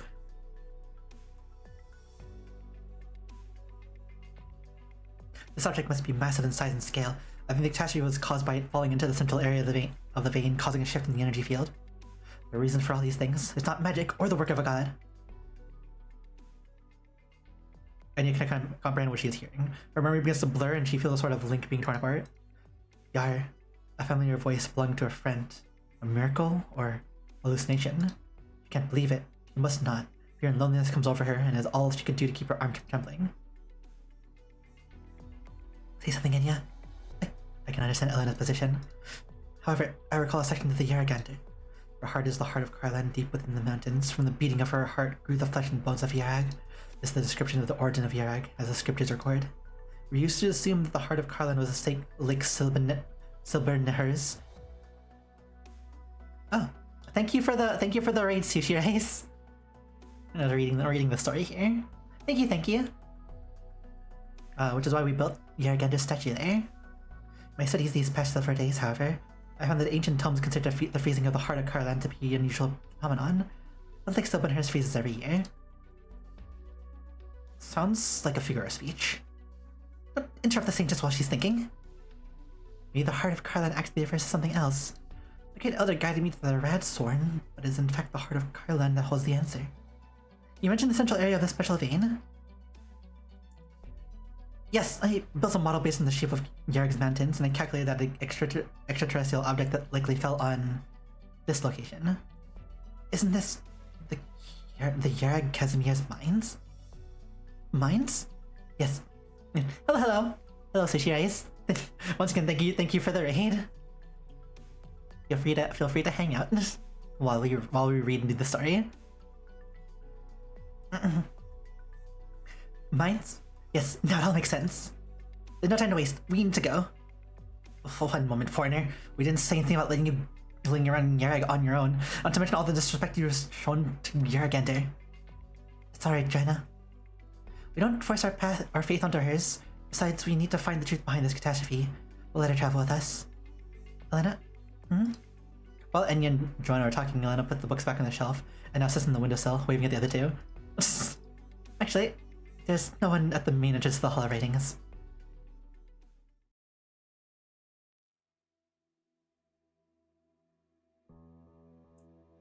This is a funny thing, you skip out on the stories because you're speedrunning the rules. Well, yeah. If you want to get the rules like as fast as possible, then that makes sense. We had our pull saved beforehand, so we already pulled for Silver Ash. We got Silver Ash. Cold Mother pulls porch to the Dark Clouds upon decoration Radho's room, and we like to read the story. Sirius thought she would be afraid to see Radhos' things. Had to get about 90? Ooh, that's Did you at least get Pramanix's altar as well? We had to get him on 60. That was our pull for him. Send bad vibes. We got a good reminder. We gotta send bad vibes to our friend later when they do their pulls. Nice. We didn't get Pramanix's altar. We still need to pull for her. But at least got both of them. Both of them are very good. She knows full well that she simply imitated Ratos in dealing with the other clans a few days ago. But the more she tries, the more Ratos' shadow lingers. Sirius looks outside. It seems snow is once again falling on Browntail land. Look, Sirius. This is a snowball, and it'll go even further when you throw it. Try it. I don't need you to teach me. I don't want to become you. I hate you. I hate everything you make me do. Oh, then I just need mats to use them. Just have fun farming.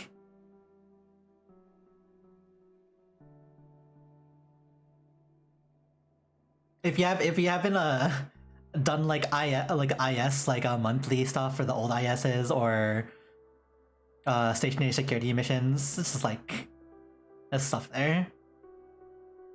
Oh, yeah, for the chips, yeah. That's a big oof. Once again, like technically, there are a couple of chips that you haven't done like any of the old monthlies and old ISs, but like yeah, you just gotta wait till tomorrow. Echoes over here like the deafening roar of a mountain collapsing. She feels a lump in her chest. The dust-covered contracts and letters in the box bear witness to the development of the clan Browntail over the years. Sierras examines the marks left behind by Ratos in the family's business documents and finds the bottom of each page where the name of the Browntail matriarch should be. Sierras. Remember, Sierras. I'm your older sister, and I'll become the leader of Clan Browntail, so you need to listen to me. Prove that you can do better. You're not happy about that? When that time comes, I hope you'll carry the future of Clan Browntail on your shoulders.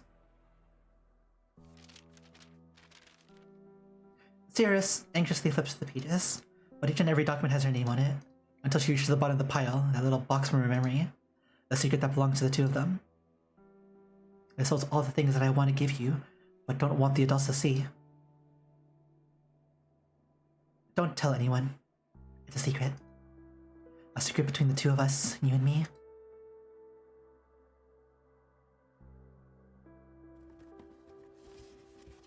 This is a communicator. Sirius gazes at the device in her hand, a dim light illuminating her hesitation. The final audio log. I got Carlin Trade's intel about the suspicious woman. I've been watching her all morning, and I think she's planning to make a run for it. This voice. It's Monk. Keep a close eye on her. Don't let her get away. Or pass the documents to anyone else. Yes, ma'am. Carlin Trade says we need to be careful and not draw attention. Take her life, if possible. There's a lot of questions we need to ask her. I'll tell NCO to send help from Carlin Trade. Understood. I'll do my best. Be careful and don't leave loose ends. Finally, there's an unanswered call from Carlin Trade. Call time yesterday. Carlin Trade?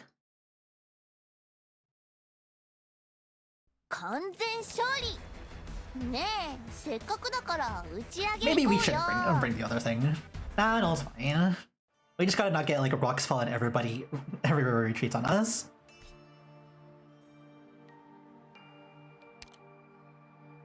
Oh, can we afford another pull? We can afford another pull. You know how it be. You know how it be. Ah, it's brilliant. I'm just a girl who cleans up war zones. We also need to like buy the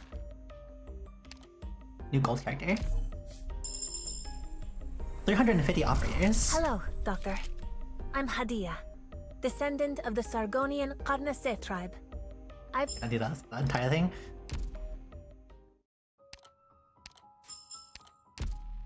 Onward. Don't forget certificate. We've already bought the roll, bought like most of our rolls. We're just waiting to get some more gold certs to buy more rolls.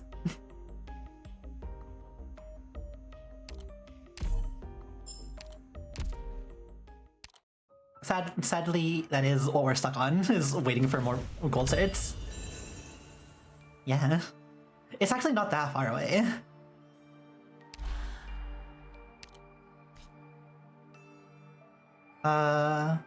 But we might have to like save those polls for like the next time for when they release the X stages, and we'll do more polls then. But use your recruit. Who'd you get for your top up recruitment? Sushi Rice?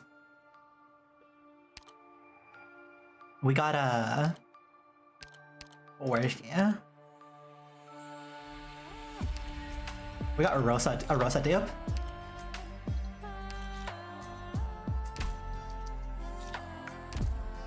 The bear is strong with us. The Russian in us is pretty strong sometimes. We are not Russian.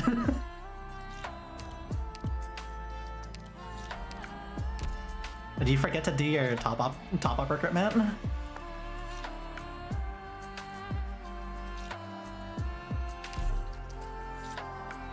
Mood?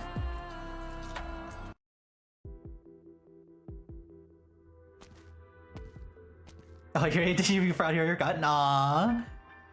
Well, it was if it wasn't like important enough to remember, then it was probably not that important. Oh, it's just chubby. How much longer? Patience, please, Mr. Bellingham. Well, you know, the Duke has been very busy lately, having to receive several guests each day. You should remember, sir. The last time I came here. I'd like to ask, has she been lately? Pretty pleasant for the most part. After all, negotiation with the Kazimiasians has been nearing completion over the past few days. That is a word and a half. That's not that funny, so yeah. You said a dude's chin? That dude has a massive chin. Massive jawline. As soon as he finishes speaking, a dejected gentleman strides past the Chilby Asher. Chilby Asher recognized him as Derek. Hello, Derek, head of the press office. Perhaps due to the recent wave of bad publicity, he wipes the sweat off his brow with trembling hands. I suspect today is not one such day. Bellingham outside. Let him in first.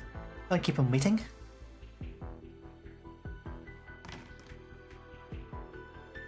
The butler nods, and the Chilby Asher hesitates for a moment before stepping into the room.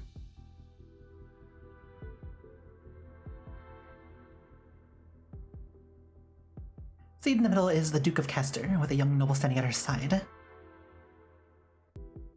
I have another question. What kind of person is Kazimiasian, our representative you met? He is a merchant, Your Grace. Yes.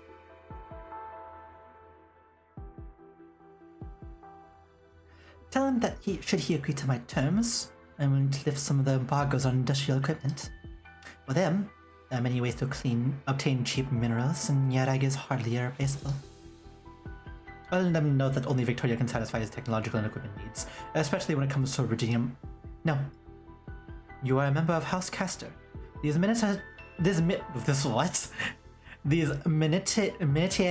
are best left...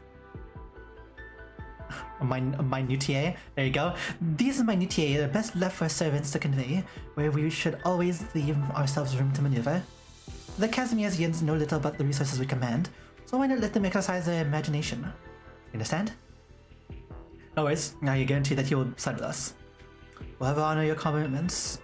If you cannot, don't make them in the first place. That is true of the Kazimiasian representative, and even more so for me. You may leave. Yes, my apologies, Your Grace.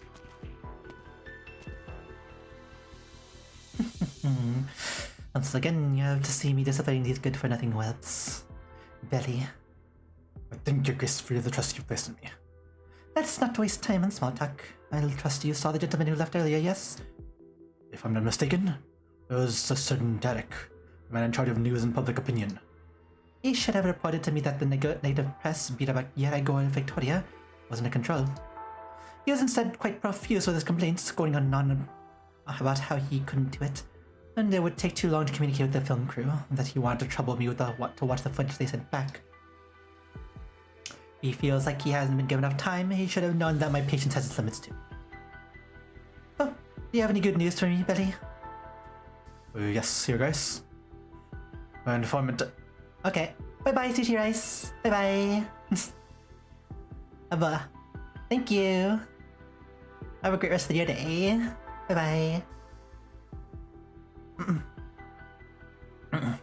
Our informant at the Rhine Observatory will provide very accurate intel, indeed. There's something highly suspicious about the... Give you... Yeah.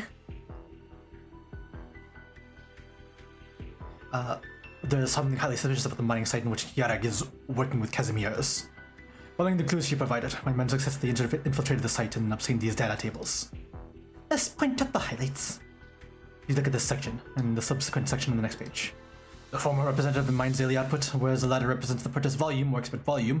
Finally, the last page of the mine financial report.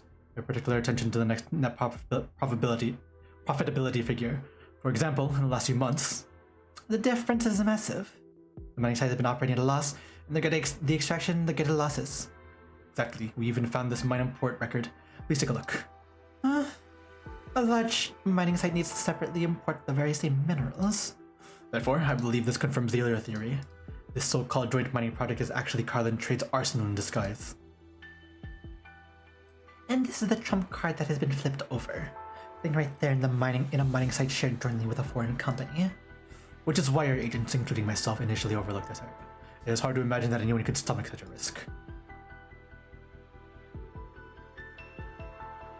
Bleh. Placing it in piece in what is normally would be a blind spot. It's very much his style. However, you're still a one move behind, buddy.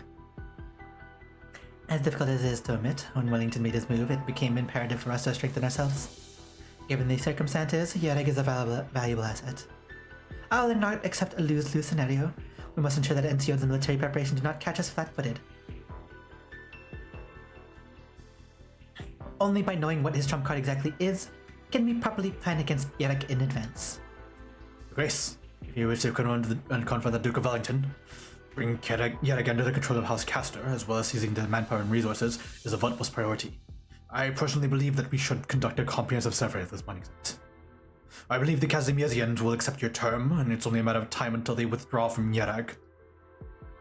As soon as we take control of this mining area, I will send our envoys there immediately. Why not to act before the paperwork is officially signed? Cannot give Carlin Trade the time to cover the tracks. So, under the buyer's name, I should look for another excuse of the Vine Beat Court. Even if they suspect that something is amiss with the Casimirians, a hasty retreat would inevitably leave traces behind.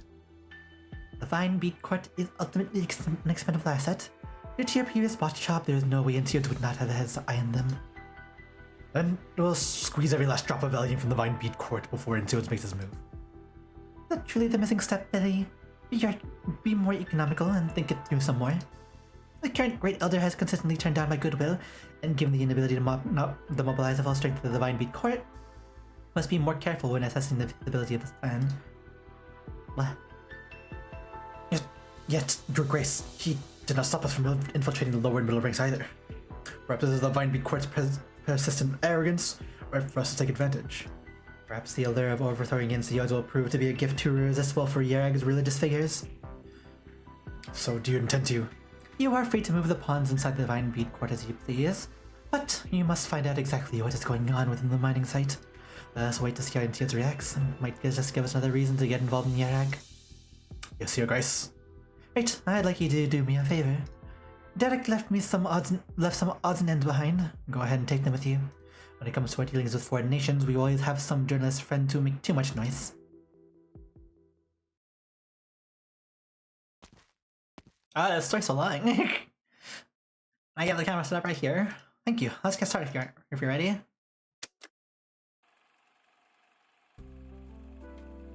Raw. But we'll get Elder also. Thank you so much for agreeing to the interview. I sincerely hope you're willing to answer my questions as well as those of the countless others who want to know more about Yareg. First, I'd like to ask something about something that many around Yareg have been curious about recently. People of Yareg probably believe that Yareg had to protect this land. In your opinion, how would you explain this catastrophe? Does it mean that Yareg has lost its divine protection? That is correct. Yareg indeed watches over this land. However, he is not a tyrant who imposes harsh decrees, or rather a patient mentor and a guiding hand. Our protection of Yareg is not as straightforward as many would imagine. Her knowledge of the true way of life runs deep, and so she taught the people of Yareg how to live in this land filled with calamity and devoid of thought. Thus, the people of Yareg came to have a soul, and the many calamities no longer disturbed them. And so I'm still very curious about how God, who neither reveals its true form nor has performed any miracles as proof of its divinity, can earn people's faith. This belief seems to lack any grounding in evidence. Guess from afar, I can see that you had your arrogance behind polite words. You try to reduce Yarag's beliefs into the most basic form of logic, which you then criticize in an attempt to extol your own correctness and wisdom. Please believe me, that was not my intent. It's fine, don't worry. And may I ask you a question first? In your opinion, what kind of principles do the Victorians, who observe no religion, follow in their lives? Well, that's a simple answer. Victoria has her own laws. Who drafted these laws, and who granted them the authority to do so? If you're asking about the legitimacy of the Victorian regime, we need to only look back at history to answer that question. The land was originally occupied by Draco until about 300 years ago, when Aslans from Sargon launched a rebellion in Victoria, ultimately seizing control of the country. Then, I take it that in your view, might makes her right. Aslans are strong and therefore righteous. Dracos are weak and therefore unjust. This so-called justice shifts just as easily as the balance of power in war. By the same logic, the devils of Kazdal should feel no shame or remorse about invading the lands of other nations, their only sin being that they fell one step short of ultimate victory. That is a patently absurd conclusion. Of course, I doubt that any regime would hinge its legitimacy upon violence, because they know all too well that violence will inevitably be undone by greater violence. Nothing can remain young and mighty forever, neither the people nor our governments. Therefore, they must become compassionate, in hope that the same compassion will be afforded them when they speak, or when they are weak. So, let's return to that question. Are the legal principles we take for granted, or rather the virtues prevalent across the different civilizations sharing this land, exist in the first place? So where should we direct our questions? Do we possess the sublimity inherent to being human? Are our lives innately meaningful? Apologies, but I'm not well versed in these subjects of philosophical speculation. May I ask, what is the point of these questions that seem so far removed from our daily lives? You mentioned life. In fact, as long as you seriously reflect on your own life, you will very easily find that there is nobody on this great land who is entirely devoid of faith. People always choose to place their faith in something, be it money, violence, knowledge, fame, philanthropy, or pleasure. A person generally believes that nothing is inherently true, and he will quickly find himself akin to a puppet with his strings cut, and unable to move at all. The followers of Yaragander seek the eternal solace of the mind by questioning ourselves and seeking out the traces of her existence. And an interesting thought indeed. This seems quite different from the common perceptions floating around Yarag. Please tell me, what was your perception of Yarag before you witnessed the human tragedy caused by the catastrophe? The last pure land on Terra, a sanctuary protected by the gods, a land of simple and kind, poor but happy people. I'm quite well versed in these touristy catchphrases. It was your people who discovered and abused the power of the Originium, which ruined everything. You know that countless people drowned beneath the waves you stirred. And it is this guilt that led you people to weave your illusions to the fantasy of Yarag, a paradise where one can reap the benefits of Originium with none of the costs. You imagine impurity because you know filth, innocence because you know deception, magnanimity because you know opportunism, piety because you know nihilism. Now then, can you see the farmers who left their homeland behind, the craftsmen whose unfinished goods pile up like a mountain, and the hunters who return home empty-handed? You might even deny the existence of these people so that you may feel at ease when you swallow the blood and sweat of the savages to purify your souls. As an investigative journalist, it is my responsibility to spread the truth, and I'm hardly the only Victorian who cares about the truth regarding Yarag. Young lady, you promised to spread the truth about Yarag across the lands, yet your lenses are pointed at those who are more lost, more deserving of pity. Do you think we should call this the truth, or simply a fable? I must admit, your questions have left me chagrined. Be my colleagues or myself, it is hard to set down our morbid curiosities on liquors. All you need to know is that Yarag's belongings are not playthings seen behind the glass of a Victorian shop. Yarag does not and will not need anyone's pity or charity. Yarag will always be the people of Yaragander, the home of the Yarag people. Alright, I think I'm convinced now. So, in your opinion, this catastrophe will not shake the people's faith in Yaragander? To be honest, Yarag's faith is undergoing a serious test. I cannot deny that this catastrophe has sown the seeds of darkness in the hearts of the people, causing them to gradually turn to violence and selfishness, abandoning many of their former virtues. But was this all due to the catastrophe? So you cannot germinate without the proper soil.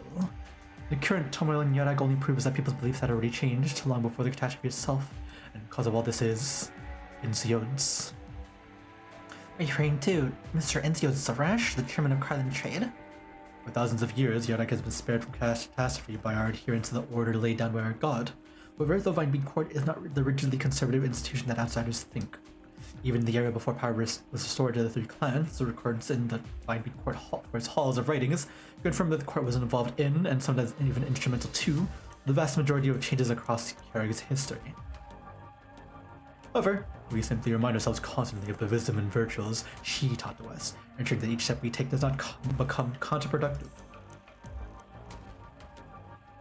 And this order formed through the Vinebeat Court has proven its reliability and stability over the long years. Yet, when you don your skis and snowboards and zoom down our snow-capped peaks, how often do you turn back to those who lack the condition and ability to keep up? No matter how much you might want to turn back and wait, a falling snowball will chuck your view until exhilaration carried upon the wind engulfs your very thoughts. You believe that Kjærg's current reforms are too radical. Therefore, if anyone could be held responsible for the current state of Kjærg, it could only be Yensio's. So, as leader of the Vinebeat Court, are you planning to make any changes in the response to the situation? No, I won't likely say I'll be making any changes myself. I simply believe that, for thousands of years, the enemies of Kjærg have all vanished in the snowdrifts of history.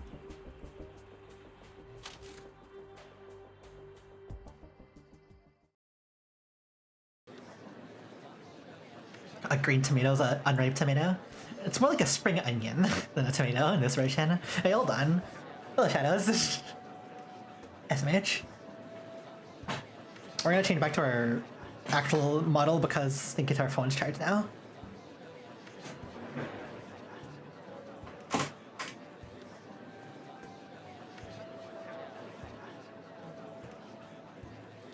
%90 is a pretty good number.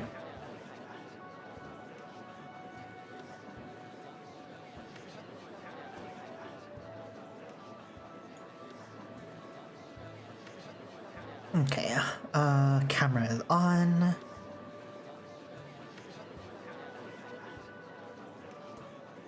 Hello, we are back.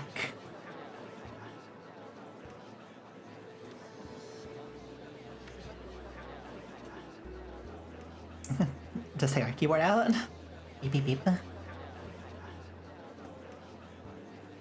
Okay, the registration documents are all here. Please make sure this envelope makes its way to Edelweiss of Carling Trade. Best have new use to red hair. We do have the red-haired version. It's just that today is like this day is a green day, a green tomato day.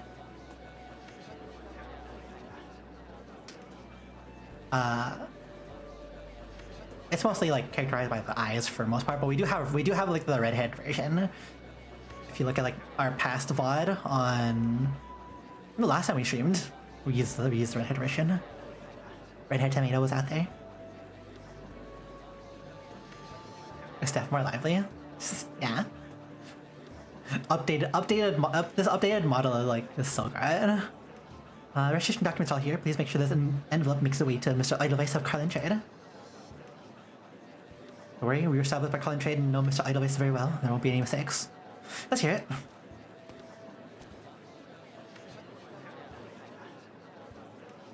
He's just so sus-like. All intents are head somewhat nervously after the catastrophe, and the people of Kjærg have largely preferred to remain at home, with one exception: the market. Hundreds of people crowd together in residential areas, temples, stores, and street stalls, storing their faces matching the gloomy weather. At the far end of the market, Joanna is stretching to her with her hands, her mouth opening as if beckoning her to come quickly. You're there. Gotta keep up a low profile. Elena lowers her head and turns her face away, hurrying away against the flow of pedestrians. Countless Kjærg people rush past her, while another Rhine Lab employee squeezes into the crowd and follows the current. Oh, you're here too. Why should we choose the most crowded place?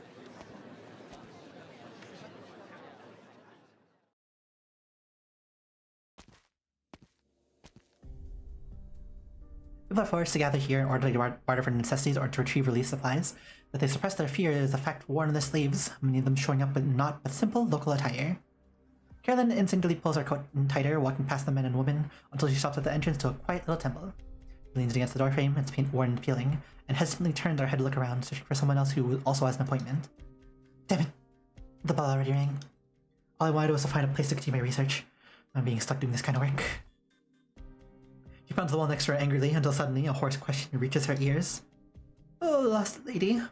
Why do you treat the property of Kjærg in such a manner? I'm sorry. How should I make amends? There's no need for that. Set everything down and come with me. Should it be agreeable to you, please rest in the courtyard. I shall explain the profundity of the scriptures to you, so as to soothe your restless heart.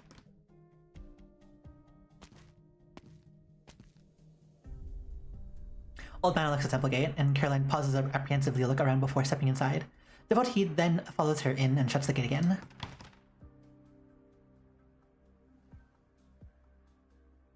How are we still not under combat, jeez? You're the one they mention, the one who can bring me out. Choosing to meet up here is incredibly risky, is it not? People are undoubtedly going to be anxious in the aftermath of a catastrophe. Wandering around in sparsely populated open areas is only going to invite more suspicion. Let's get down to business. We don't have time to waste. Have you acquired all the intel? I have. That's not meant for you. The Duke of Caster's men promised that once they took over the mine, I would be able to relieve Yarag via the internal railway. I don't know what they told you, but now's the time for you to do your part. Mine is currently in the handover period. Once the Victorians have finished their inspection, I will take you there to meet them. I ask for your patience, madam. It is a precious virtue indeed. I hope this is the last time.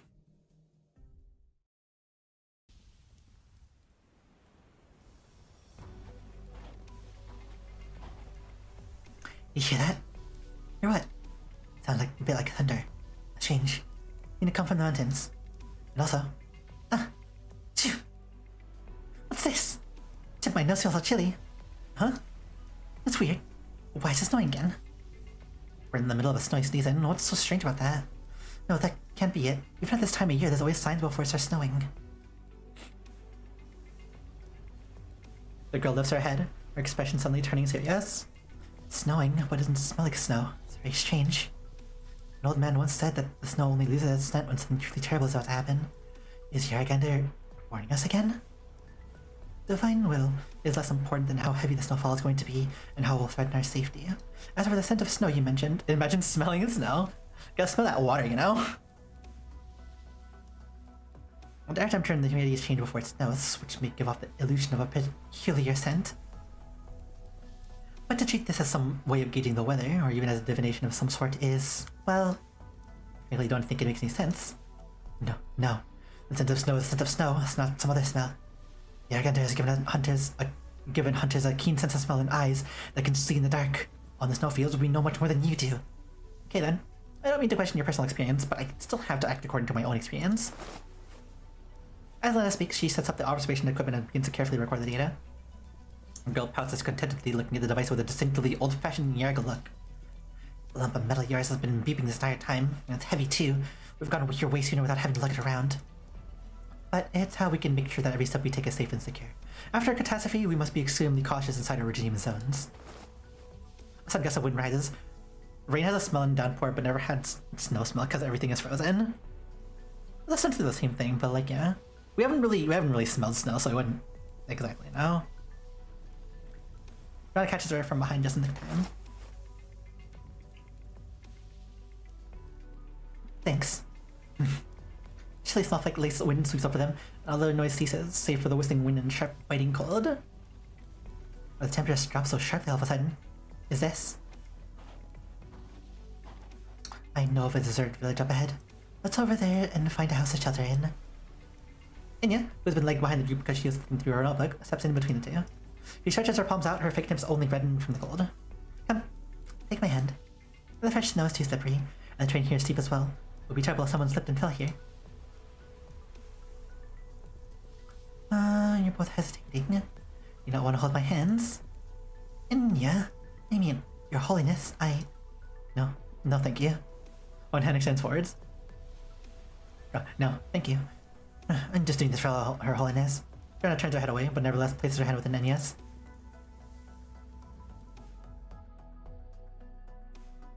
I'm getting a lot of use out of this background recently.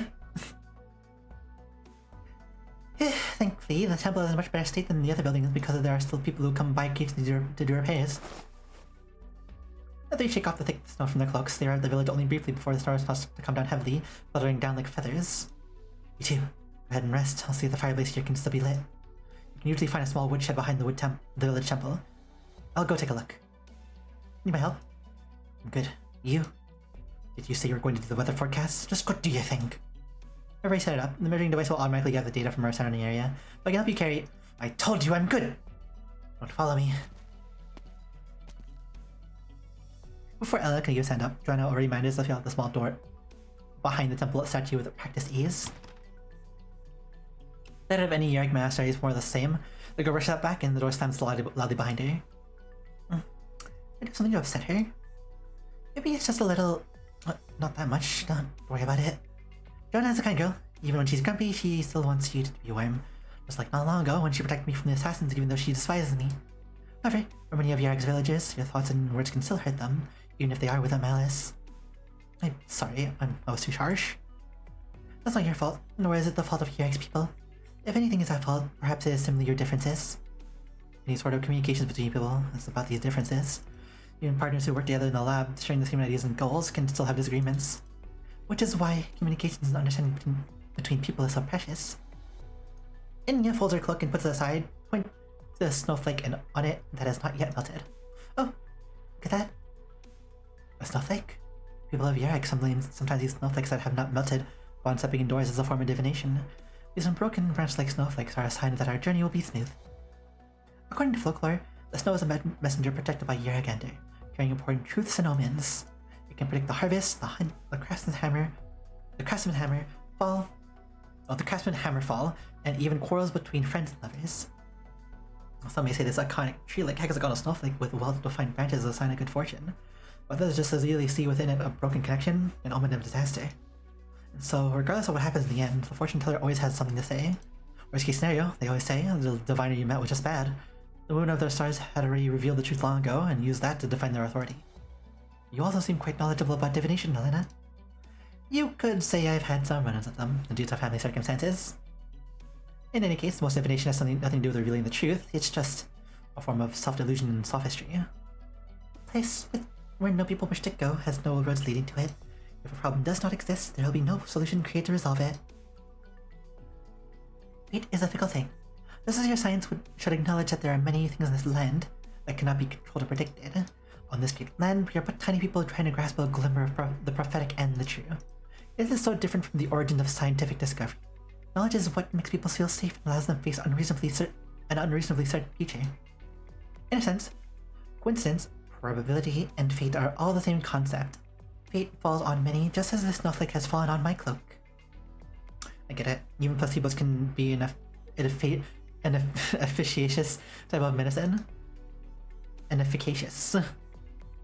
But I have also seen many things in modern Yarick. In the past, I've always tried to see such strong belief as a kind cultural phenomenon, ritual, protection, a form of comfort seeking.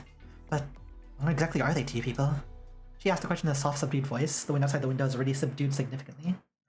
Yarick Saintess looks up at the statue of Yaragander in the altar. Beneath a slab of stone engraved with messy markings, several brightly colored figurines sit side by side. Your exhibition goods produced around the time of Lake Silbernaher's ceremony. By the looks of things, someone brought them to the village temple as an offering to the reclusive Yaragander. The clerks of the Winebeat Court often described fate as walking into the darkness of a lamp, or leaping fearlessly into a silent ravine. Everyone always seems to yearn for her. Ascetics, devout believers, faithful followers of the commandments. Countless people endure innumerable hardships just to reach her side. But for me, she tries hard to recall, but the memories are minor but struggling fragments, jumping around like frames from a movie shot in a dark haze. A strong emotion surges once more within Anya's heart. Trouble! Joanna suddenly rushes in with the gas, fire with her arms, her cheeks flushed from running. I just saw her down from the mountain, lots of Victorian cars, heading for the mine. Victorians? The mine's a joint operation with Casimir's. What are they trying to do there? We picked up our trail. Not just yet. Realize what business they have with the mine. We have to hurry. Let's pack up our things and start immediately. We need to be even more careful and discreet in the road ahead. Just a second, please. I need to pick up my instrument first in it. Wait, how could this? Wait, all I'm on for. Hurry, back it up. Here, I'll help you. What is this? This moderate catastrophe risk in here? Does this mean what I think it means? Catastrophe. Could there be another catastrophe brewing?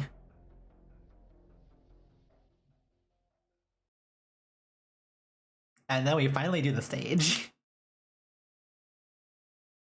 Are you ready for some more Silver Ash gameplay? That's a deer.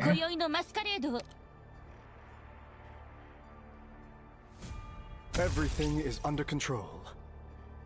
Oh, that deer is walking over there.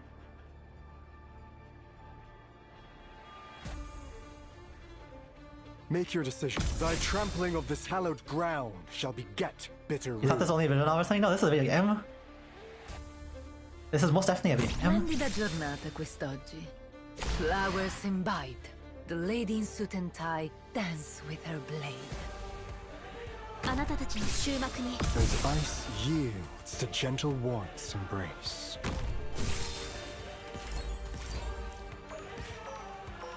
Dang, that reaches fire.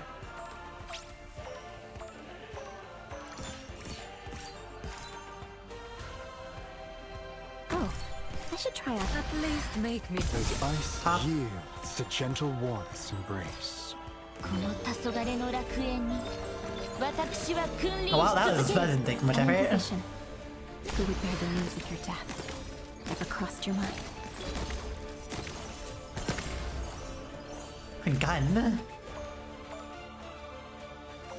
The neutral special is a gun. 誤差ありません So much why the rush? The road to the afterlife is crowded enough. We do have more gun. That's more gun. I'm all stuck like it started.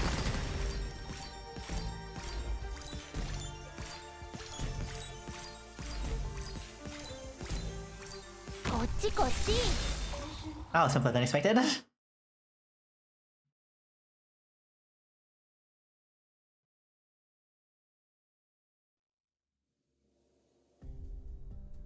You know, it's real hard getting an audience with you these days. NCOs. Yeah, that's tower defense gameplay for you. I'm truly sorry I was able to attend the Matrix funeral. Madam Sirius. Madam Sirius. I was deeply saddened by what has befallen the Browntail clan. Please let me know if there is anything Clan Silverash can do to help. Thanks, NCOs. But that's not what I came here to discuss. Your visit this time, Madam Sirius, must be to give me a chance to earn your trust. My sister once told me that you're the least trustworthy when you lower your head like this. I wonder about your opinion to me then. You don't have to beat around the bush, I don't like it. My sister used to scold me for being impulsive, and for not always thinking things through before I speak or act. I always wanted to prove to her that I don't need to hide under her ring, that I could do something for Clan Browntail. But now, as a new matriarch of the clan, there's no one left for me to prove anything to. I understand how you feel. I also have two younger sisters. And you think they're both smarter than me, huh? Both Encia and the Saintess? Think too little of yourself, Madame Sirius. However, I do think they share your persistence and determination. Is Encia okay? I heard she was in an accident. Thank you for your concern. She is safe and sound and has already returned home. You always keep that calm and composed demeanor. What I want to know is, these attacks on Niereg, including what happened to my sister, you know about them ahead of time? Well, this is the real reason you decided to visit me today. Encia, my sister had been helping you this entire time, isn't that right? I wasn't totally in the dark about it, but it wasn't until her passing that I learned. Your plans for Victoria, Rhine Lab, and what Monk has been investigating. There's too much I don't know anything about. Don't try to deny it. Don't lie to me, Enciodes. You have to know the truth behind her murder. You truly believe I had a hand in the Matrix's death? No, that's not what I mean. I don't know what Ratos was plotting with you, but I know for sure that whatever it was to protect Yerag. So, I will follow in her footsteps. Whatever Clan Browntail's affairs may be, I will take responsibility for them. Which is why I need you to tell me exactly what happened to her.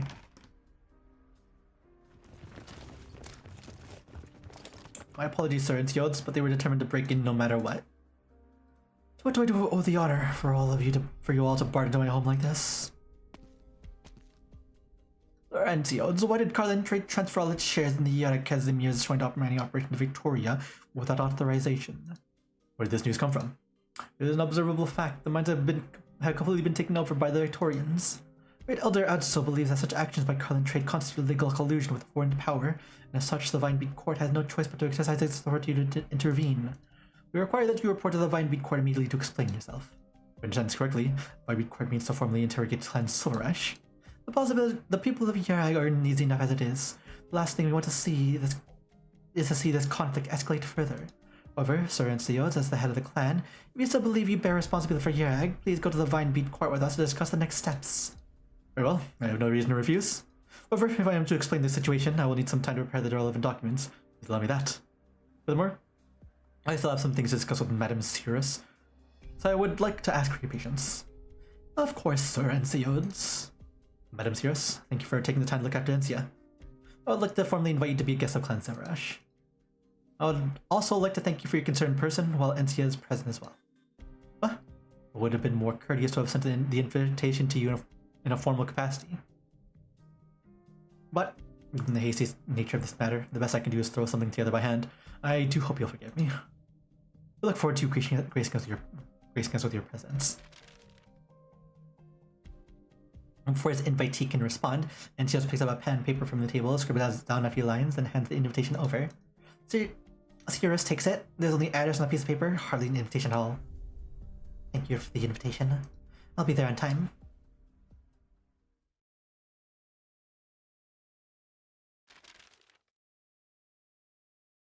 To Mr. Edelweiss of Carlin Trade, I hope this letter finds you well. Time you read this, I am yet to receive sitrep authorization from Rhine Lab, so please take note. This letter does not in any capacity serve as an agreement or treaty between Rhine Lab and Carlin Trade. Rather, it only represents my personal analysis of the recent phenomenon in Yarag. My specimen comes from the sound waves collected by the observation station at 3:19 AM on December 7th, 1101. I can say for certain that at that time, an unidentified object fell from the sky onto Mount Carlin. Although the chain of evidence definitely linking the phenomenon is still missing, the catastrophe did in fact occur 32 hours later. I do not intend to establish a causal link between these two things. If this crash is a singular event in history, then so too is the catastrophe. What I am preparing to do is to confirm whether or not there is an empirical connection between these two events. Additionally, do forgive my frankness, but if the hypothesis that these two events are linked does bear out, the outcome for Yarag is not optimistic. With whatever factor that has protected Yarag from catastrophes over the millennium may no longer be effective, or at least be in an unusable state. I would, of course, love to write this off as mere conjecture, but nevertheless, I also hope that Carlin Trade will be adequately mindful of potential risks moving forward.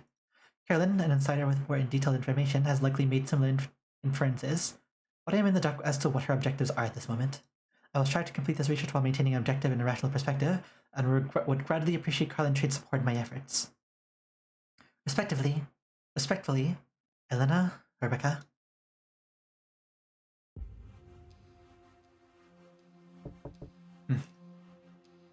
Come in.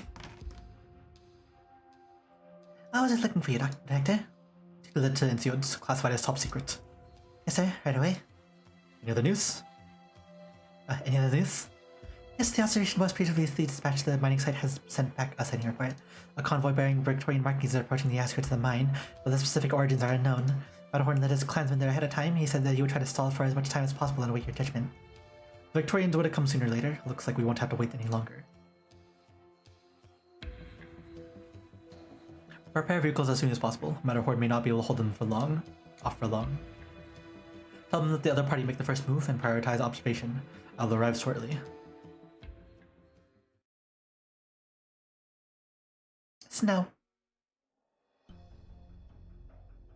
You still have a big forehead, like a big heckin' forehead. That's more than a 4, that's like more like a 6. I'm warning you, don't want to get down all the way. You know what's good for you? Simply following orders. The area ahead is a restricted warehouse, and nobody's allowed to enter without Carlin Trade's permission. Hasn't no one informed you that House Casta has acquired all Casimir's rights to the site? To the best of my knowledge, the handover process is still underway. We were only notified by Casimir's yesterday. Which is why we have to inspect all the assets in advance. If you have any complaints, you can take them up with Her Grace the Duke. Now, listen to your betters and open the warehouse door post-haste. Finally, someone worth talking to. Mr. Gnosis Edelweiss of Carlin Trade. Seems the introduction that we've prepared will be going to waste, good sir. Of course, naturally you also understand who I'm representing here.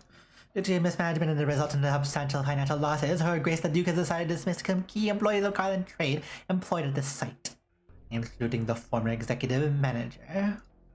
To this, I have no objection. I will cooperate fully during this handover process. Excellent. Now then, Mr. Edelweiss, please open the warehouse door. However, on this point alone, I cannot comply. What Matterhorn says true. There indeed are regulations pertaining to this confidential warehouse. I humbly ask for yours and Her Grace's understanding. Based on the information I have, the security clearance level of this warehouse was raised just recently. What do you say to this, Mr. Edelweiss? Allow me to explain. This warehouse was mainly used to store various kinds of industrial waste. Recently, the purification system and negative pressure ventilation system both malfunctioned. We temporarily raised the security clearance level and strictly restricted access in the interim before professionals can handle the situation. I fully understand Her Grace's concern about the assets acquired, but for your safety, could I ask that this inspection be postponed? Set the rest at hand, just open the door. All else aside, this is Yarg's mine. Should pollutants leak or any other dangerous situations arises, Yarg does not rule out the right to intervene through administrative measures. Once you offer to take a responsibility, I suggest you contact Her Grace the Duke once more. You're good to see you again, Mr. Matterhorn. Pardon me, Father. I'm afraid I have to ask you to wait a reception or how. I currently have business with our diplomatic guest. Mr. Edelweiss, I always expressly invited here by the Victorians. Since when is the Videbreed court so concerned with temporal affairs? Today, both the clan leadership and the general public are dissatisfied with the way Carlin trade has been engaging with the Victoria. The Great Elder has summoned Santiago to an inquiry into the matter. Perhaps you will also need to report to the Vinebead court soon. Why then, would a cleric feel the need to accept an invitation to come here before that? I wish to ensure a smooth handover process, and hope that Carlin trade is willing to cooperate with the fullest extent. Please open the warehouse door, Mr. Edelweiss. Given that the power has been restored by the third clan, perhaps the Vinebead court would be more representative of administrative measures. Butterhorn, open the door.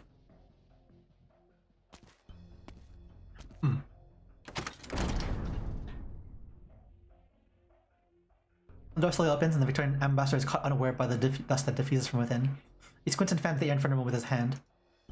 There's neither the smell of industrial waste nor the texture of energy near dust.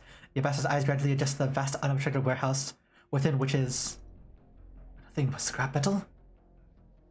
Say it here, there's nothing here but industrial waste. Please leave as soon as you finish your inspection. Staying here for an extended period of time would be detrimental to your health. Everyone stay put. I'm conducting the inspection myself.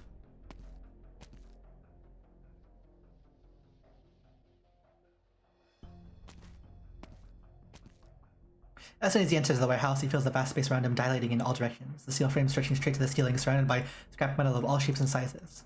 There's no way such a large warehouse was set up just to store these things. It's far too pretentious. You approach the bottom of one of the shelves and reach out to rummage through it with no particular aim in mind, clinging metal echoes through the warehouse. Wait, what's this? Still have intact. I can still look at the insignia of Silverash's private army. The Shigata. These are originally weapons and gear not improperly disposed of after being thrown in the shredder. Andy bubbles up, and he keeps looking elsewhere. Though Carlin trade has been quite meticulous, a few clues are bound to leak through. Of course, of this he is certain. Because of Victoria's newest equipment, as well as large caliber naval gun parts, all failures unable to break through the technical barrier. Army designations, the insignias, many other terms in Yagi language. He quietly memorizes them all. Sir, are you done yet? Yes, I am.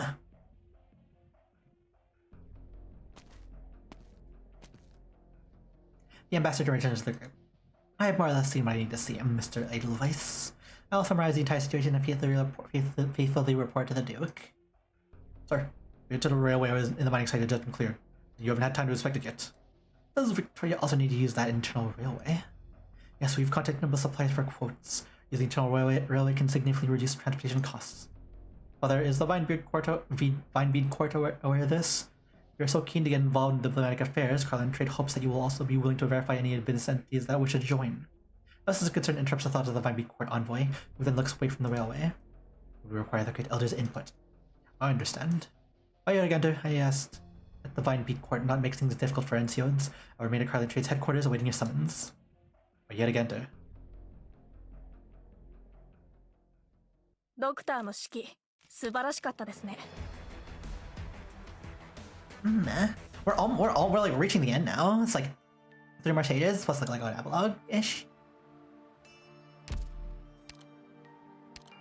Also, Hector. It's great to see you again, Doctor. I reviewed my time on board and my workflow at Rhodes Island. I'm pretty confident I can handle anything that comes my way. You've always been satisfied with my work?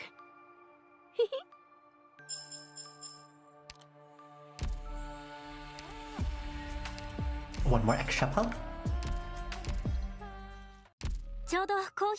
Are we crazy? We just pulled a flame immediately now. That's why. I am Ansel, a medical intern. I'll be.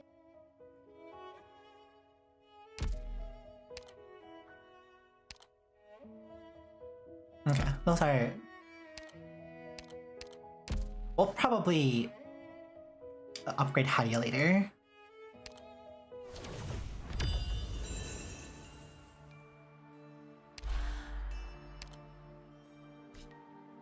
Oh, that's a... quite... okay. Interesting.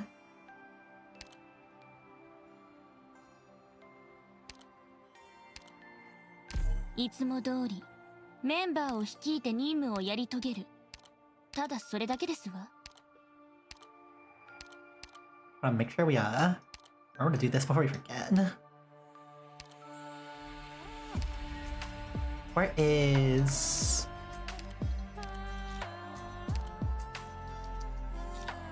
Oh, there she is. Favorite.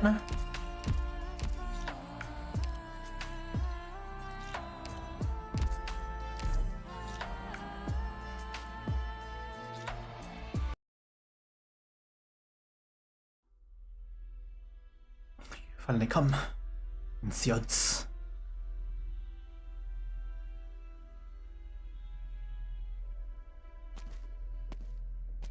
Oh boy, blather, blather, blather. Rabble, rabble, rabble. Naturally, I would not dare refuse an invitation from the Vinebead Court. Great Elder adds so. If I remember correctly, I shouldn't take very long to get from the Silver Rush domain to the Vinebead Court. Rabble, rabble, rabble, rabble, rabble, rabble. The old men are rabbling.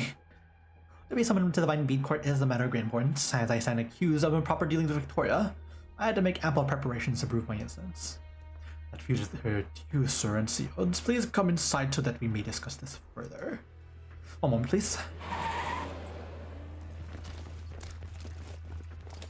God, Silverash's army is so cool, okay?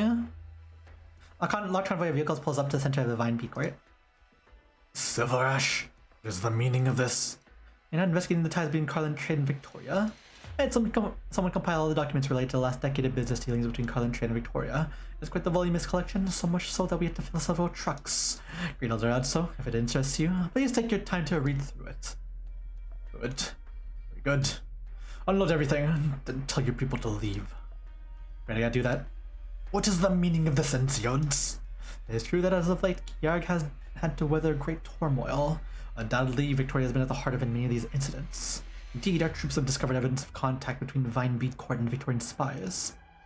The empty accusations, but proof what right do you have to investigate the Vinebead Court? Investigate?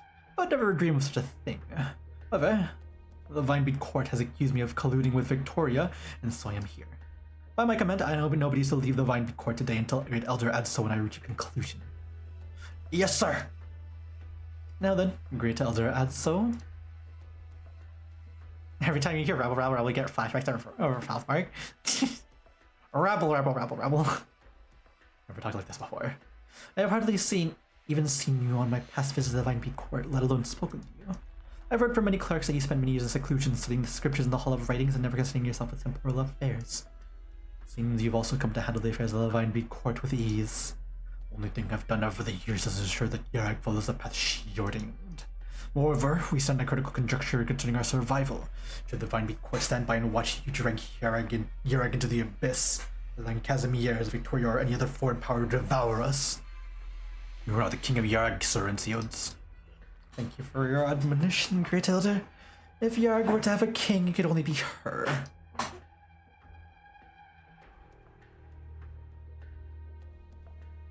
Like rep and stuff.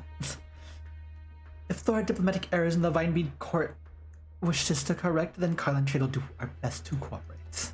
However, there's one question that puzzles me, for which I seek your guidance. How exactly is the Vinebead Court negotiating with the Victor? Is it using all of Yarg as a bargaining chip? Elder! We just took all your hands. Silverash troops have already blocked the way down the mountain. We'll go check the back door and the secret passage. I wouldn't bother with that unless you're keen on searching for Shigata. Don't be alarmed. By Yaragander, I had no intention of attacking the Vinebead Court. Everyone outside to rest where they are. You must move without my order.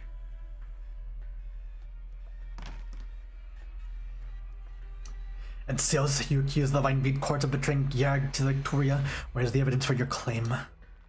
Please be patient, Great Elder. It will take some time for the evidence to be delivered here. In other words, you came empty-handed yet still chose to resort to violence against us. You should know what the price is for doing this, head of the Silver clan.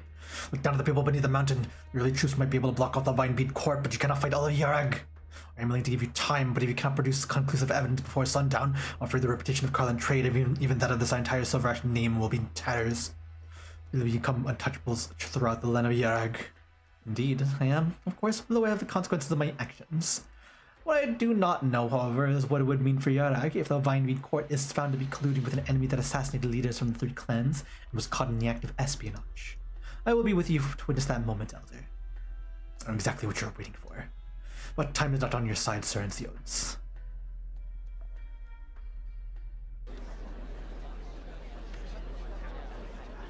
Listen, you're invited by the Vineweed court to participate in the blessing ceremony, and Silver Goons have no right to stop us. After his illustrious career, the Black Knight was unshakable, even by the most fearsome opponents. But now, looking down at the teeming crowds crammed onto the narrow mountain road, she feels utterly helpless for the first time. Haven't we seen a single cleric here? What is Silver Rush trying to pull? Please calm down, everyone. The Vineweed court has encountered some extenuating circumstances. The Enciodes is assisting with the investigation. Give me an invitation and you're telling us that there are extenuating circumstances now that we're here. What the crap?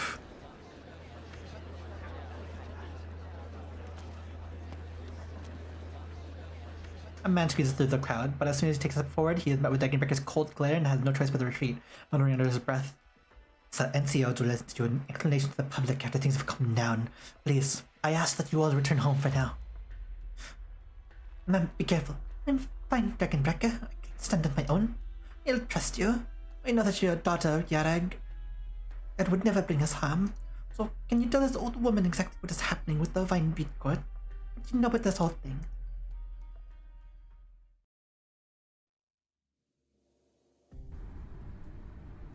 Shaky, shaky. A vehicle winds its way along the mountain road. Outside the window, dense dark clouds are gathering, mingling. The window rolls down, and a few snowflakes laced with unidentified impurities slide into the car before disappearing without a trace. It feels a little better now. Our informant, Victoria, and the people from the Vineweed court have left the mining site and not made any further moves. Well, given this weather, we can expect more heavy snow. It'll take a lot longer to get back to headquarters than expected.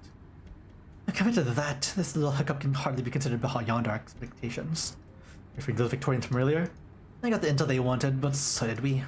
I mean, the Vineweed court. The Vineweed court, huh? The fact that they'd show up here instead of calming the populace is rather strange indeed. Evident they were completely unprepared for the situation, and their deliberate attempts to hide their schemes are easily seen through.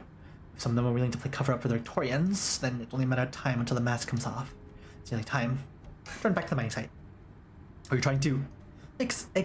The exit ways there are now open, making it a good place to leave the country. As you just heard, Enciodes already surrounded the Vineweed court with his men. He deliberately made a big show of things to alert the enemy. Those hiding in Yarag would definitely be itching to seize the moment.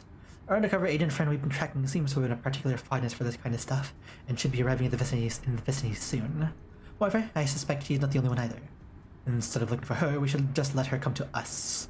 Gather evidence together and keep a close eye on the entrance to the mining site. Pay extra attention to the people who helped her escape.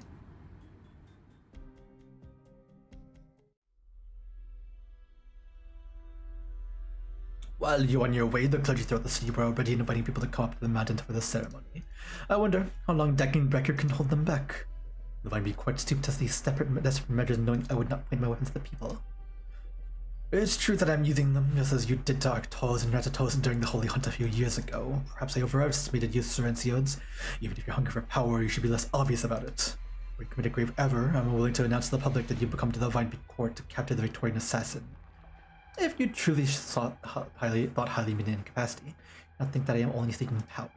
All I care about is the future of the land of Yarag. So a violent coup is the best path forward. Yes, because our Victorian friend sits in a position that cannot be reached except through violence. What you say is true, Sir Enciodes.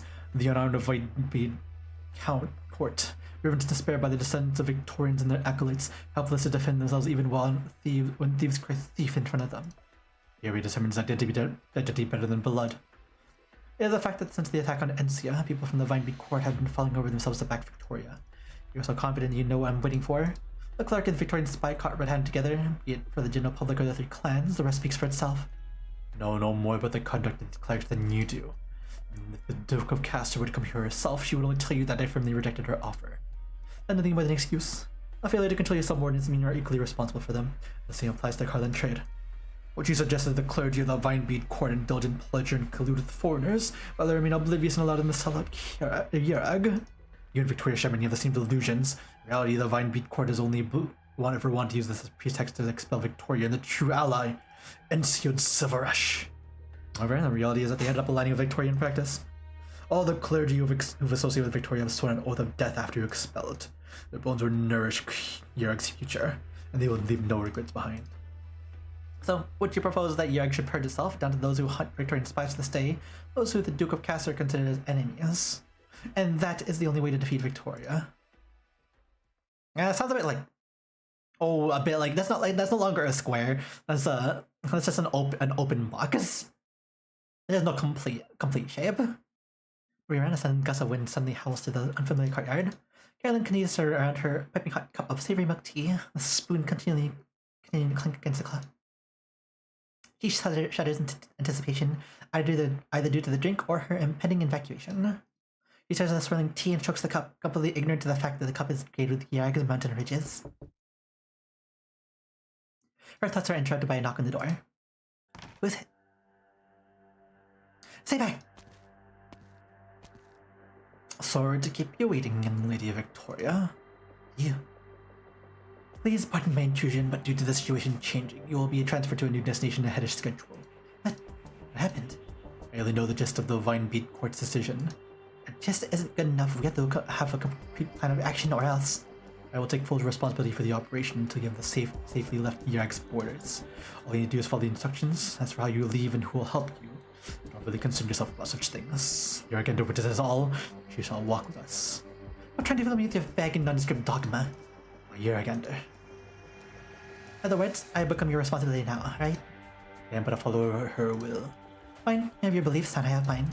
Since we'll be working together, let me remind you that if this operation fails, your side will also be exposed. Right. Does that not worry you at all?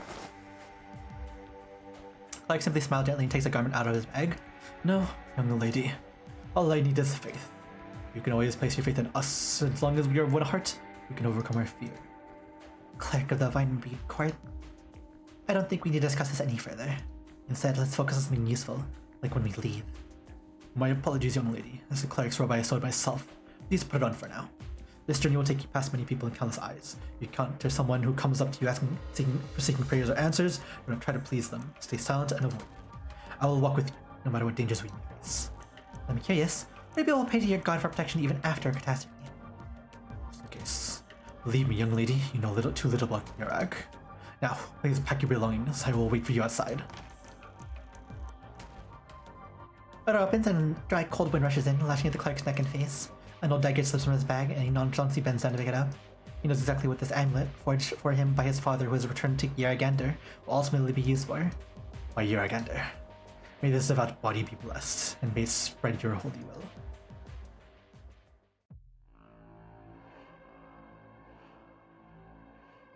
They brought excellent seeds to Yarag as well as machinery. The Vinebead Court has never denied these contributions. To be frank, I have never seen anyone so complicated in my already withered life. Hero. This has nothing to dispel my doubts. Compared to these acts, the Vinebead Court seems to only recognize friend and foe based on where they come from. Then allow me to ask you a question first, Sir Ensiods. In your heart of hearts, what exactly is Yarag? I've already answered this question through my actions. Victorian-style buildings, Victorian-style weapons, Victorian-mandated laws. Is your answer? Unless we choose to seclude ourselves deeper within the mountains, shunning both external disturbances and any further advancement. Otherwise, you might even be able to see things from Lateran or Lithanian wonder. Till one day, you will Yarag believe in nothing but Originium and money. Unless faith itself can be sold. Once the shell of Yaragander is ripped open, the people shall no longer hold any reverence for eternity. They will only chase after their own values and desires. They will hate the strong because in this new theater, the more one abandons morality, the stronger he becomes. They will hate the weak because the weak will come to occupy the crevices of pity and charity.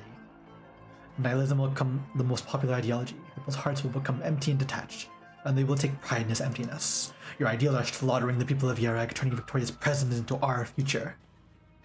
The Yaragander in the Vinebead Court worships. The Yaragander that the Vinebead Court worships is far more fragile than the one I worship. And if all it takes To overthrow our sacred beliefs are a few foreign tools, and how has Mount Caroline stood to this day? How could it be that foreign tools can cover our mountains and rivers, yet foreign ideas can never be touched? If this is what you believe, then you must also admit that what can conquer the body can also conquer the soul. When in a dark and hopeless era, you must race faster than the clouds to avoid being swallowed by darkness. Faith should not drive people to become accustomed to the darkness, rather unwaveringly affirm the yearning for light. Yet the more pious one is, the more destitute he becomes. In due time, he will see piety as a noose and begin to hate the history of faith itself. Which is why those who adhered to the teachings of Yaragander were ridiculed as pedantic and ignorant. Without it turning on the tap, there is no clean drinking water. Without applying chemical fertilizers, there is no fertile farmland. You leveled the mountains and forests to build your factories, then sent the displaced back to the ruins of their homes to either sell their labor or die. The lives you've improved for some are fed by the happiness you've stolen from others. O eloquent Grand Master, I asked you, how should we deal with the stragglers left in your wake? You're right. It is a heavy responsibility I must accept. However, the Vinebeat Court only fantasizes about incremental change while it continue to regard doing nothing as a virtue. Such people have no right to judge me. I have never sought to block Yarg's progress. My only responsibility is to pull the reins on self-important tourists before things spiral out of control. You're moving too quickly, Sir Ansiods. A way to reform the Yargander. The way to reform the format of Yargander. A way to punctuate prayer passages, which hand to raise during rituals are debates that can last for centuries. Elder of Clan Browntail, you have both the talents and the platform, and yet you only yearn for the solace of the other's shore. Yet when you hide away in the hall of ratings and philosophize from your armchair, you know anything about where Yarg is actually headed? What I know is that Yarg would never let an apostate take the helm, and I have never been one to philosophize from my armchair. You are not the first apostate I have dealt with. What memories come to mind when you hear the names Olafur and Elizabeth Sorash? But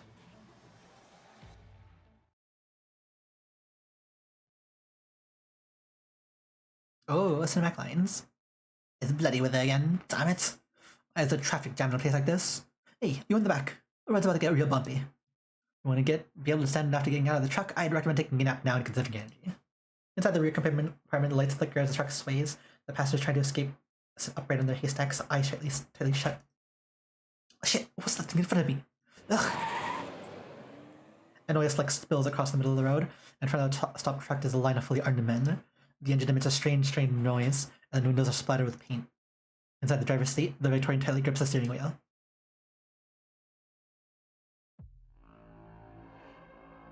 Oh, right here.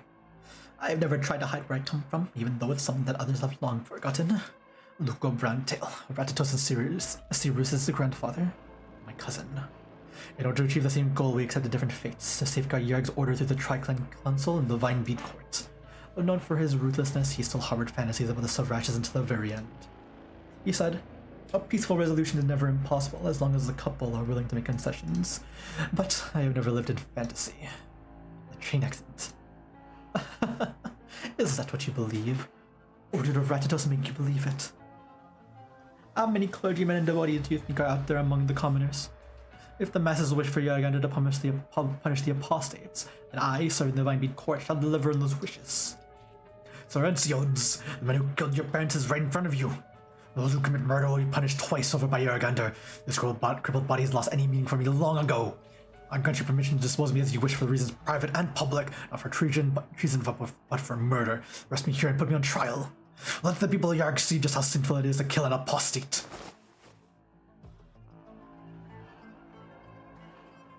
The old man wobbles his feet, his withered fingers clenching into fists as if using all his strength. Suddenly he stretches his arms out before Ensiods. Like a sinner waiting to have his confession heard, his cloudy eyes shine with a glimmer of light, as if seeking decades of old grudges with another's anger.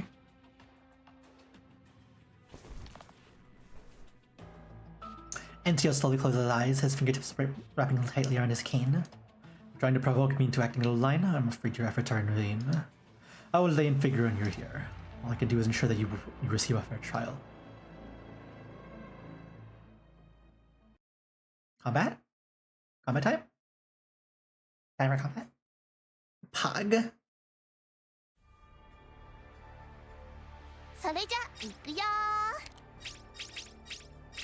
Oh, it's just gonna let's beep them. Bang.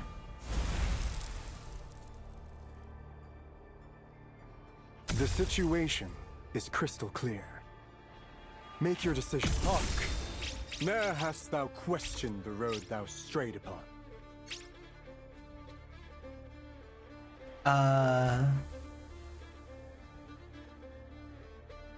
This is dangerous. This is super dangerous. Splendida giornata quest'oggi. You could do it again. Make your decision. Thy trampling of this hallowed ground. Flowers imbibe. The lady in suit and tie dance with her blade. 迷っている暇はありませんわよ。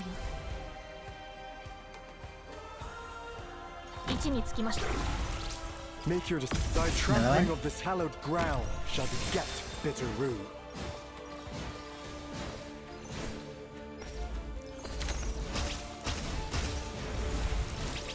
Doctor, すぐにご決断を。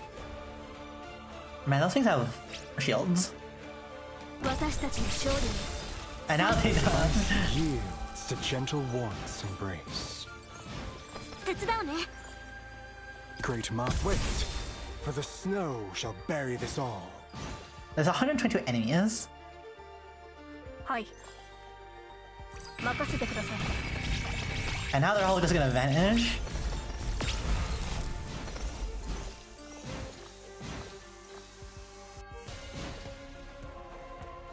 Hap. Move! I'm all stocked. Stay clear of the blast. Ready to go. Great mind, thy trampling of... 失礼します。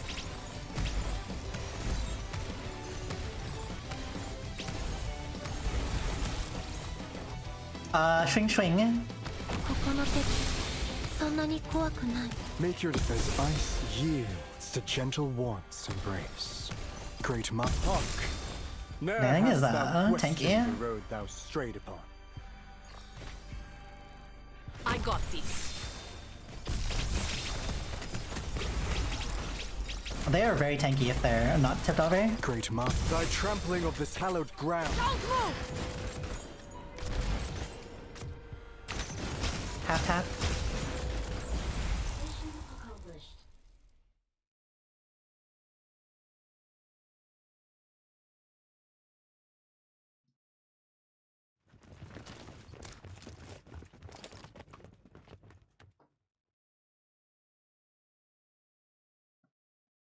Alright, up. You in the back. Keep up. Alright, until to get to the target should be around here. Search craftily and leave no stone unturned.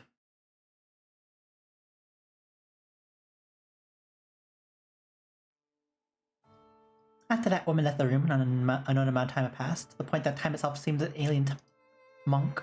Yet only a stinging pain of ropes tightly binding her reminds her that she had not lost consciousness. Finally, a helpless sound comes from beyond the door, and Monk musters what might he have left to shout out. Over here. When can we get her as an operator? She has a drone. And she has a crossbow. She's like a sniper, essentially. Be so fitting as like a welfare operator, or like a 4 or 5 star. Can't believe she hasn't been released yet.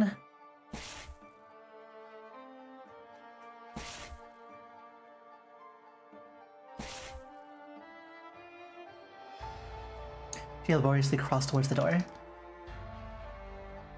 opens. Monk. Monch. Madam, why are you here? We've been searching for you ever since the catastrophe hit. The damned Silver Ash, pretentious bastard. They actually had some useful intel, but in the end I ended up having to do all legwork myself to find you. What are you doing? Here anywhere? Wait, your leg. I'm fine. Madam, listen to me. The researcher I'm tracking, she's from Victoria. More important, she's got ties to Columbia. What they're really after is...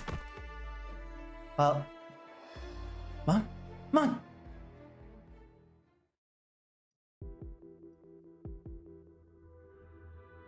Along the narrow-bound path, the convoy slowly plods onward. After the incident's sudden outbreak, no shortage of people left their cars to observe the conflict's epicenter. Turn off the engine. Get out. What What do you think you're doing? What the hell are you people? I'm an industrial investigator dispatched from Victoria. What's illegal obstruction of official business?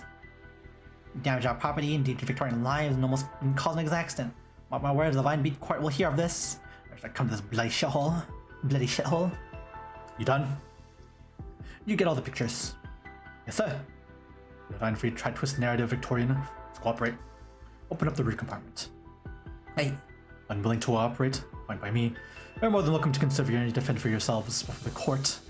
You're cold. I offer you a blanket. Matterhorn waves his hand, and the guard pries open the rear compartment without a word. Right upon a haystack there is an old cleric. He brushes the dust off his body and walks out. It is an emotionless affair, hardly amounting to courage.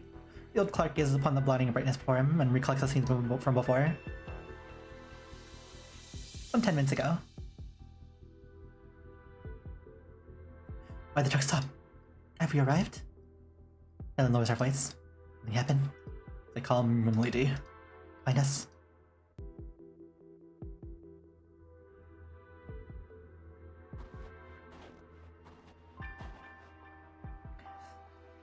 I didn't expect to find you here, clerk of the Vine Beat Court.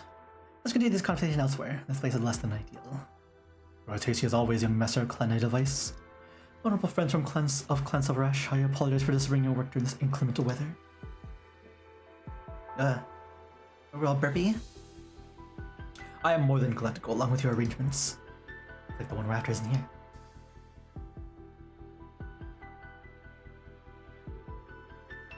I do believe this is where we part ways, young lady from Victoria. Making off? No, I'll stay here. Just keep walking forward and don't look back. Entrance isn't far off, so Rash's people will surely notice this truck. Get up here before they find you. Why, you're a gander. Trust me. Old Clark helps Carolyn up. It was you said. But you'll also be exposed. That too is Yaraganda's will. What I cannot change, I shall therefore accept. I asked only for her forgiveness. I can't say I understand what your beliefs truly are, but maybe someday I will. I respect your beliefs, so I will also try to find a way to live in peace. Best of luck to you, sir.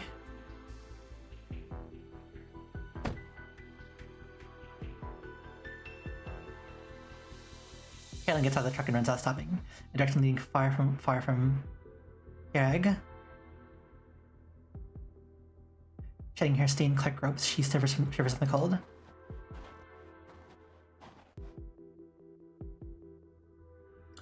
Alone, she walks through the vast, pale mountainscape, until in the distance a dark tunnel entrance beckons to her.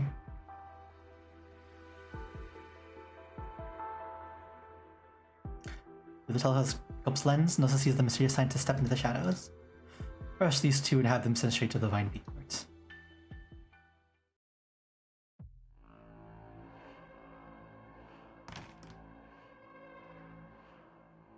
Ebraton. I'm afraid I cannot grant your wish, a great elder. On hearing the long-awaited voice, Enciod stands up and walks past the old man who remains frozen like a wooden sculpture. Nosa executed the plan, and the Shigata deployed to be the honest signal. For the presence of these wraiths, the clerics could do nothing but stumble back in their abodes, their tender faces affixed in fear. I'm one of the Vine Beat Court's clerics. You can't treat me like this. Shut up and stop resisting. Master Frazier too. Please, help me. The one just brought in was the once arrogant envoy of the Vine Beat Court. His gaze sweeps over the shrouded cleric, and he shakes his head. All the fray? I believe I can now explain your actions. Gloria's agents conspired with the Vine Beat Court's clerics to smuggle spies out of the country through the Vine Railway, but were caught red-handed thanks to Carlin trade. Before that, you were assisting the Victorians with scouring the mining site for mediated ill intent. And lest you forget, you protected the suspect following Retata's funeral. He will formally be put on trial for these crimes. Yargander, forgive him, for he knows not what he speaks. To the fact that spies have infiltrated the Vine Beat Court, I urge you to not resist. Cooperation with our investigation is the only path to leniency. Take Elder Great Adso, Father Frey, and the other elders of Vine Beat Court away for questioning. The clerks are to remain here, awaiting their summons. Yes, sir! Now then, Great Elder Adso.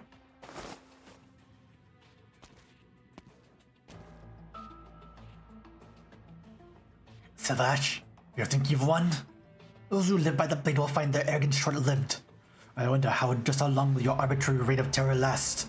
Not making any unnecessary movements, Adso gives a slight nod to the crowd, then slowly walks to the door. Great Elder, what should we do? Survive. The rest is already written in the scriptures. I have nothing else to say. You are her servant, and whatever happens, you must act according to your conscience. Take him away. Oh, take him away. By your Gunter, may the guilty receive their fair trial.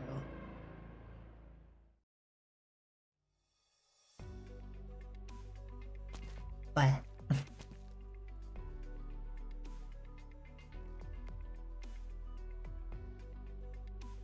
The man in mineshaft. The torches and tunnel lights don't work anymore. Bend down carefully and watch your head. If we wrap around from this side, we should just be able to make it. Ugh. Watch out! Come over first. Watch your step.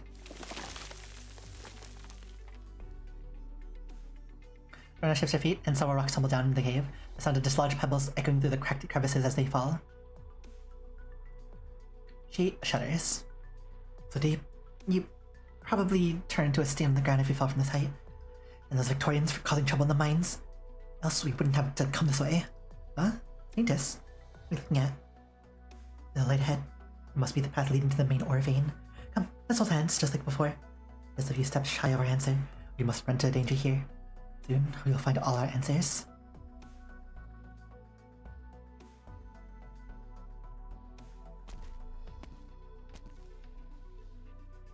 Map is illuminated by the flickering light of the oil lamp. They hardly converse, moving forward in silence, their steps filled with both fear and anticipation. But eventually, the search comes to an end. You sure this is the right place? Might we have made a mistake? No, I'm sure of it. This is the mine I previously calculated and located. There's no way this could be the wrong place. But what are you two talking about? This is the place we were looking for, yeah? According to my plan, we should be able to find a original vein here. My deduction to be proven correct if and only if it exists. This place is an Orion mine. What? I investigated and analyzed everything. These are all just ordinary Orion deposits. No chance to relate to the catastrophe. Alone any traces of extraterrestrial objects. What did go wrong? Why? We clearly saw a bunch of trucks transporting Virginia on our way here. How could this all just be Orion?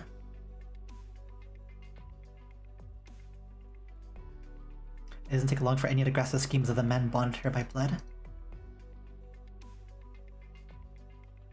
Indeed, we came to the wrong place.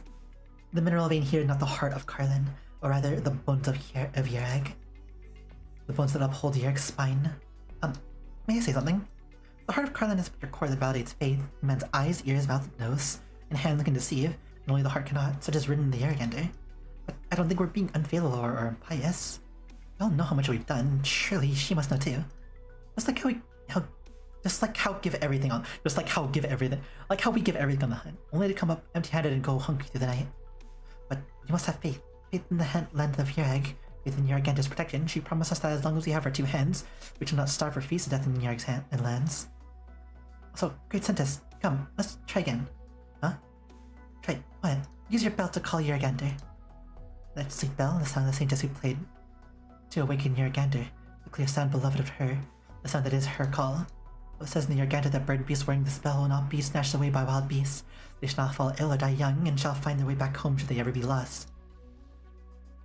For one's heart to be astray is to be lost too, right? I don't totally get what it means, but I heard it from one of the clerks of the Vinebead Court.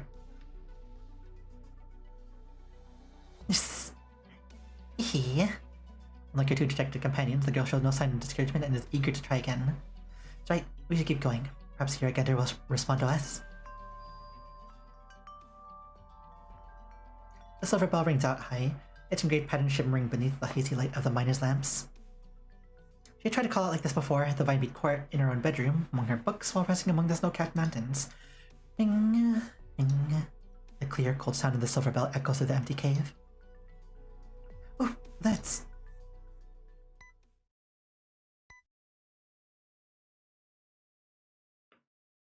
The Black Silence? Okay, that's not the third time we made that joke. No more making that joke. Sound, this frequency. Why doesn't sound so alike? Oh, cool. Archive corrections, fella. Did you discover something? That frequency. That goes if your bell throughout the cave sound just like that one audio recording from the observatory. Almost identical, even. Just a coincidence? Coincidence? No. Nature, no two snowflakes are exactly alike. Say, Saintess, where exactly did that bell come from?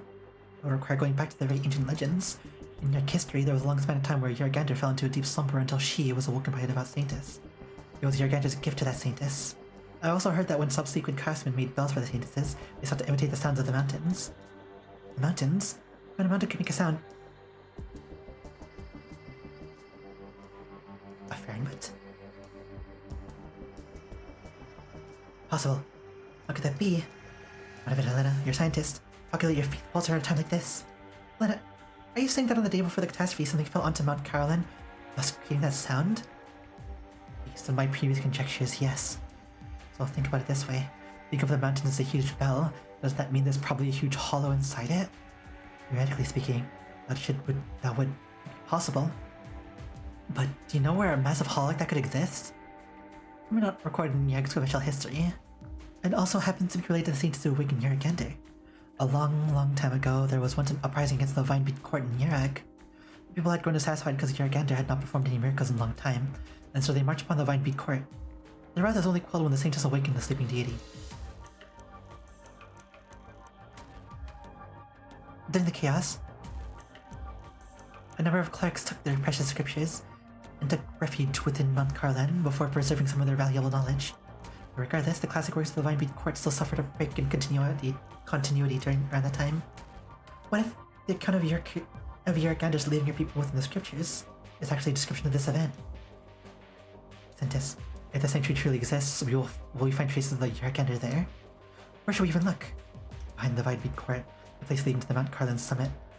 Enya tightly grips the silver bell in her hand. She seems to hear the wind and the snow as well as the footsteps that would occasionally shadow her while she worked at the Vinebeat Court. Whose voice is that? Who was calling to her from behind? Would pat her on the shoulders and bring honeyed pista milk to her while she was burning the midnight oil to organize her scriptures. All she can hear and see is the pure snow that's never stopped blowing with the wind. Oh, Yargander on high. Please grant us your guidance. May the path we walk be true.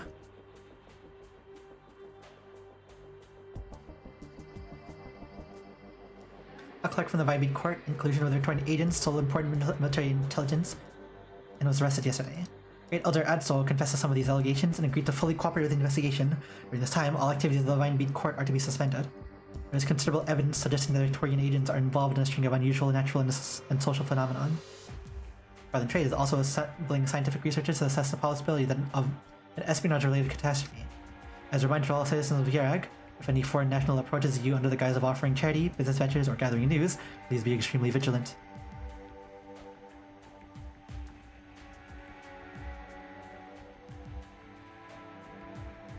I knew it! A great elder and the Victorian Duke are in cahoots! Look at what those bastards have brought upon us! And there's been just one big understanding. Even if the Vinebeat Court has betrayed Yargander, goodness, they've been mucking about with the Victorians and used to give them the benefit of the doubt. Hasn't Colin Trade you seem to trust so much been dealing with Victoria this whole time? Only reason you can even hear all this on the radio is thanks to Colin Trade. What about the Vinebeat Court? What have they ever done for you? Stop your bickering. Victorian Broadcasting has a response. Shut up and listen. I don't give a damn what they have to say. Makes sense to all this. So Wilson, you are highly respected by Her Grace the Duke, as well as an expert on the Yarg affair. We'd like to ask you, how do we interpret the attitude displayed by NCO and Silver Ash? I see it nothing more than a way of quelling the public discontent in Yarag. NCO has always been a close partner of Victoria. Do you find that somewhat difficult to believe? Even based on publicly available information, it's an indisputable fact that Victoria has been the primary beneficiary in many of the trade contracts strongly spearheaded by NCO himself. Help of Carlin trade, Yarag's development has almost entirely come off the back of Victoria's aid, in the import of breeding beasts and fertilizers to railway technology and even iridium processing. In return, NCO is committed to handing over more than 40% of Yarag's natural resources for Victoria's development. Not long ago, Carlin Trade also handed over a mining site that was being worked by Casimir to the Duke of Castor, and it seems that NCO is trying to maintain an attitude of ambiguity. That being the case, are you not worried that his attempts to soothe the public will anger the Duke? Lest you forget, NCO is the Duke's grandnephew, and the blood of Castor flows in his veins. The delicate understanding between him and the Duke is, without a doubt, difficult for outsiders to grasp. You may not know that even while he issued the statement, he also submitted a new mining agreement to the Duke, who has already signed and returned it. I expect a joint announcement on this matter in a short time. I obtained the key points of this agreement. Would you like to share them with you here? Do take a look at these graphs, good sir. Colin Trade is willing to entrust 100% of future mining rights to a foundation that jointly with the Duke of Castor. This truly is just the tip of the iceberg. Look at what comes next.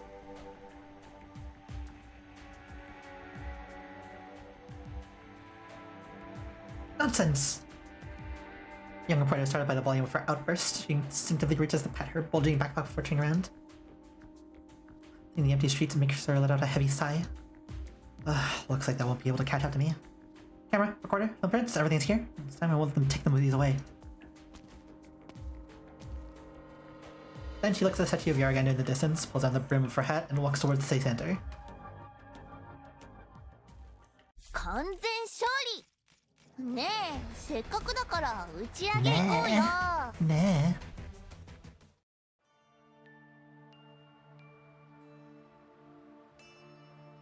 えねえねえ早くして。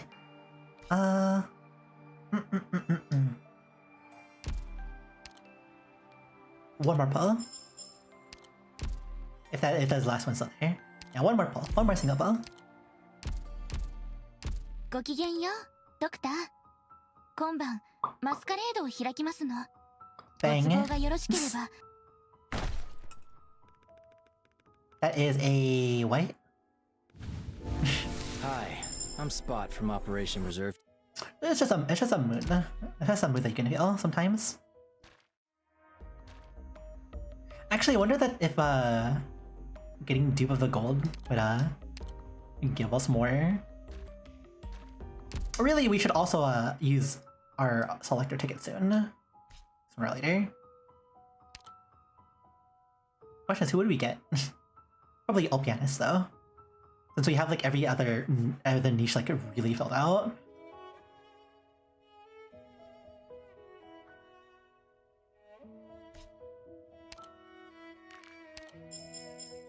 I'll take the free supplies. What's this? Oh, that's just more supplies? Pog. Cool.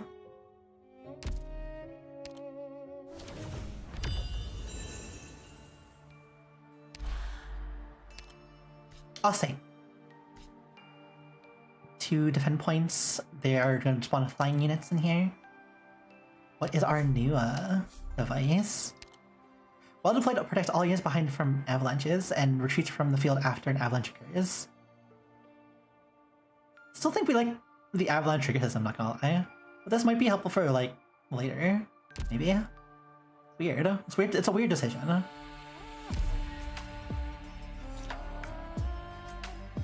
Well, we like using these aggressively. Empty silence leaves one feeling colder than ever. The reporter's heavy bag slows her down, her footsteps upon the snow clear for all to hear. As people done before, even here. Miss, sorry to bother you. Can I ask you a few quick questions? About? Right now, Carlin Trade. I'd rather not have to hear that name. Lorenzo needs to come out and go over why he signed those agreements already. Resources for development. Rubbish. All we got for our resources was a catastrophe. How's he going to explain that, huh?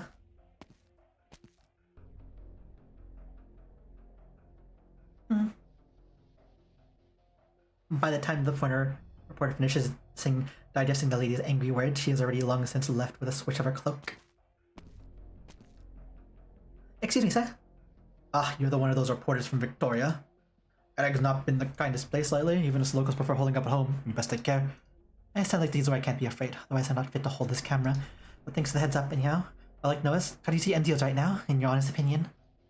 Sorry, miss. I think he's cheated Yarg, but Victoria's worth doubting too. I've seen how big the changes here have been these past few years. If you said Enzio's hadn't had any difficulty making those changes, then I'd say you're wrong. If only the great elder of the court could come out and say a few words, I'll be fine. I sound flies past the tip of the reporter's nose all of a sudden, crashing the store window behind her. Get out of here, Victorian scum! The odds the Vine Beat Court, us, we've all got nothing to do with you. Still got stones like pictures? Get that Fane off our land already. Nothing has left her with complicated feelings more than this moment. She has seen the ordinary people of Yarg slowly become more distrustful, more on edge. Yet she also seen once trusted members of the camera crew sneak into her room to inspect her drafts and camera over and over. As the man picks up yet another stone, she bows goodbye to her interviewee and runs away from the scene. Seems her only choice is escape, but escape to where?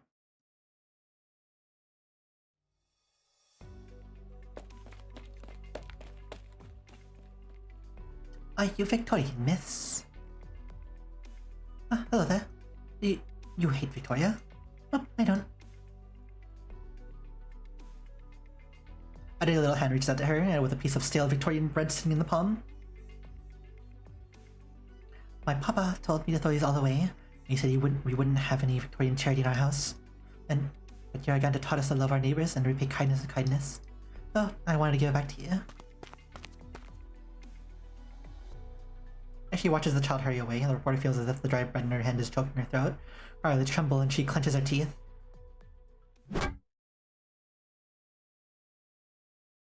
You just toss her into the floor. Or someone bonk you. Oof. Get into the car. Don't let anyone see. Last thing she remembers hearing before she loses consciousness.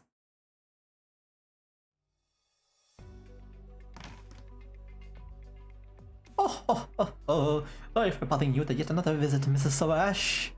Perhaps you would rather be seeing some other pretty face during all this hubbub. There's no need to be so humble. Yarg is indebted to you for your care, and I'd hoped for the chance to express my gratitude. Hardly. It seems my long-awaited return has left me awash with churning emotion once more. I would like nothing more than to be a bearer of good news every time I come over, but throwing my old bones into the mountains for some peace and quiet. Life is a fickle thing. It demands we improvise, does it not? I do believe you're here to give me some bad news, Lord Viscount, but not in the name of Castor. I'd rather not mix up that old lady's affairs again.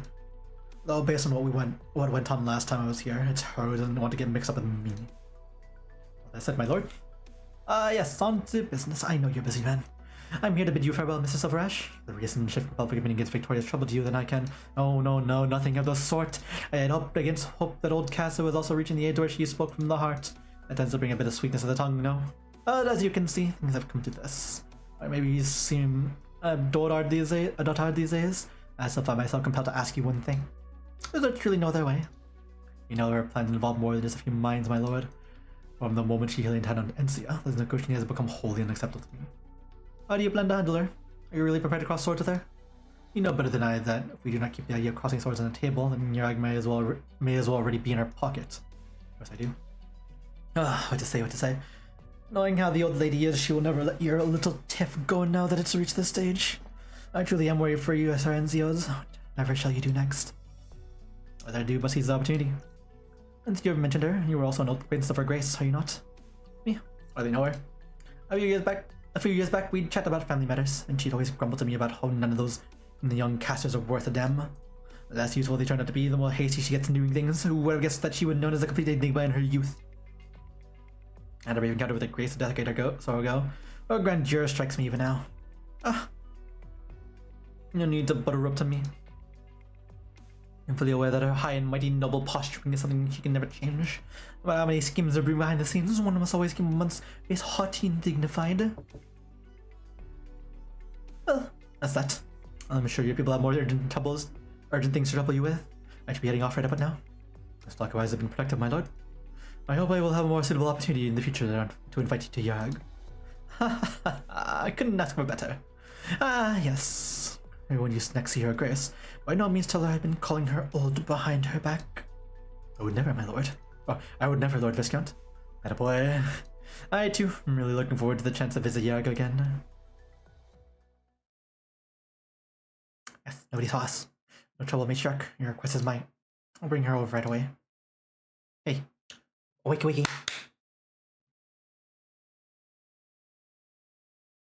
Hey, you're finally awake. Caught in that Imperial ambush. Same as you and that thief over there. But is sleep not enough for you? Get up. Matriarch has things she wants to ask you. But who brought me here? How long will it take you to learn a gentle touch? I'm sorry, Matriarch. Yeah, no, she was definitely not dead. Hey, you awake yet? Not dashing about unless you feel like the ropes around your wrists aren't chafing enough. Ratitos. Matriarch Ratitos, I thought you were... Not a single burn on me? Surprising, isn't it? When you get the chance, tell your colleagues that when dealing with the brown tails, best check the room for tricks. My colleagues? You're honest now, my little spy. What were you hoping to capture on that camera of yours all those days you were thinking about? Wait, you must understand me, madam. How can I be a spy? Well, the other spies we got said too. A guard's rifle through the reporter's back reporter's back and throw its contents to the floor. What she has taken and developed the past few days. Wouldn't care much about you if you take pictures of local traditions or even patrolling guards. But you didn't hesitate before taking a bunch of pictures of the Vine Bead Court. You even went to a few mountains, clicking that shot of yours. Don't think I don't know anything. Retracing. Whether you believe me or not, I am really nothing more than a regular reporter. If I was a spy, why would I be walking around with all this evidence on me? With all this chaos going on right now, I could have easily given it all to my colleagues at the TV station. That's what you need to explain. Fact of the matter is, you're carrying a great deal of suspicious material, and in a very strange itinerary. How did I know you weren't trying to flee? Because I'm trying to protect that material. The Duke of Castor wants control over public opinion. The news office sent people during the camera crew, and they've been sneaking into my room to edit my pictures. If I didn't try to get away, most of them would be confiscated, maybe even used to misrepresent things here. Everything they do is to watch Victoria trying to strong-arm its way into Yarag. If you think these pictures will be of any use to Yarag, you can have them all. I just want you to release them to let more people know what's going on here. I don't need Victoria's support, but real, actual help. Tricky. Is NTOs able to take a call right now? He has more pressing matters to handle, so he sent me his support. After my lovely funeral, I handed the spies we captured over to him. According to our agreement, he was supposed to send backup. In the end, he only sent one woman, even if he is the Black Knight. Sure if I should call him generous or stingy. So, what's his plan for dealing with Castor? So gathering information on our enemy, I was all sent here to help with your interrogations. The most critical thing to find out now is if the reporter has taken any photos of things in the mountains. Ah, yes, our little friend here. I can tell your shames, but first, you need to promise me. Well, answer all my questions. I'll send right to you.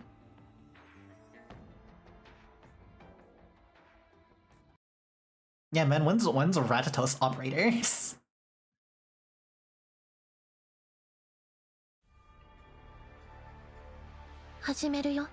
Ooh. Targets detected. Looks like we're gonna have to, like, actual guarding. Interesting thought.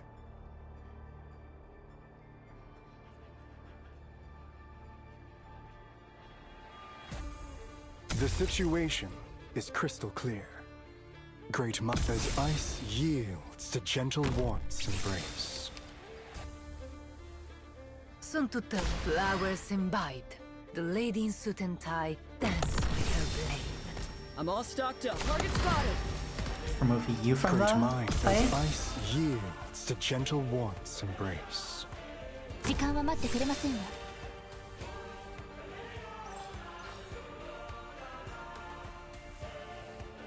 Can you reach over there? すぐにご決断をさありません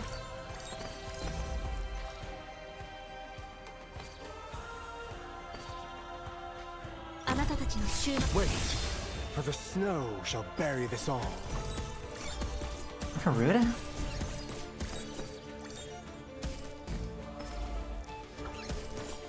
So much why the rush?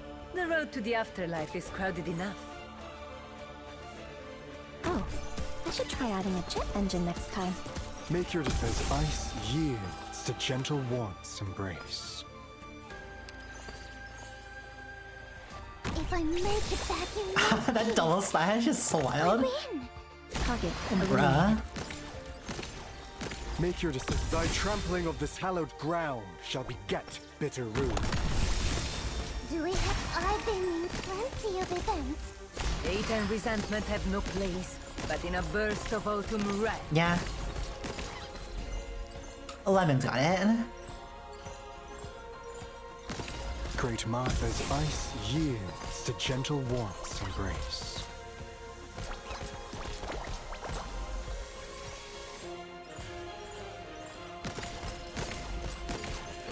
Ready to go. Stay clear of the blast. I'm all stocked up.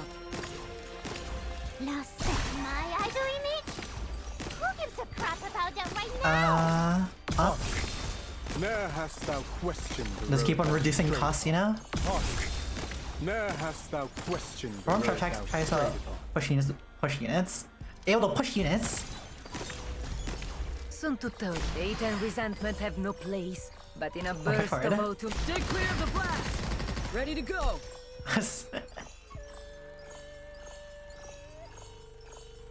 Good stuff. I'm all stocked up.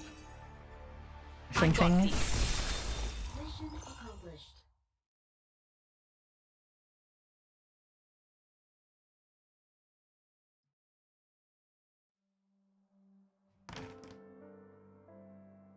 Anti-office. Narcissus is unused to the site. He walks to his desk under his mug filled with steaming hot fresh coffee. The document with NCO's signature. Letter of appointment. Would have killed you to come over and say goodbye.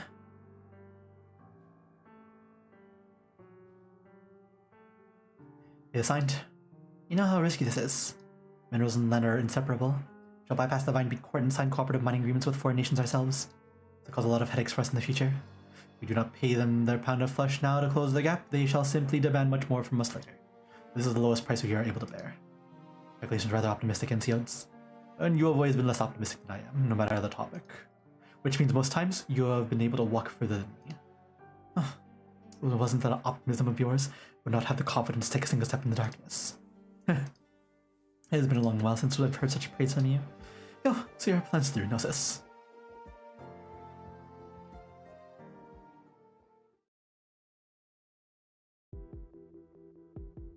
Everyone from the middle management above is here. We can start the camera anytime. You're recording. Sir, what is today's announcement about? I've gathered you all here today to announce a major change in personnel. As of today, NCO Silverash will no longer serve as chairman and CEO of Carlin Trade. NCO admits all responsibility for the recent occupational incidents and has resigned. The board of directors has already ratified his request. At the same time, the board has decided that I, Gnosis Edelweiss, will take over all of NCO's duties. Now, allow me to make the first proclamation of Carlin Trade's new era as a representative of the board, with our colleagues and to the people of Yarag. Carlin Trade shall be ceasing all collaboration with Victoria. As for the many past agreements that NCOs insist on signing, they shall all be temporarily paused until the board has decided on further courses of action. This extraordinary time, I ask all our colleagues to work hard at their posts to keep the development of Yarag at the forefront of their minds and to sweep away the lingering problems of the past. Yarag needs us.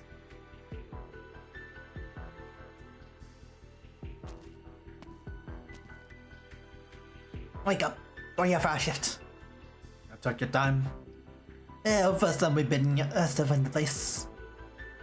Oh, this lot been much trouble. Most of mind talking much, just mind the lead, geezer.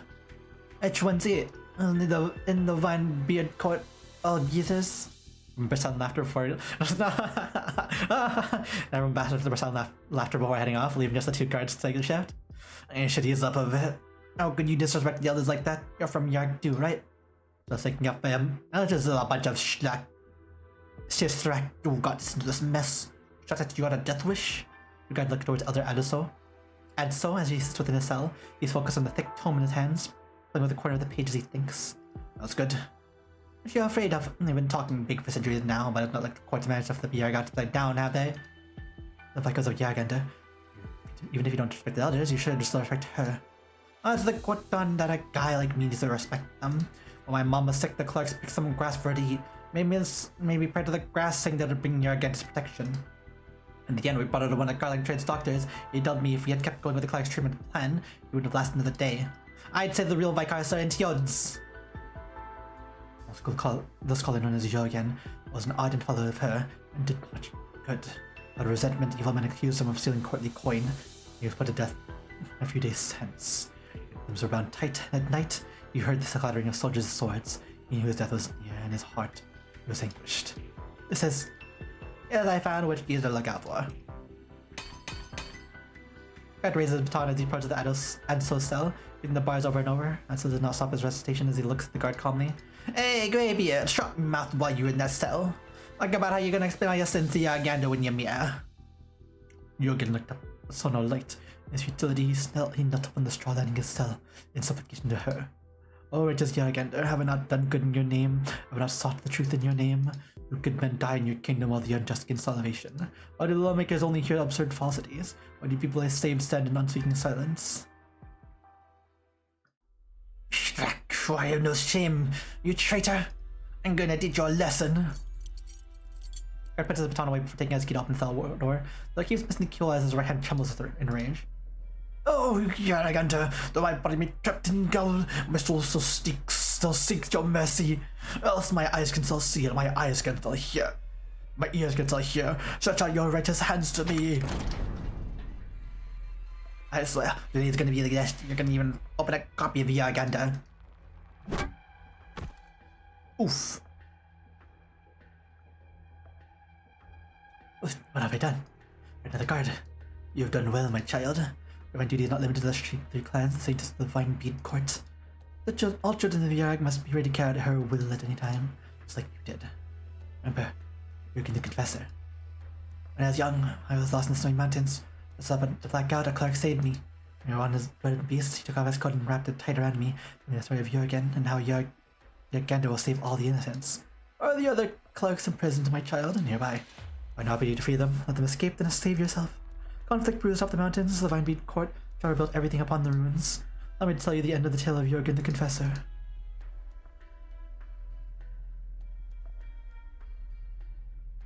Halt! Don't force my hand, Great Elder. We're armed and will not allow anyone to leave. I will walk by you. You insist on using bows and crossbows to counter to her will. Maybe your own hearts. Try it. You. The guards who rushed to overlook at their comrades with raised eyebrows as they formed two lines. Many of them have chosen to stow their weapons, opening up a narrow passage. Edsel lowers his head as he walks through the guards, leaving behind faint footprints in the snow. Where it left Jurgen's mouth, the entire gaol began to sway, as wind and snow entered through the cracks. Walls around the imprisoned devotee were as rotten trees, shattering into dust as his body was enveloped in blinding light. The soldiers were thrown to the ground, their weapons shattered, but they themselves were unharmed. They prostrated themselves at Jurgen's feet, weeping as they confessed their sins. Jurgen the Confessor then walked the lands of the three clans, reaching this miracle for the rest of his life. And this year again stretches out her hand to those who call for her to enact her justice.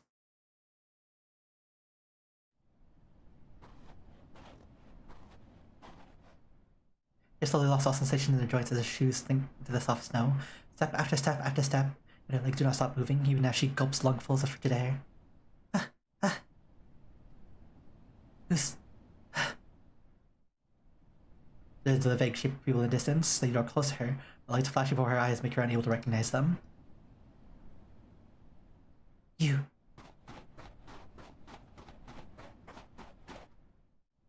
We've been ordered to receive you, Madam Curlin. There should be others with you here. They got taken by the locals. And are there any issues with the intelligence? Until her grace of the power hiding behind Nyag has disappeared. I've observed and recorded the fall of some extraterrestrial object in the surface. The ensuing catastrophe is further proof of my conclusion. Whether it's the energy field theory or the Fahrenheit hypothesis, it explains changes that happened to Yarg. Take this folder, all my research into several hypotheses about Yarg is in it. You can... What the... I'm terribly sorry, madam. You really believe you could hide your personal communications with the Maylander Foundation from us? Our Grace has asked us to bring back only the data. I believe she is very interested in the fact that Yarg has lost his protection. You... Extraterrestrial objects. Fahrenheit legends. Still so many marvelous things we don't know the truth about across this great land. All you care about deception, robbery, murder, everything else is worthless to you? Didn't need you to escape from Yarg. I would never work with people like you. I shall pass on your complaint to her Grace, verbatim. Goodbye, madam. Thank you for patriotic service. She sighs deeply, unsure of whom she was actually feeling sorry for. Smoke grenade. Enemy tech! Look for cover! Naya is enveloped in smoke and gunfire, leaving the snowfield utter chaos. At least until a black off-roader courses out of the smoke, and Spicker are the Victorian agents speedily shooting at the vehicle as it drives into the distance.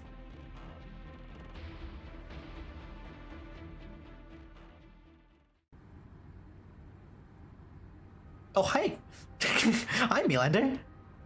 Oh, sorry, there's that, Carolyn. Take our time with the Victorian to spot us. All your stuff. Lowers her head, pulling out a marked file on the extraterrestrial object from the various documents before heading into the agent in the front seat. Oh, when can I start my research? No need to be so hasty, miss. My boss wants to have a chat with you first. He's really interested in hearing what you're studying. I think you'll be working with us for a long, long time.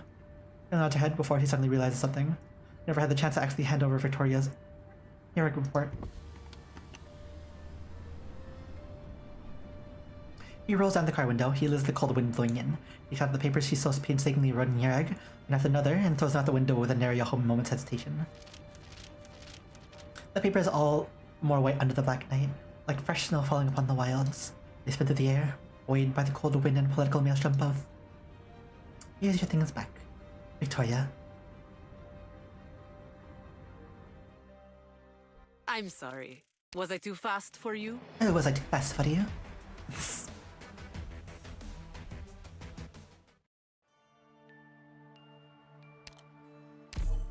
Us the three.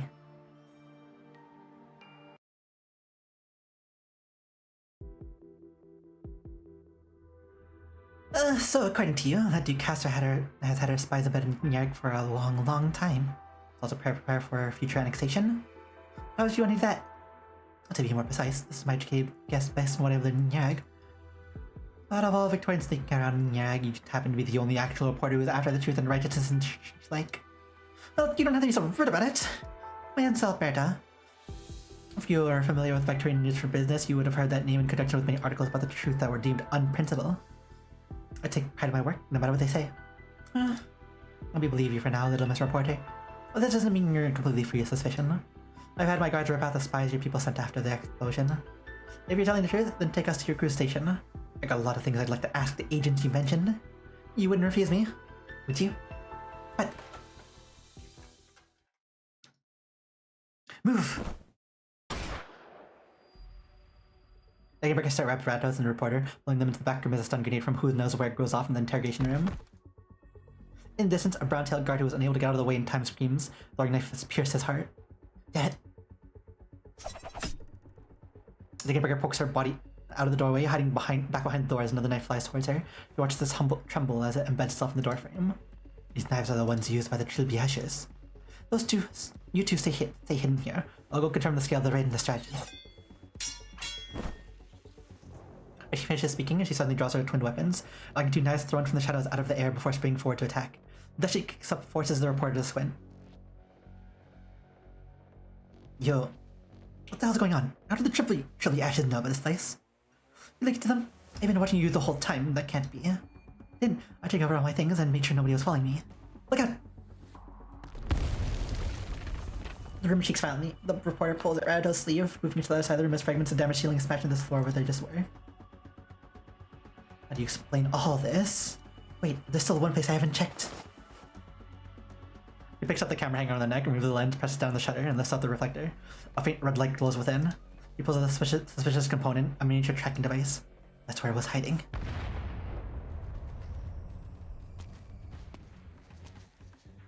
Another explosion, and thick smoke slowly sleeps into the room the two are hiding in. Dagenbecker emerges from the smoke, her breathing somewhat ragged. The reach will be ashes with this first group, in front of the bomb for now. But the reinforcements they called for are already on their way here. I will keep you safe, Ratos, but we need to leave. Let's go to the Vine Beat Court. The mountain trail nearby leads to one of the secret passages in. They won't dare act rashly against the court. It'll buy us some time. Wait, I need to come with you. Since the Triple Ashes will keep chasing us, I'll make a record of all their assassination attempts in Nyarg and compile them together with everything they've done so far. I'll pass them to a local friend to get the word out. This will expose all of Victoria's dirty deeds to the public. I can't let myself be taken in by them. Enough babbling. I need to find NCOs for a joint questioning. You'd be coming with us even if you didn't want to.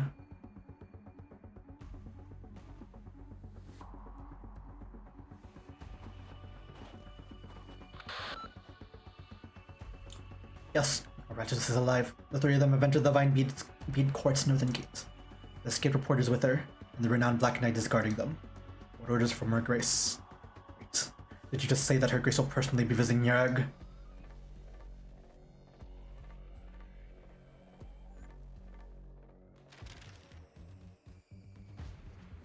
To Carlin Trade Headquarters, and to NCO Silverash, son of former chairman and my kinswoman, Elizabeth, alongside all the people of Nyarg. This is an open letter, within which is written all the wrongdoings of NCOs and Carlin Trade.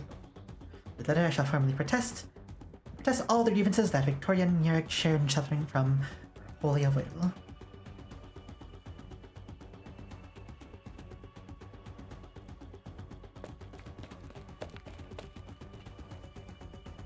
Reverend I'm glad you're here. Was it? Slow down. It's the letter by the Duke of Castor. Consorry been disseminated to the public. It's all about Nyarg, mostly Carlin Trade. What's she right? About how we're not acting in good faith in Sir NCOs. Here. Notify all members of the board that you have an immediate to have an immediate meeting at HQ. Tell everyone to remain calm.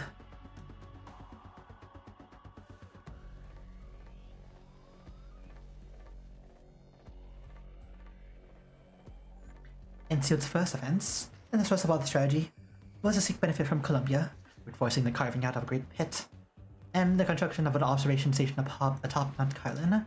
In the wake of it, catastrophe descended on Yereg. This much is undeniable.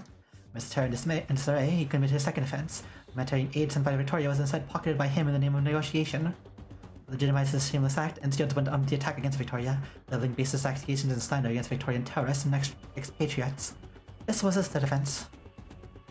His ultimate act of toying with the heart of the public was also his fourth offense. He colluded with Ratos to fake the Browntail matriarch's death, and through duplicity, led Clan Browntail into hostilities with Victoria.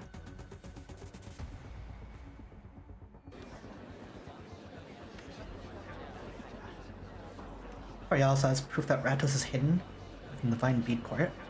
Those citizens who doubt this simply need to examine the premises, though his guilty heart led him to station his private army there. It's all a bit much. Wait, when I was suspicious of NCOs earlier, you guys shouted me down like I was big conspiracy theorists. Well, it makes sense now, doesn't it? When? Well, let it just the Victorians say so. If the offense explained it, didn't it? NCOs told Ratos to kidnap that Victorian reporter and hit her in the court. Can't be lie with all those details, can it? The sixth offense has an order to control the court. There were all the clerks who wouldn't obey him, and matches, or invite us all to top the Mount of Blessings, but Deckenbecker had some men stop us. Seventh then, it's obvious that Victoria wanted to get a bigger slice of the pie, but Carlin Trade refused them. Well, you know that? It's true that NCOs has gone betrayed Nyarg. Victoria's made a fair point about Carlin Trade going against all their contracts, and now we're the ones stuck with the bill thanks to NCO's stupid decisions. I think we should do as Victoria says. They want Carlin Trade to stick with the old mining agreement and put NCOs on trial. Either they do a joint trial with the Vine Bead Court, it'll be fine. NCOs would be lucky if he just got banished for his crimes. What crime he's done is letting you run your mouth in this rebuilt pub. You doing all the good, well, it's always someone else doing the sinning. Well, what good instance? I don't understand any of this, but I know it's always us who have to suffer for it. Well, man, trust in certain skills, so you'd helped me out before. The hell was that? Aside.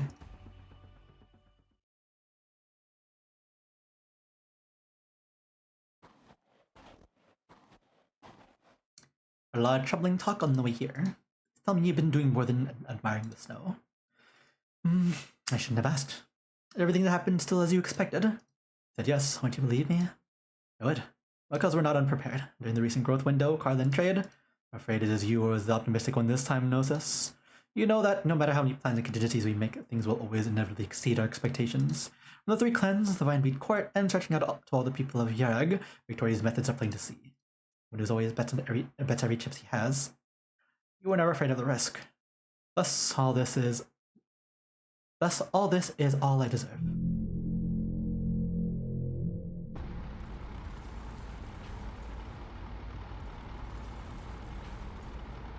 Dark clouds cover the twilight sky. The still behemoths of Victoria trample across the white snowfields. Cassius fleet. I heard this was the one that drove the devils out of Victoria during the Battle of Lodinium. After the battle concluded, Cassius took the time to restore its flagship so that her glory may live on. How many upon this great land can boast of the might to stand against this force? What must... We chose to walk the more difficult road. Is it time we meet the end of it?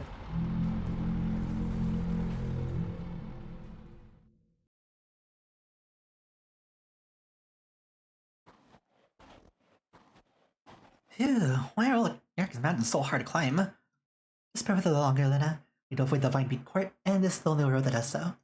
First Cloudbeast clambers up on Elena's shoulder out of nowhere, or jumps back into Joanna's embrace, slinging out a high-pitched cry. It's laughing at you. All you want, I've done more excited today than the past 20-something years I've been alive. And he looks at the crestfallen Elena, letting out a light trickle as she turns the corner. He sees a simple camp by the side of the road, not far from where they stand. There are many clerks of the Vine Bead Court warming themselves by the fire. As the crowd, Enya picks up a familiar figure with but a glance. Why'd you stop, Enya?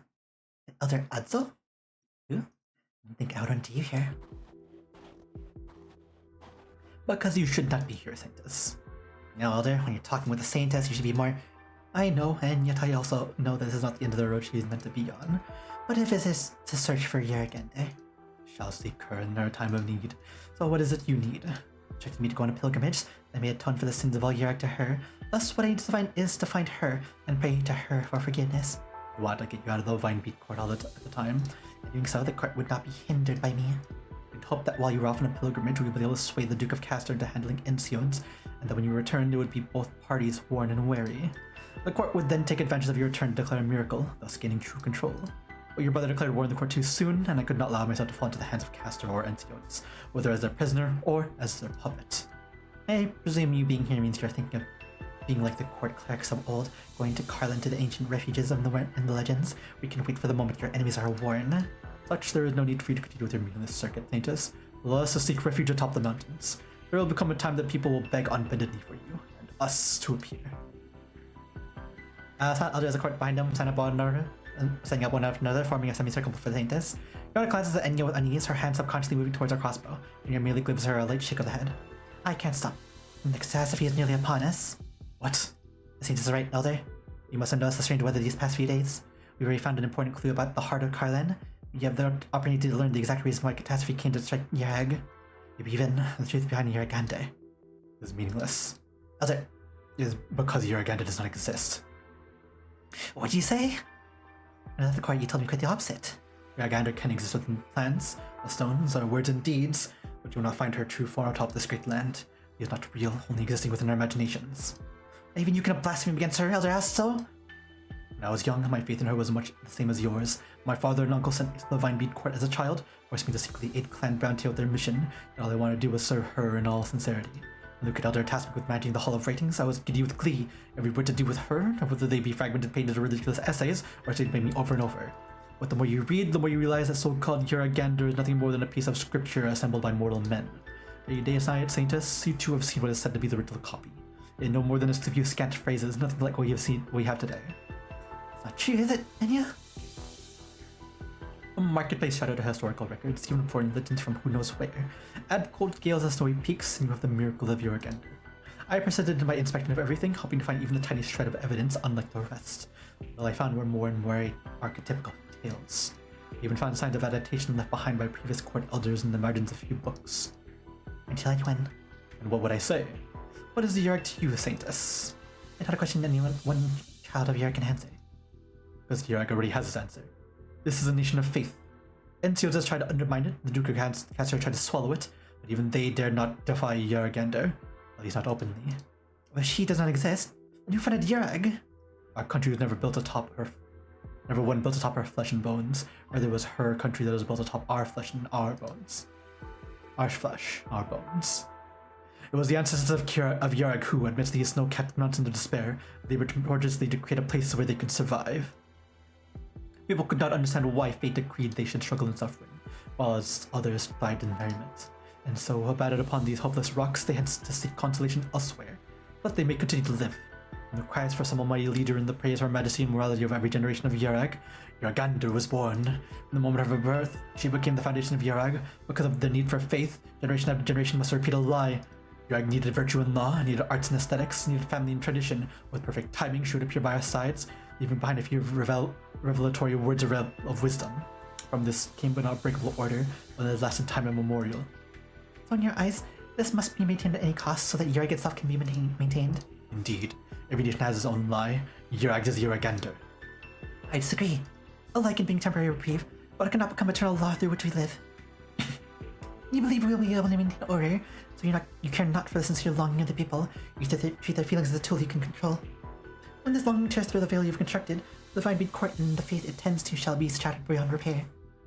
From my point of view, you are your hated Ensiotes' greatest ally. There's one thing I wish to ask you.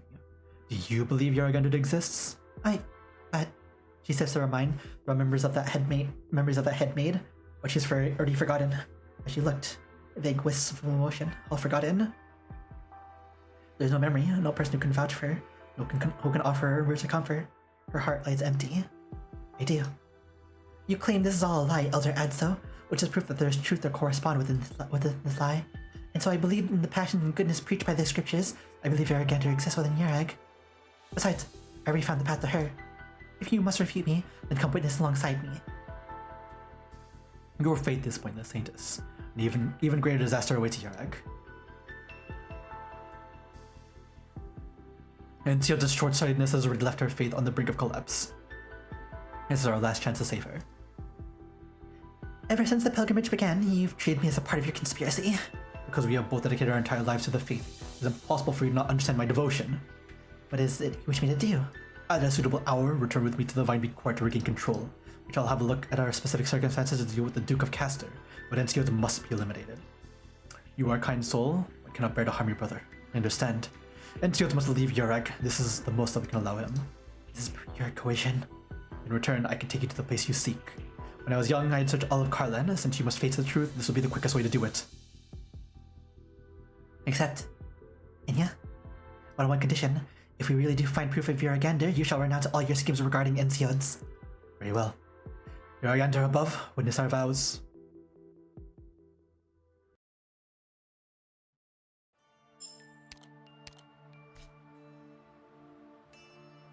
Oh, S9.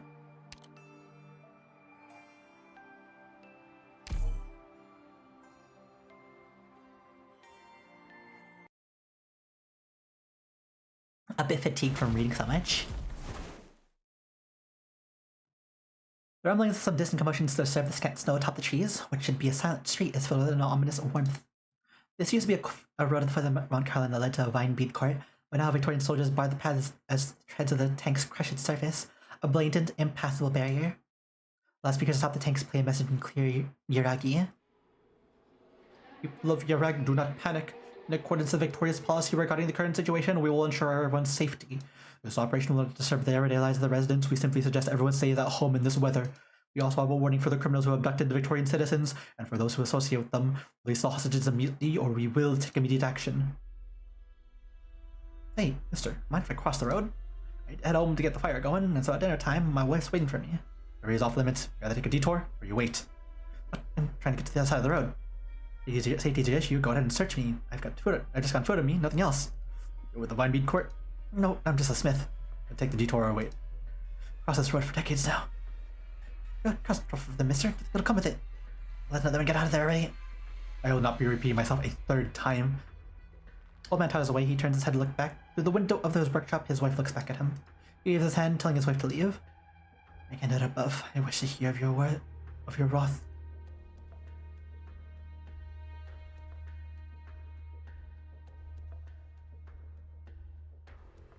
Invaders, how dare you! Get out, you hear me? Get out! Victorians this, Victorians that. What I hate hearing the most these days. There'll be anyone brave enough to kidnap one at a time like this. Get it? It's obviously just was some worthless excuse. Now that the Victorians are here, and Yarg's about to change. Volpfosten. God, we're really terrible at saying these. Volpfosten. We're all just saying back to watch what's going on with your pessimistic talk. Your most spineless and starving bed beast. I'm going to show them the real Yarg. Going to make a ruckus and do it somewhere further away, or drag me into this. Go to Karlan trade. They got guards, don't they? A bunch of cowards. Cowards? Get it, you got guts and you don't mind getting your hands dirty, but you have family? If this is the outcome of the negotiations, the three clans, the Vinebead Court, Karlan trade, if none of them are going to do anything, what can we do? I got to above, forgive me for my fear, my cowardice. Anger, fear, unease, all sorts of emotions rail across the unarmed crowd. They have no effect on the armed soldiers across from them. Their voices are drowned by the roar of the engines.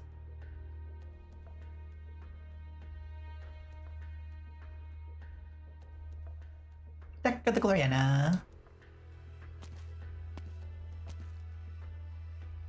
Damn. You look pretty soyish. Okay, our fleet has encircled the pass into Yarik's mountains. The vanguard force in Yarik has also surrounded the Vineweed Court. Yarik's own waters are powerless to resist us. The whereabouts of Yarik's saintess are currently unknown, but we shall ensure that the moment she appears, we will locate her. The situation is still under control, so forgive me for speaking bluntly. There is no need for your grace to attend the battle in person. Do not be hasty, Felipe. Do use your words wisely. I may correct you. Yarik is not our enemy, but a valuable partner in cooperation. Karlan trade is still not given the official response to our invitation to negotiate. Can imagine. Enciodes is a prideful man, and it seems that having to process his failure must be of an inconceivable difficulty for him. You must have heard some of the tales about him, Felipa. By all calculations, he is your kin as well. If he really is a talented genius the room paints him as, then why do you abandon the chance to stand by your side, deciding to bury himself in the mountains instead? I simply don't understand. Like I said, he really is a prideful sort. I shall give him a little more time. 6 hours should do it. If the government of Yark continues to refuse to accept our agreement, then things will only end in a rather regretful manner. Understood. There's still one trifling matter I am sure and shares with your grace's consideration. Matriarch of Clan Bramtail, who by all rights should be dead, we will discard further traces of activity from her. is currently hidden within the Vineweed Court under protection of the Black Knight. And you do not go to great lengths to hide someone important at a time like this. It's not worth mentioning, but I am not fond of variables. Find her, and find out what she is hiding. As you command, you guys.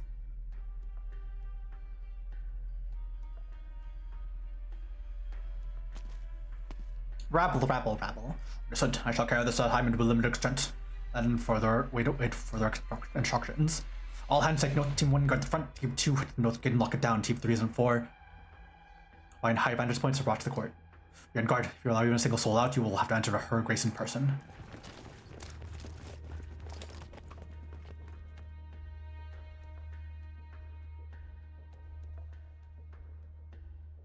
I received any orders of our Victorian censor. I understand. We shall wait here for a reply. Kevin has warned me not to accept any invitations. If you... No matter, I am happy to wait here patiently. Just like how every child of Yareg waits for a bitter winter to pass. Speaking of, how do you people prepare for winter? I am rather curious. I fear you may not have the opportunity to learn for yourself. Not here representing myself, my experiences are not important amidst I device. I believe these terrible conditions call for giving everyone equal chance to express themselves, don't you agree? Are you here? That's easy, Chairman Advice of Carlin Trade. I come here for one very simple task. Invite Mr. Silver to the negotiating table on behalf of Her Grace. A simple, peaceful conversation, all for protecting the bond between our two nations. You bravely sent an army to surround Nyereg and your cannons of civilians and dispatch your troops to blockade our markets. Are these actions meant to be a part of this peaceful conversation? Mr. Edelweiss? Her Grace simply wishes to let the true master of Yareg know that a speeding warship cares not where the people atop its deck run, but most their best choice is to hold the handrail tight. Our fine understanding can come over the patches of eons, or it can come in the blink of an eye. It depends on the commands you have received, sir. Get to the point, Victorian. You shouldn't need me to teach you what to say, how to say what you're here to say. I'd much rather you call it sending a request to me delayed device. My request from Victoria is a rather rare sight these days. We cordially invite Mrs. Silverrash to a spirited discussion with Her Grace about the future of Yareg. We shall ensure the meeting goes smoothly. Her Grace has also commanded that none be harmed. Then we to our own arrest. Victoria is to immediately cease this military invasion. I regret to inform you that such a thing hinges on the results of Mr. Silverrash and Her Grace's talks. I am unqualified to make such a promise in Her Grace's stead. Alright, and now, my only hope is that there shall be a place warm enough for me to spend the winter. Our leading hope, that is, shall be Yareg.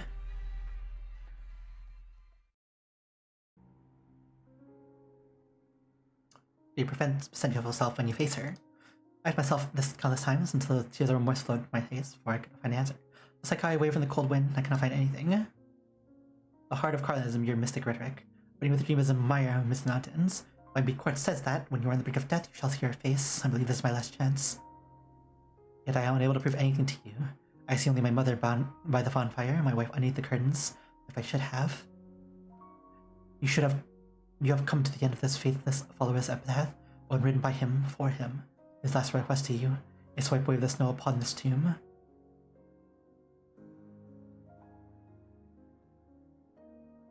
A lonely grave stands by the road, and yet I'd still stop in front of it. All I did was bury him. He only had time to carve himself a marker before he died.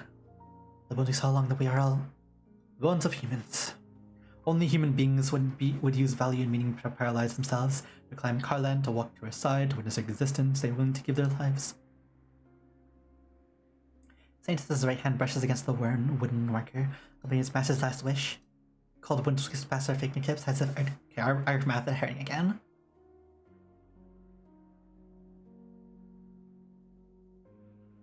As if urging her to hold on to something, she lifts her head towards the snow-capped peaks as if her ears catch the sound of a young woman laughing. Other? Here? She swallows down her unfinished question. Laughter echoes between the mountains, then fades, until it becomes nothing more than a memory. I didn't hear anything. Please proceed, Saintus.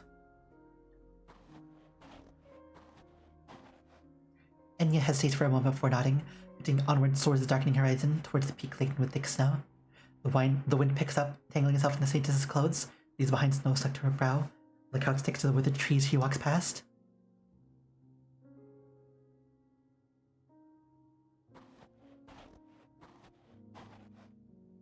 You try harder.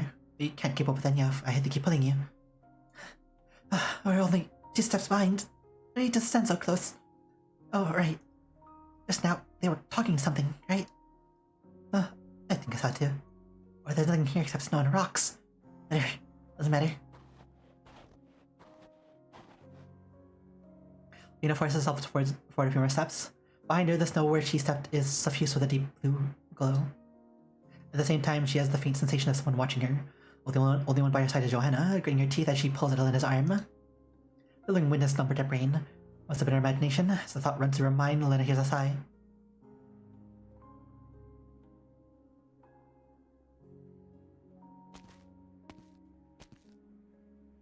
You took it upon yourself to endure a gamble you are fated to lose. Yes. This is, indeed, the depth of the mountains, the location of the heart of Carlin. As you ask, Enya, I dragged her all the way here. Here, don't just stand there. Huh? Wait, no. No. Can't be. And I'll put all her strength to shaking her head, patting her cheeks before taking up heavy instruments, waving them against the cave wall. It's an ordinary cave, one that can be seen anywhere in Yareg. The unusual property is its proximity to Mount Carlin's peak. Enya heads deeper within, her breathing picking up the pace as she does. The deepest part of the cave is only 100 meters from the entrance, barely wide enough to fit 5 or 6 men. Rocks are covered in a thin layer of moss and lichen, and the air is permeated with the humid scent of fungi and soil. You're not the first who wished to find her, neither was I. My greatest wish during my youth was to witness her true form, to prostrate myself before her, and so I checked every book in the Hall of Writings, read every line of every poem, all to find proof of her existence.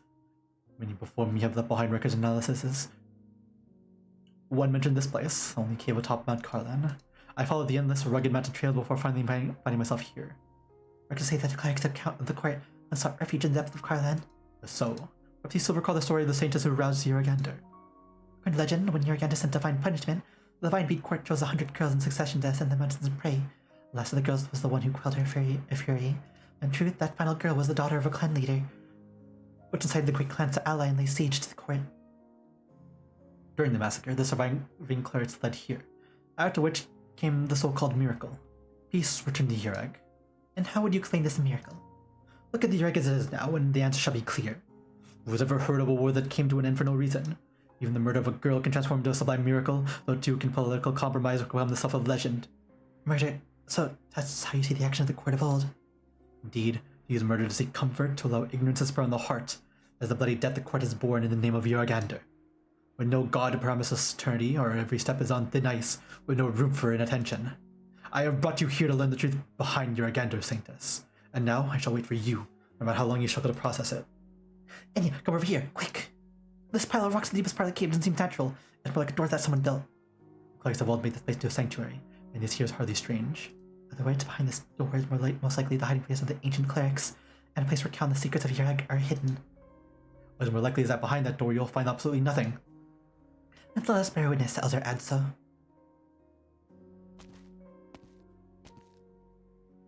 Enya half shuts her eyes as she walks past the old man droning on about history, slowly approaching the end of the cave.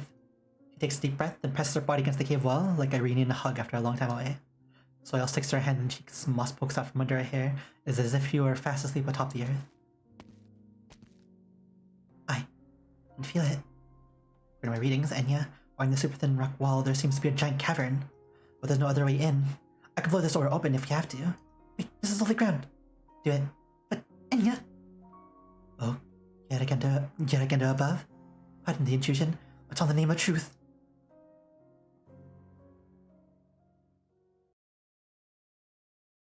Oh, and that's how it leads to the combat. Good thing it's still not a boss stage, right? A regular stage.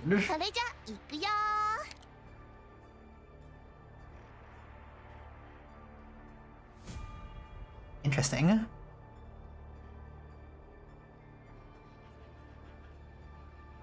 The situation is crystal clear. Hark! Ne'er hast thou questioned the road thou There's like Noah tiles. If I make it back in one piece. Che posto stupendo. Make your decision. Thy trampling of this hallowed ground. My idling niche? Who gives a crap about that, right? At least make me lose the coat. Try to have some more. Thy trampling of this hallowed ground shall beget bitter rue.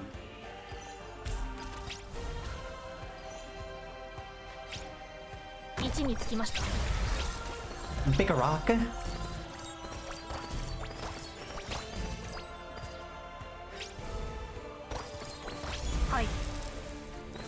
Oh, interesting. Okay. Well, back up. But this is the most chaotic venue ever.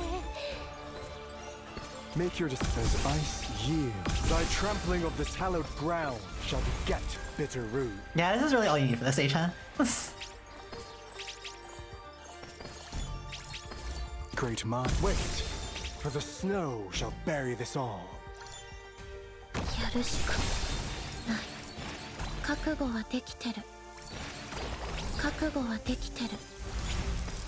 Back they go.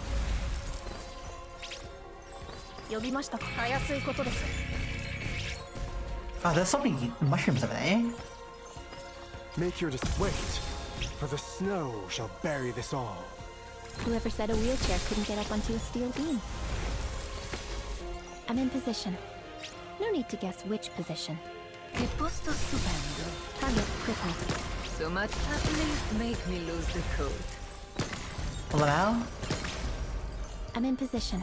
So much negotiate. Make your thy trampling of this hallowed ground shall beget bitter rude. Anyways. More swing. Thy trampling of this hallowed ground shall beget bitter rude. Those are gonna get like smacked by the avalanche, yeah? Swing. Swing.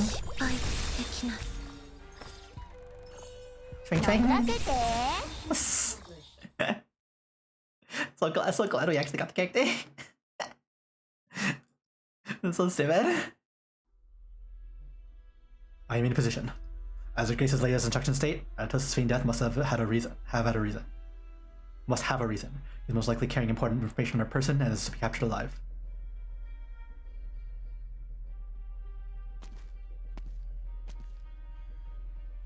To the front, courtyard is empty. Prefer for direct contact. Not attract attention and do quick. Only thing to watch out for is the Black Knight, who is most likely still here. Where is she? And she looks out warily, holding his weapon tight. Not good. Black Degenbreaker. A black Degenbreaker flies at unbelievable speed towards him. Shooter is set flying by the incredible force, slamming against the walls.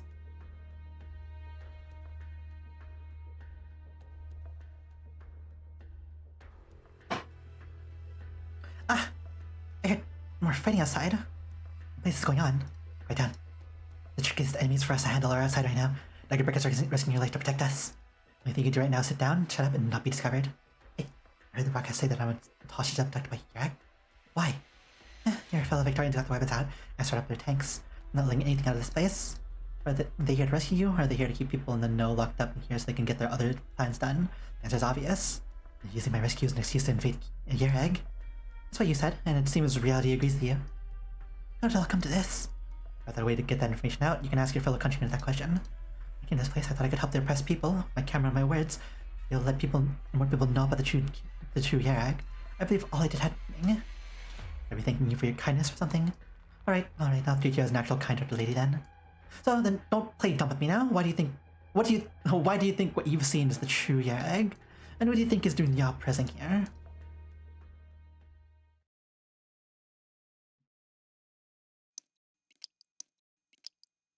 Melting snow atop the roof becomes water dripping in the courtyard, causing ripples in the intruder's pooling blood. For him, the face shrouded in light looks right back at him. Within the great hall, the candle flames are like chained bloodthirst, raging and roiling. Power. No wonder a potent Yarag emphasized the Black Knight's presence. I knew you people would try to sneak in. You. I'll tell you the truth. I can't tell which of you which underneath those masks. That colleague of yours who came to Yarag before? Oh, surely you told you this land is not one you can trample as you please. Indeed, your fame is known to us. We made sure to make ample preparations. Oh, you intend to win through numbers. None of us could hope to claim victory over you. Your mission, nothing more. Your clothes may mark you as elites, but here's something you wouldn't know about without feeling some pain. If you wish to pass, it will only be as a corpse. Come. It's rare that I have the chance to go all out. I suppose I should consider you all willing to die. Except for killing stances, the air is filled with the muffled cries of unsheathed weapons. With drawn blades and cold gleam, they slowly step forward, stepping onto the puddles reflecting on a muddled sky, while on the salty ground, a savage melee is about to begin. The humid air warms and dries, falling snow melts, steam rises, droplets splash about. From the clash of steel against flesh comes sparks of scarlet.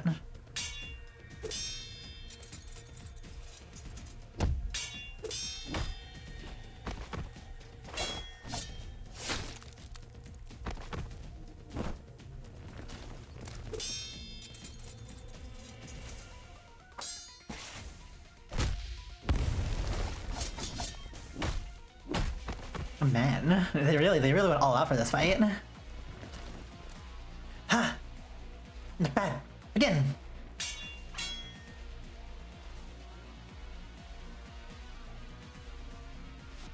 I never thought it would be like this. Did I not come to Yarg, Madame Ratstos? That's a question you answer yourself along with your country. On the Yarg side of things, I might have also considered using one as pure-hearted as you. I can't really blame Victoria for doing it. What exactly does the information I have mean to Victoria and to Yarg? They're just making a fuss out of you to make it look like the facts are already settled. Don't take it too seriously. We're hostages, nothing more. Like, this is all rather absurd. Well, that's one way to sum it up. If your karma still works, this would make some excellent material for you. If I walked out that door, the rest of you would be fine, right? Yeah, they'd point their swords at you and confiscate all your material. You yourself might even disappear without a trace, with nobody knowing what had happened to you. With things having come to a head, you're the one who is meant to understand them the most, not me. Were you supposed to stay here and do nothing? The Victorians want to lose you, Miss Hostage. Just calm down, wait, and then... What your plan is, and see how it's time to put into action.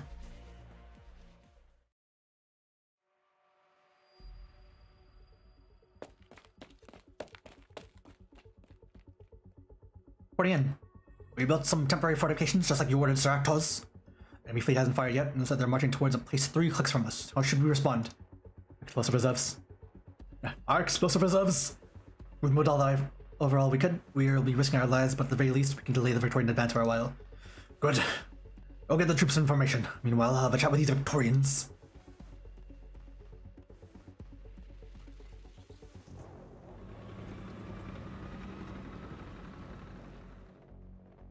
The ship stops in front of him, its dark great armor plating reflecting the sun's light. One of the rare moments in Arktos' life he is forced to look up. Who's your commander? Tell him to come out for a chat. Ooh, you're a fancy looking one. My commander does not wish to come to visit you, Arktos Palirush. All depends on where you come to Yarg. Them you are just lost in the woods. Our Grace has already made everything clear in her open letter. We defend Victoria's interest while helping Yarg stabilize following the catastrophe. All we ask is for the mastermind beyond Yarg's troubles, Hansio's Silver Rush, to receive the trial he deserves, which I believe is in line with Kalan Palarush's thinking. The thing I'm thinking is this: if you take even one step forward, you'll be paid the full price for it. The only way you'll be going any further in Yarg is over my dead body.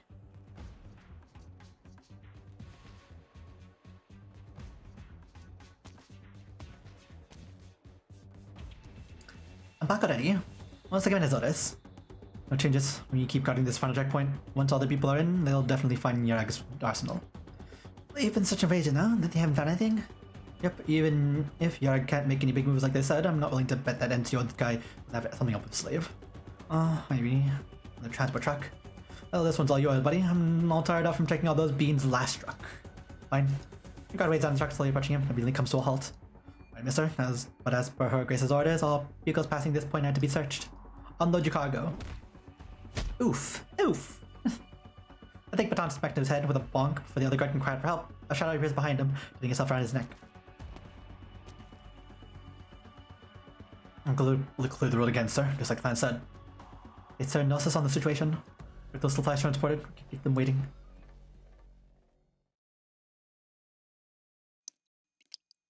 Oh, thank you for telling us that Blue Archive production volume is full again for the second time.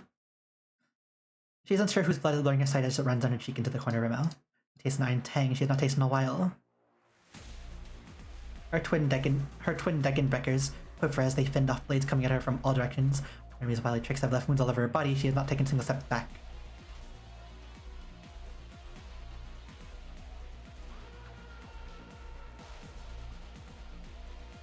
Seven or eight of her foes lie slumped on the floor around her.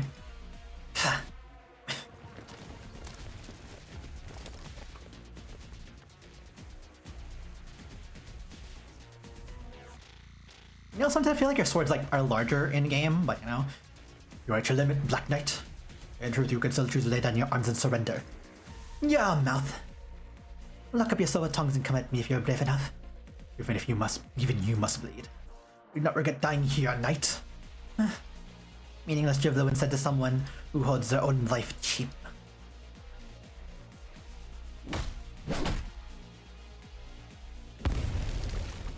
Clang. He takes advantage of their foe's moment of complacency, sending him flying. Most times she could not let out a blow this strong, but now her strength is fueled by a rage that had not burned in a very long time. The mere sight of the scar-laden knight's furious form is enough to strike fear into the hearts of her enemies. Some of them take a half a step back. What you so afraid of?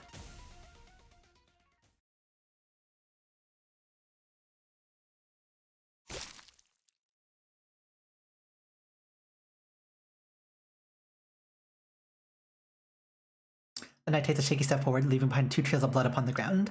Her eyes shine brighter than ever, but it's the shine of bloodshot eyes. Her body is fast losing its ability to stand, yet her unwavering fervor still flows. From where, she does not know. It causes the hull slowly extinguish, the reflection of the floor become all the more blurry. In the end, she staggers. Oh, where's Sharp to help us?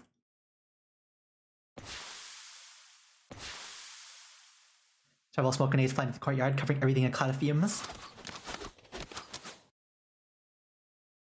Who's there? The Antcourt guards, someone our intelligence didn't account for, is intervening. We can't continue the mission. Abort mission, retreat to the wounded.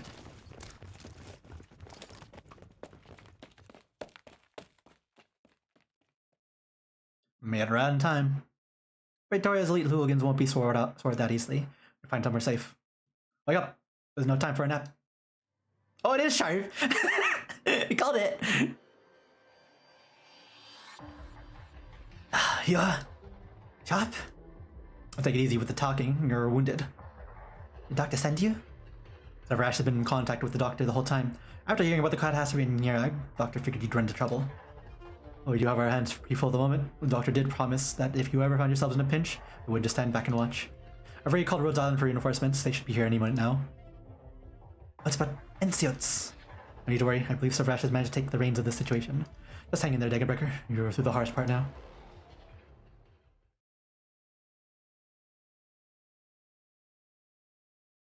Are we able to maintain our current output? Yes, sir. Ammunition stocks will be as expected, but Chairman, otherwise, I can't help but doubt things. If what we're facing is the Duke of Caster's fleet, then even if we raise our efficiency tenfold, we still wouldn't be able to compete with them. No need to worry, just follow the plan. We'll handle the rest. I've worked for Carlin Trade for 11 years now, Chairman. I know what it's brought to Nirag. I believe in both of you.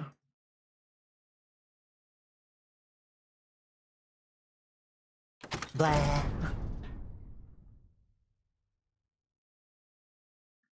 Seems you're right now. I suppose you don't need me for any further reminders. I'm Master of Clan Silverash. And since this is going to be negotiation, I thought I would change into something more formal.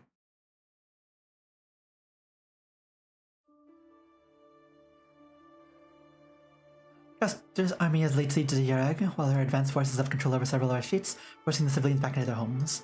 Arknights has brought his men to confront the Victorians, but they are a frail force in comparison. The Duke's envoy came by Carlin Trade, asking me to pass you an invitation to the negotiating table. He's waiting for you in Siots. Sounds like the situation is still within our expectations. Look at you admiring this lonely battleship. Does not seem too weak as it is now.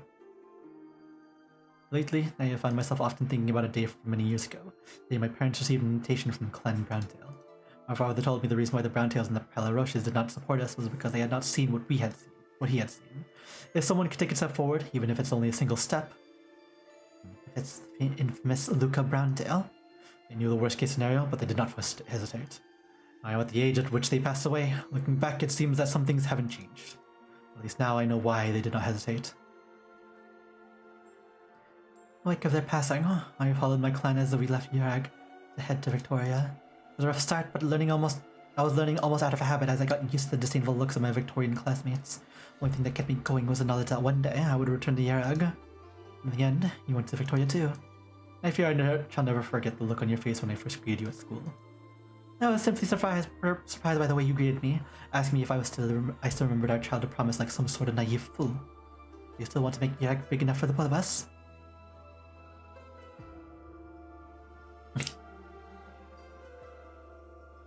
Oh, sorry, that was the end jokes. Do you still want to make Yurag big enough for the both of us? It was also what convinced me that everything you said, the Retracing vision, was no mere fantasy. Thus, I hitched my rope to Carlin trade, which leads me to today. Today is far from enough, no sis? But to meet with the house, the most ruthless of creditors. No matter if I'm here to see it or not, I will give Yurag a tomorrow. Finally, I want you to know that it's not just us supporting you, many other people of Yurag do too. Trade's finally used a toilet were not for nothing. We're here to ask me what I had wished to hear at this very moment. You always were able to get people to tell you exactly that. Here's an example. Like when you told Dagenbecker you were treated as nothing more than a pawn, and that when your contract expired, it was up to her if she stayed in Yurag. Well, you already knew her answer. Perhaps why I wish to hear such words was precisely because I am not so sure you would give me such answers. Huh, you afraid? Are you afraid? When I declared I would make Yurag into a grad state big enough for us more than 20 years ago, I had signed away all rights to be afraid. You have experienced it for yourself. I'm sure you've not forgotten. At times, I too need a few words of encouragement. So, have Dagenbecker and I meant to provide with them. Without a doubt. I'm truly glad to have you both. Perhaps in Yurag to come, we will no longer need to make these usurious deals, or rely on the Vine Bead Court to have faith. Perhaps you two will have the better of me in enough with the self-flattery and the odds. And see that the Yurag of your dreams for yourself. If you are a coward who dares not face his own dream, then so be it. Dagenbecker and I have our own things to do. Like right now. I should go.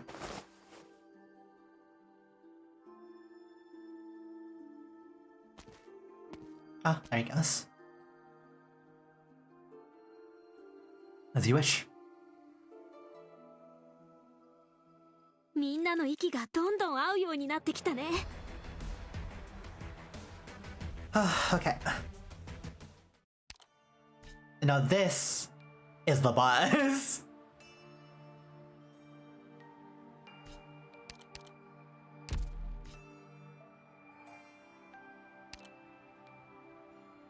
And this is the team we'll be going into the boss with. Maybe we should upgrade Silver Ash somewhere. We are probably gonna like max everything out because like all these skills are like relatively good. It's only really S2 and S3, but like Silver Ash is just really strong of a character. But for now, level 10 will do just fine. No need for introductions.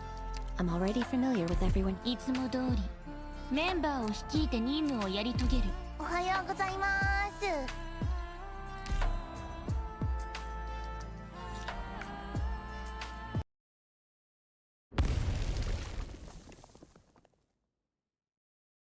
Knock knock, no more wall. Rockwall collapsed with the first blast, revealing a deep cavern to the spelunkers. Just like I thought, it looks like you really can go deeper.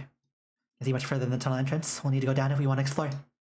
And yeah, our question takes us through the cave. The Saint does not answer, for she is watching the babbling old man purse his lips tight. Take not my temple, but my heart. I await you, other Atso. There's like a wizened tree roots. He dried out throat like a shallow pool in the dry season. There he stands, unmoving. I shall stay here and keep watch, while you enter to do what you must do. But did you make a vow with Enya that you'd prove whatever's inside isn't your agenda? If you don't come with us, I have already made myself clear. I shall keep watch outside. If she truly does exist, then she should come out herself to greet me. Ate, it seems that though, rather than learning the truth, would much rather be blind to evidence of her. No, I would not. I would never. There are no answers here. Then why do you bring us here, yet refuse to bear witness? No, she does not exist. Daughter of Silver Ash, and you too, do not pretend you have not seen. The hunters who tend furs with frozen fingers, the gleaners who choke upon dust, and the oropathy haunted with the torn skin. Have you not seen them, they who kneel upon the dirt until their knees bleed, to beg and bleed for your Arganda for salvation? No, to end their miserable lives early, even. While you huddled together in your warm houses making merry, it was I, and the Vinebead Court, who would go where you were unwilling to even look at, to the homes of the impoverished and destitute. It was I who soothed them, I who kept preaching to them that none shall be abandoned. Even you were born to a lifetime of suffering, there is still a God who loves you. It was we who built the nation where people can greet their ends with a smile, but you're a gander. This arbitrary liege lord, this king who sees all as our cattle, she should save these people, save all of Yarag. Yet she is aloof, magicking up some miracle every once in a while to show her power. Why is it that only ever barely a handful of people saved? Now, you even wish us to go see this monster, this tyrant, to ask her to deny me, deny an order we have so painstakingly built? I cannot. What more is left that could support this old man? He collapses into the dirt, crying out in anguish, as if his frail body were struck by some invisible hammer. Speak. Tell me. Why does she not know? Why does she not understand? Why do you stay silent? Elder, he's so upset. Elder, that's so. I understand where you're coming from. You're not allowed to witness the true face of God. Only through her admonishments, her creations can describe her. But I still wish to believe that no matter what I see at the other end of this cave, my faith shall not be swayed. The virtues and commandments, the knowledge and wisdom she has conferred upon us, they have meaning. I merely wish to see clearly what road the children of Yarag have followed.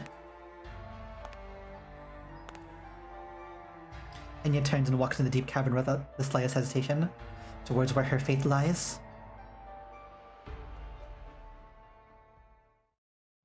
Mamma mia! Back on the deck of Gloriana. How long has it been now?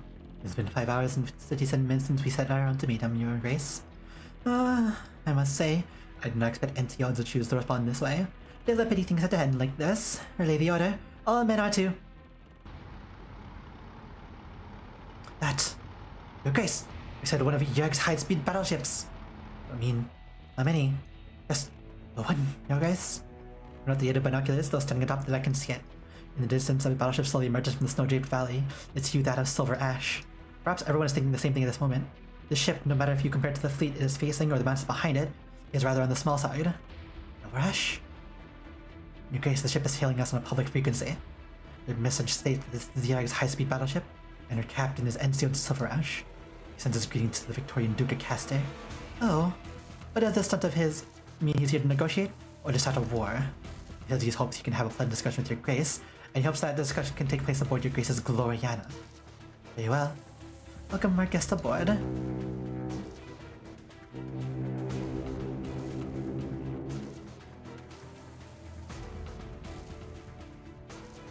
Noel, most esteemed Duke of Caster. I trust you have been well, Enzios. It truly has been quite a while. Whenever youths such as yours stand before me, it reminds me that time is fleeting. Oh, how is one meant to endure such a thing? Though much time has passed, I shall never dare forget the aid you gave me at the time, along with your kindness towards Carlin trade. You're far too hasty when leaving Victoria.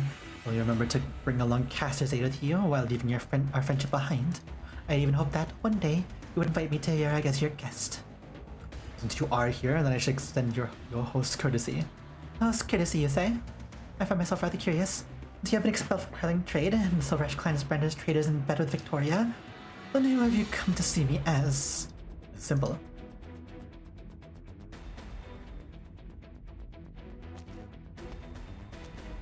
Man, what aura on this image? And here is the sole authority of Yarag. I shall speak for this nation as we discuss matters.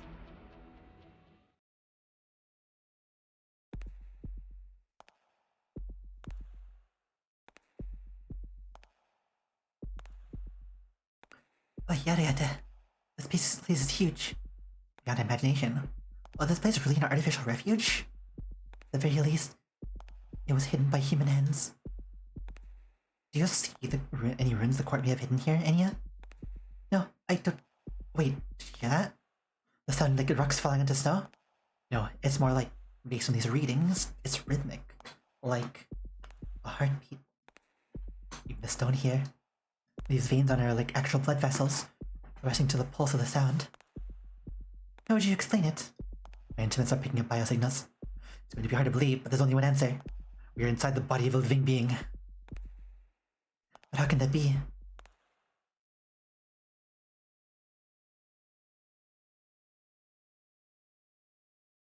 Oh, what is this? And you tripped over it. Seems like there's some sort of statue here, and nearly bumped into it too. Let me turn my emergency light on.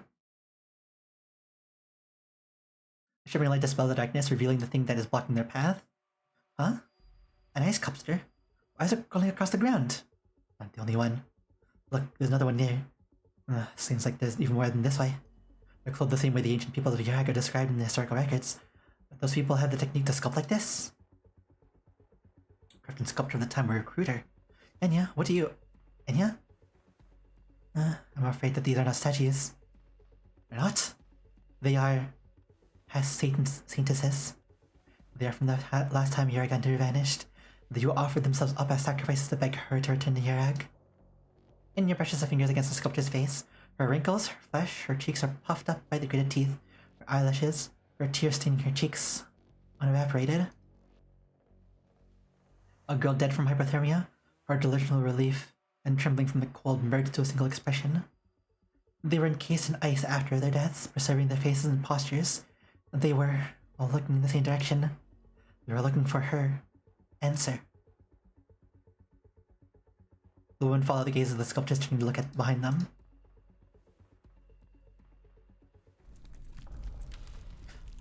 It's that I'd never seen anything shaped like that in Yarag. It is Yaragander. It is what the people of the past saw, and also, its height and scale are far beyond ancient techniques.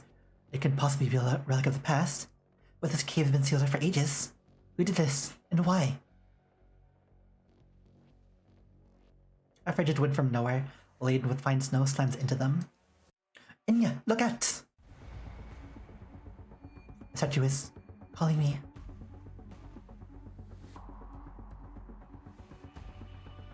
The sound of a beating heart gradually becomes an ear-splitting din. She cannot hear the shouts of her companions, not even her own breathing. The only thing her senses take in is the statue's icy radiance, alongside an irresistible urge.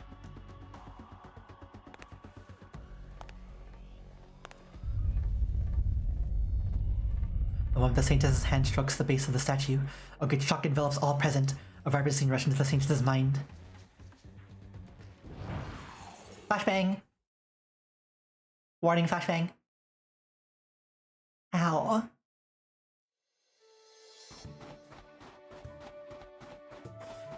Where'd it go hiding now? I just saw it. Its shadow darted through the grass and vanished. I lose track of it again? That's experience advised her to sleep down. She was still a child the first time she set foot in the forest. Was it her father taught her then? Listen up, Joanna. Hunting isn't easy. You need to be careful, and you need to be brave. You need to be determined, and you need to be merciful. You need to pay attention to the tracks left by every animal. Footprints in the snow, stretched in the bark, falling the hairs, spores and traces of buried food. She walks by an expanse of snow, trees and bare soil. Still no signs of her prey. Her gigantic prey, nearly the size of a small mountain, seems to have dispersed into thin air. Don't stress. Even you can't find anything. Don't rush, Shana. You're a hunter. You'll find your game. For she has promised you that you may enter the forest with bow and crossbow, and the forest shall give you the meat and fat you require. You. I see it. Over there. The shadow fleeing out from the underbrush is swift, and over the trail toward the depths of the forest on the other side. The girl waves her arm behind her as she shouts, "Head into the forest from the side. Let's pincer it." A voice replies from the empty forest. "Go, Joanna. You and me, we'll catch it." "Go, you'll catch it. You're such a faithful girl, never missing prayers and ceremonies, always concentrating when you carve statues of her, even telling her your thoughts in every night. It will grant you a full belly, happiness, and tomorrow to wake up to, because of your piety and the time you have given her." If I can actually hunt the thing down, I won't have to go hungry this winter. That'll be enough to feed my brothers and sisters, and I can even maybe give some to the old lady next door, and the youth just had a baby across the road.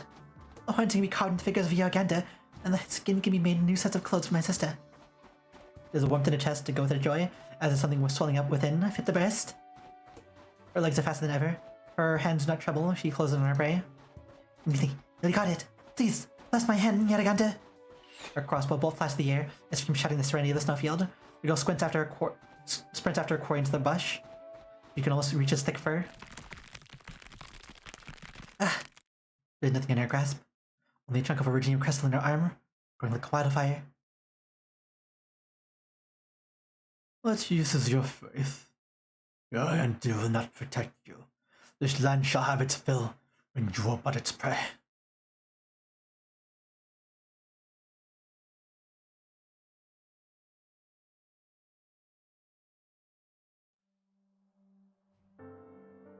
Old man! Yes, the room is very similar to me. I've never seen a time with whatever that this is. The cramped gloom room is filled with a scent of pine oil, I think to the point you can barely walk through it, joined with a dry heat that does resist description.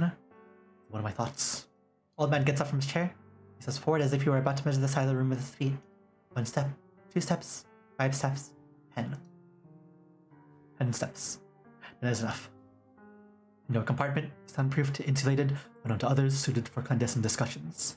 I'd put it that way if I extended the invitation that way, in Silver Ashes. I say when Luca came to meet with me, I advised him to not commit this unpardonable sin, or did I not? I advised him to return to the righteous path, or did I not? I agree with him, or did I not? Did I believe the new things that couple brought with them would destroy the soul of Yarag, or did I not? I told them how to build a hidden room within the parlor of the Browntail Manor, or did I not? I told him how to store pine resin, malleable materials, dry wood and fire starters, or did I not? Fragrance intensifies to the point that it stings the nose. But ideal. Brother, you were supposed to take control of the Divine Beat Court and work with me, that all of Yarag would serve under the Browntail name. Why are you always such a do-nothing coward? No, it wasn't supposed to be like this. You know how much our blood is on our hands just getting us to this point. Look at these 2 girls, Ratos and Cirrus. They're your own flesh and blood. You're not going to close your eyes as the Silverash and Palarash put them to the sword when they grew up, are you? My life, I have told many lives, treated many people, including those I love and those who loved me, those I trusted and those who trusted me. I once sincerely believed that great power was the answer to everything, but I was wrong. My decades in the Hall of Writings washed my heart clean of my arrogance and stupidity. I understood that the only thing left in my life was a mission to serve the truth, the very virtue that Yaraganda carved upon each and every one of our souls, and so to repent deeply for the injurious plots against my neighbors, my despicable tearing away of parent from child, my lust for power, for the lies that poured from my deceitful tongue. If Yaraganda truly existed, how could she ignore all I did? Fire. A fire from out of nowhere. Rather, it was a fire lit decades ago. A crafted trap that has finally found its prey. A fire that has burned for thousands of days finally sweeps in furiously, engulfing all that Adso sees.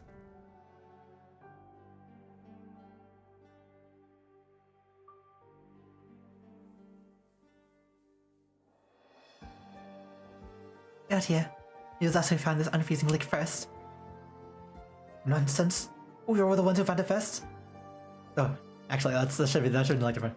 Out of here, it was us who found this unfreezing lake first. Nonsense. We were the ones who found it first. Our brains aren't jelly, let us look out from top to tallest branches, so we're the real masters of this lake. Sure, you got good eyes, you spot water and fruit, but you got weak limbs. You can barely do anything without wobbling like a baby. If it wasn't for our strong arms smashing those rocks open up the mountain pass, nobody would be able to get to here. And what about us? It was us who crossed the streams, us who led the way for you, on us who guard the lake day in and day out. Or the ones who make sure parasites don't dirty the water. We're the ones who should own the Heart Lake. The Heart Lake. Why must you fight just among yourselves again? There's enough water here for all to drink, and enough forest for all to build homes.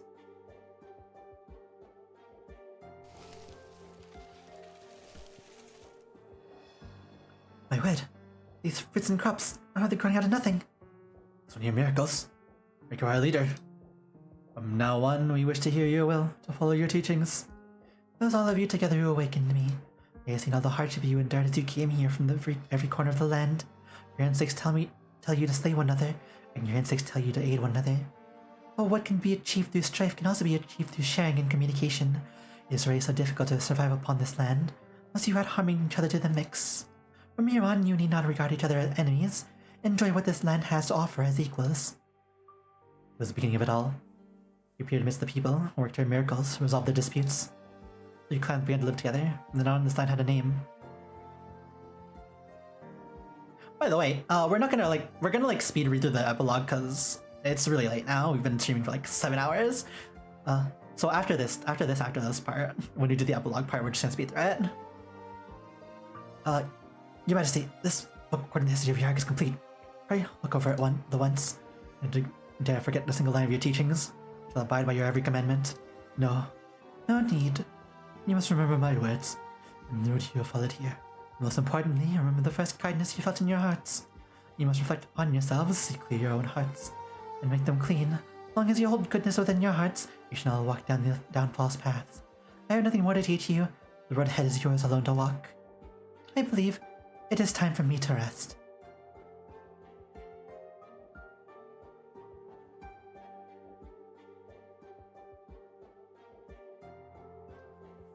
We've also got 10% battery life remaining, so we gotta speed through it anyways. She's left. Let us live as we have, but if there was nobody to command the 3 great clans, how can you have faith in the others? No, we must hurry back to our lands and warn our people. We were engaged with the other clans. Again left, and she did. She returned authority to her people. The history returned back to the beginning, and it seemed that the peaceful days of the past were but a fleeting dream. And you returned to where I started.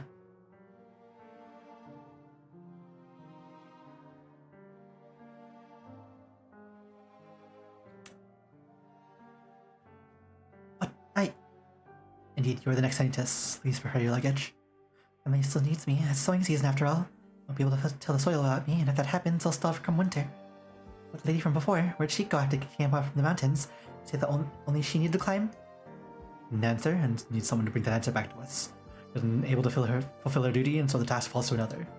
It is a great duty, the weight of lives of all of Yagi rests upon your shoulders. Please come with me, Saintess.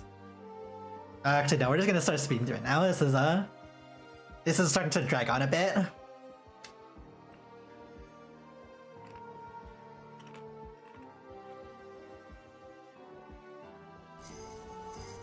was like, FYI, we haven't even eaten lunch yet. And neither have we eaten dinner, so like we need to eat something pretty soon, or we will literally die.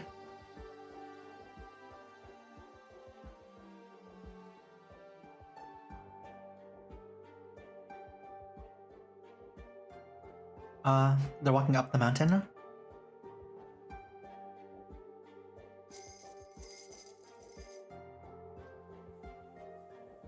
Enough. Don't come any further, you'll die.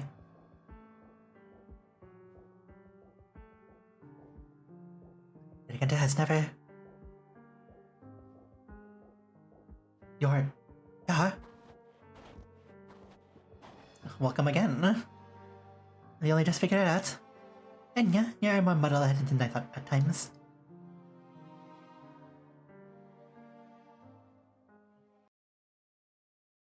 Oh, it's actually combat now. Okay. I was about to eat another chip. We're like our hands are shaking from hunger. We're like really hungry. Okay. The chosen one, she rings a bell again for you and for her. Harmonix is praying towards the Saintess statue. She can rouse Giragander so long as she's given time. Avalanches will interrupt her prayer. Protect Harmonix and keep the ritual going. Doctor! There's enemies! The situation is crystal. What's your damage? Actually, it's not that terrible. Make your decision, as ice yields to gentle warmth's embrace. Doctor, Saki-chan mo, minna mo, watashi ga mamoru kara. Great Ma, wait, for the snow shall bury this all. Cheap, right? Oh, there's a thing on the... Let's go! I'm all stocked up. You knock it out in 4 hits? Yeah.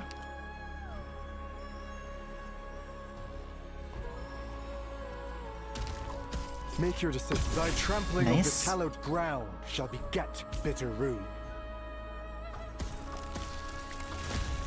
Oh, that is a lot of damage.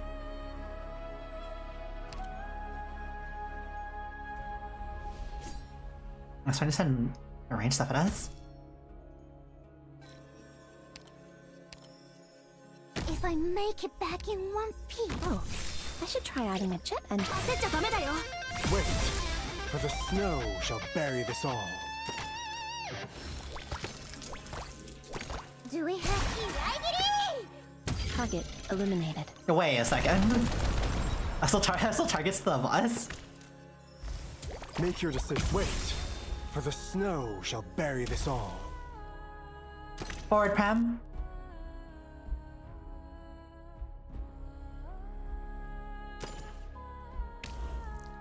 The situation is crystal clear.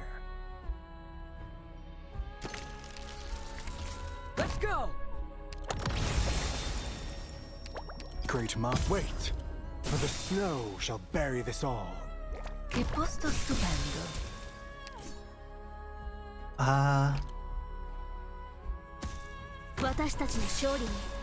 Hate and resentment have no place.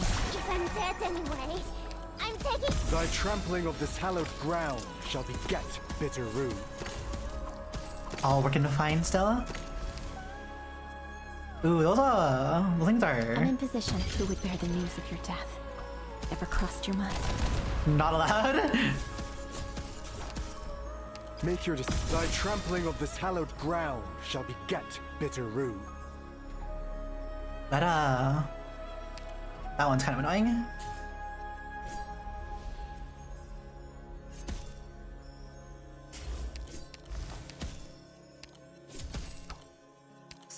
Hate and resentment have no place, but You in can a actually burst of push him back. autumn red.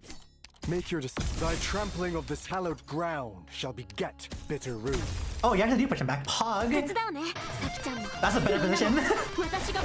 Lamau. Those are 3 turtles. Great mind, thy trampling of this hallowed ground shall beget bitter rue.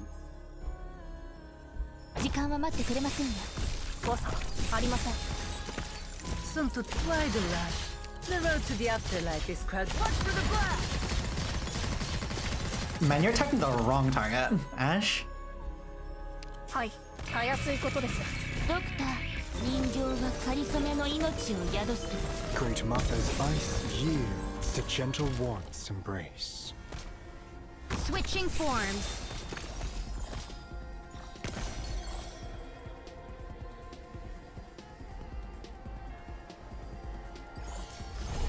I'm in Oh. position. Target disarmed.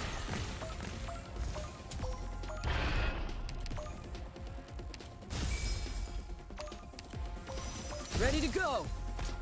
Get clear!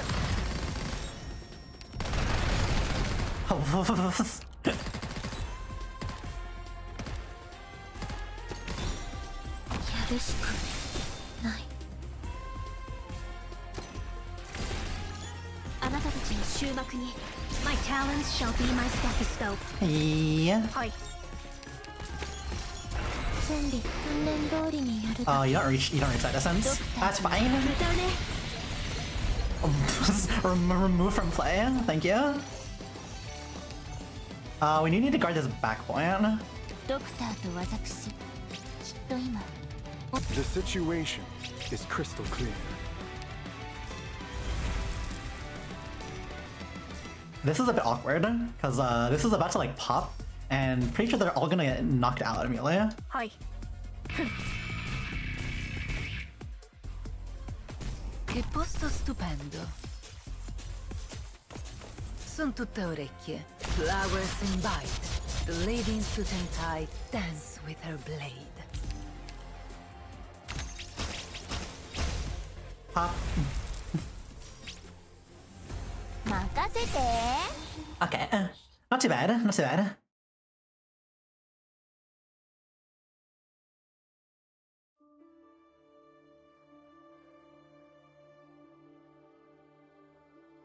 Okay, we're gonna have to just speed through this end part. Or like actually like running out of phone battery as well as we're like super tired and it's been like it's like 7 hours now. Hi Kira.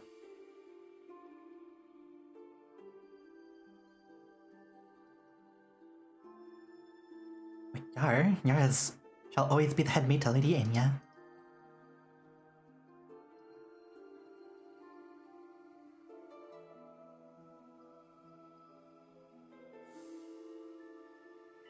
Congrats on being the boss. Yeah, yeah. It's not. It didn't seem like a hard boss. It seemed more like a cutscene, more or less.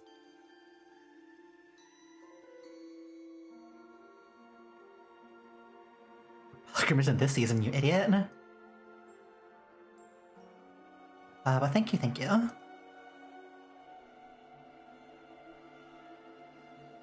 Okay. 8 times speed. 8 times speed is fine.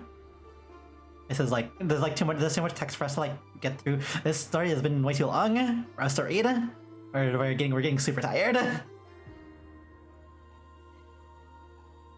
We have EX and S stages, so I better keep the mouth shut.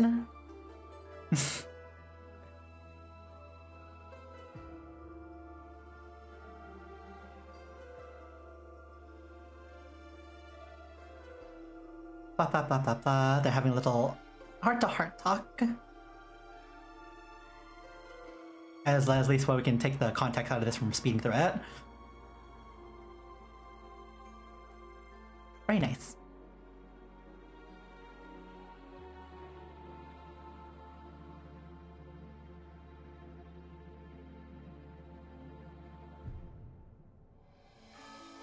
Luton disappears, like waking from a dream. The cave is still as gloomy as it was earlier. I think the character returns to the master statue.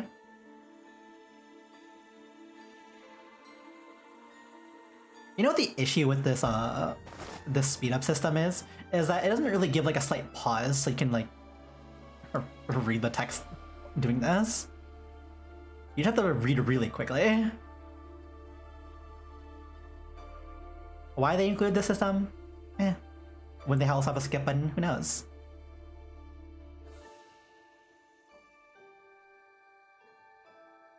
What did you see? What did you see? What is the Argante?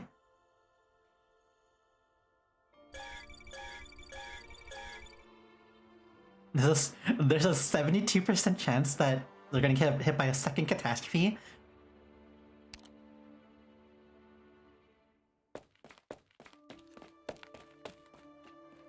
Old man is still there.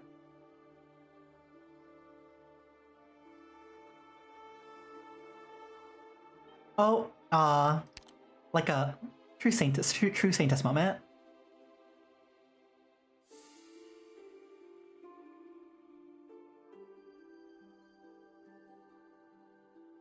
Okay. Take a bite of another chip again. This is our final chip that we have in this bowl. And now we're gonna literally starve until we finish the stream.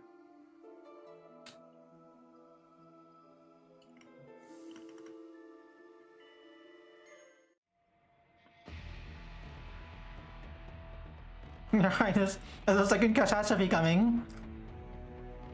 Your Highness, a second catastrophe has struck your egg.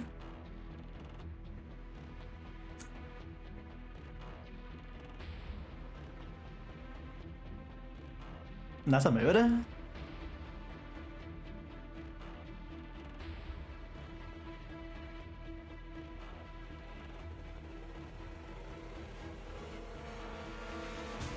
But no matter.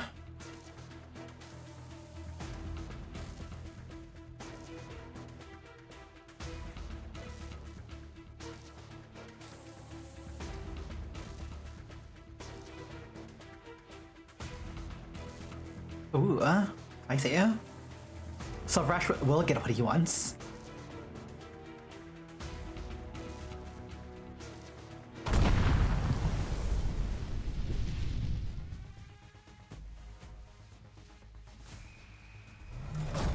Oh yes. we saw the CG. They literally have just straight up artillery.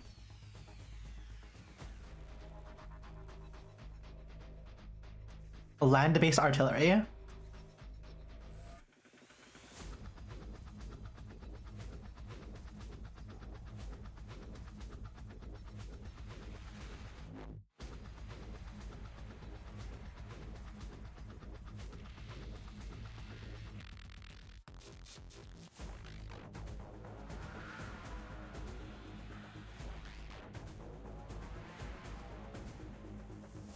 D5 east, 200 meters. Bump.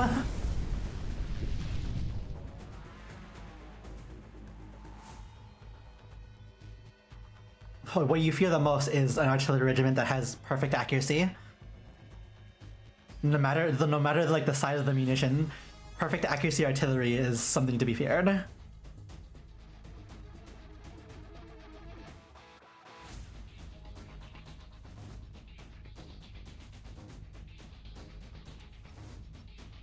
What a dude.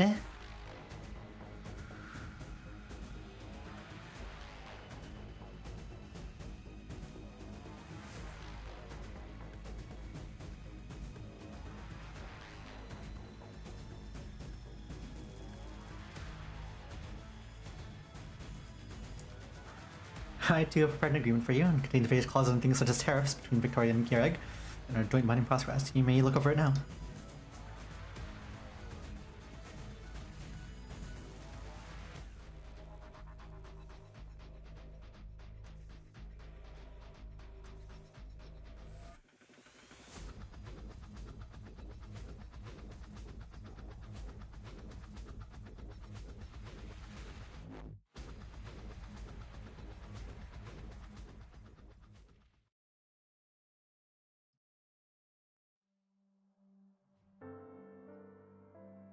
Y'all really, you really thought that we can only survive and trade with y'all?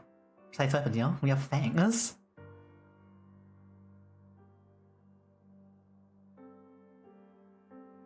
They thought of them as a toothless dog. What they're facing is a fanged wolf.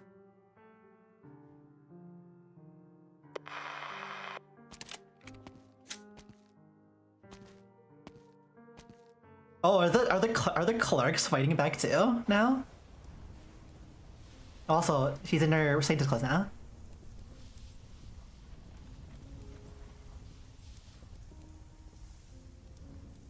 Yeah, we can read fast, so we're running out of time on our phone.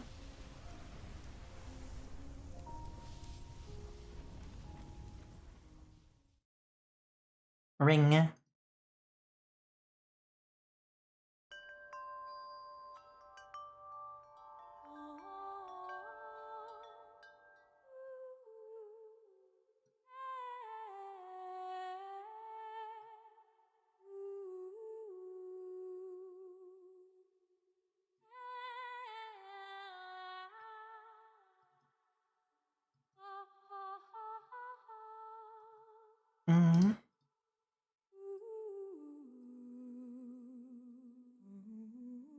Summoning the power of a Farenmut.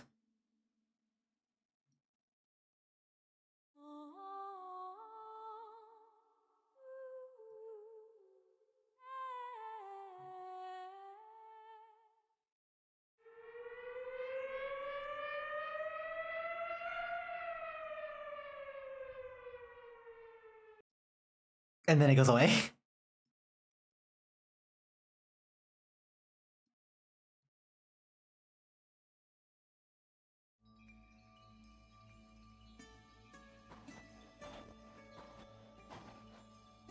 Old man hobbles along the rugged trail. They just like leave him behind. Why do you wish to jump?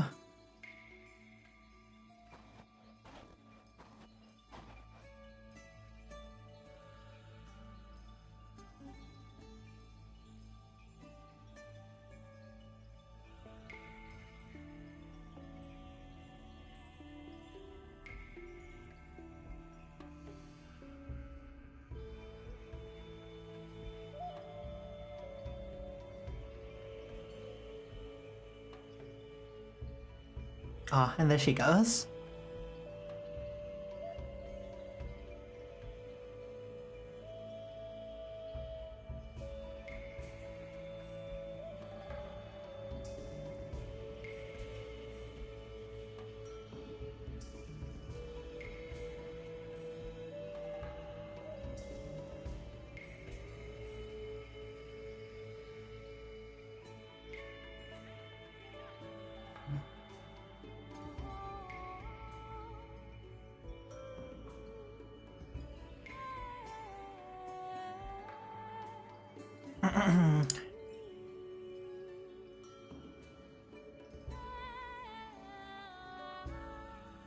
Just like how the doctor's like, yeah, I'll help you, but I'll come at the very end.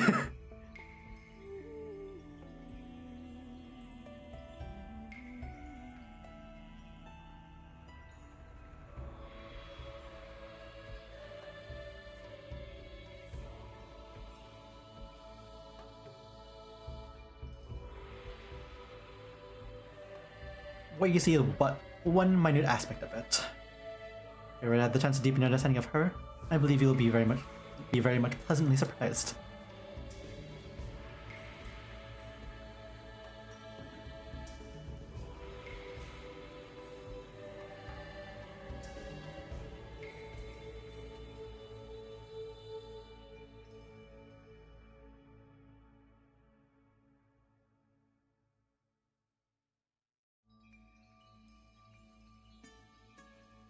A little gamble of yours has managed to get the better of me.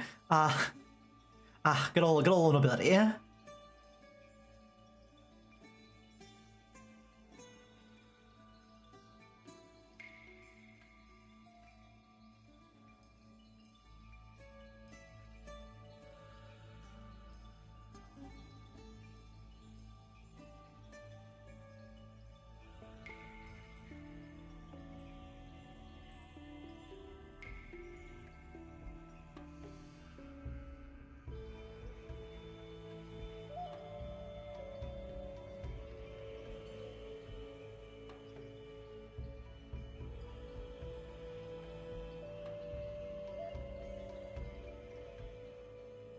No more than usual.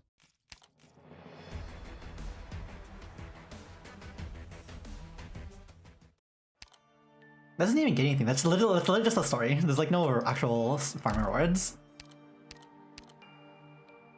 Okay, we're gonna speed through the epilogue and then we're gonna finally be able to eat some spaghetti. Finish this stream and eat some spaghetti.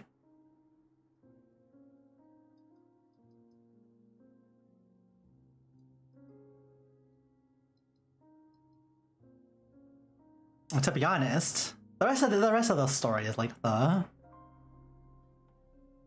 we kind of know what happened. We just kind of want to see if a priestess appears again. To be honest,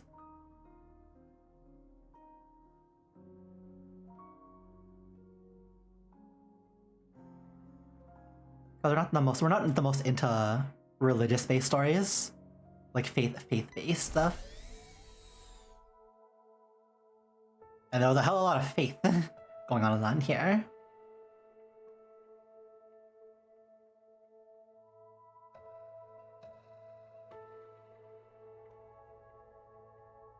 Yeah, as to Jenny gets to learn that pheromones do exist.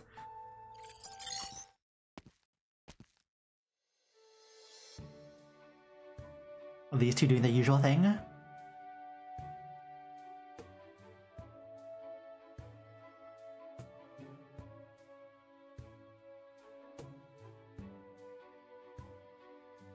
Oh, is Degenbreaker finally leaving Yurag? Huh? Yo, it's the president.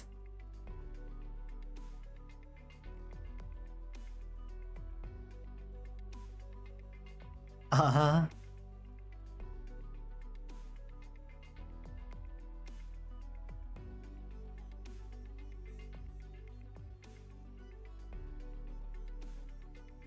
Bang.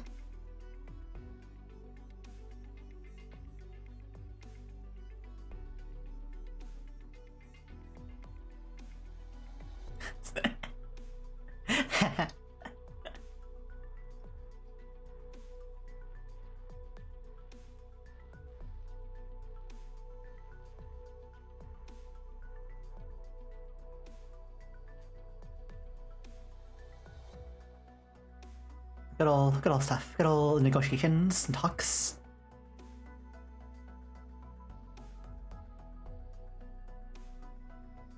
And Kirag has become a piece on the board as a true nation.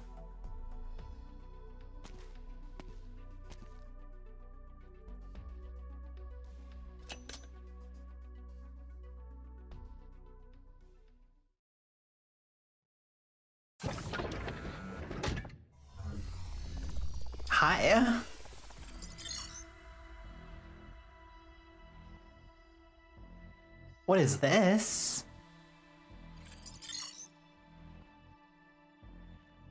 Hunky dory.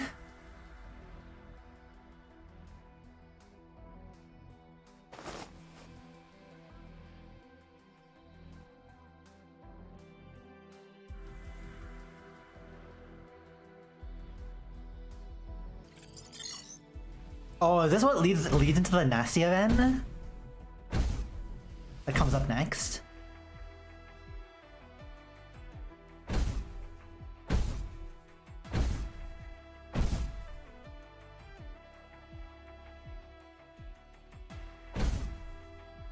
Bump.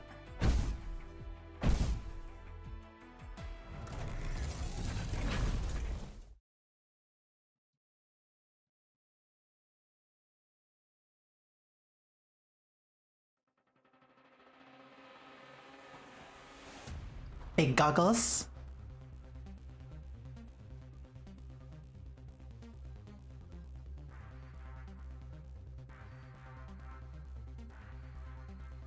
There's fundamentally no difference between its main component and the thematic styles of Terra's elves. See, elves? Why would elves come from other space?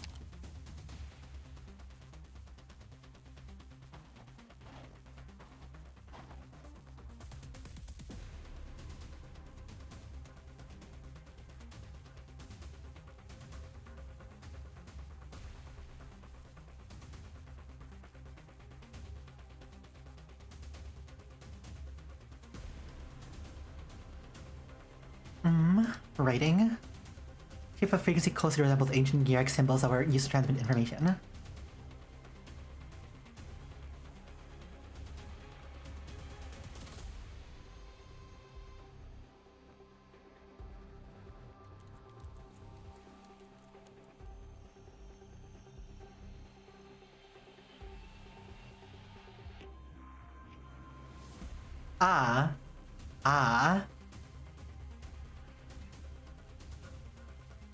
Annihilation. That's what we do. And is our existence is annihilation. Our favorite thing. Oh, okay. That is this event. Of course we will stream like next week and the week after that for EX stages and the S stages, so look forward to that. Is there any more polls that we can magic out of nowhere? Probably not.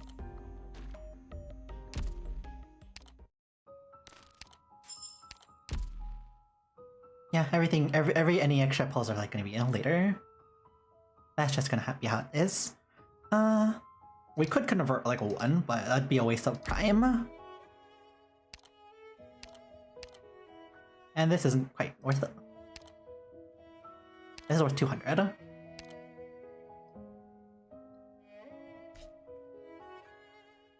Oh yes, well it probably wants us to use this one.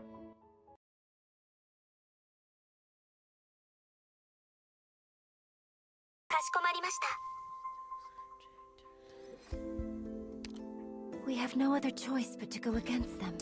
Gladys is the same thing. We'll find our chance.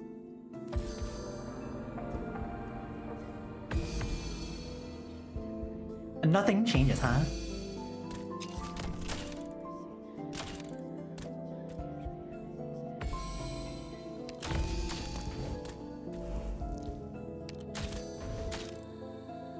Roger. I'm right. What are you on? You're on true damage?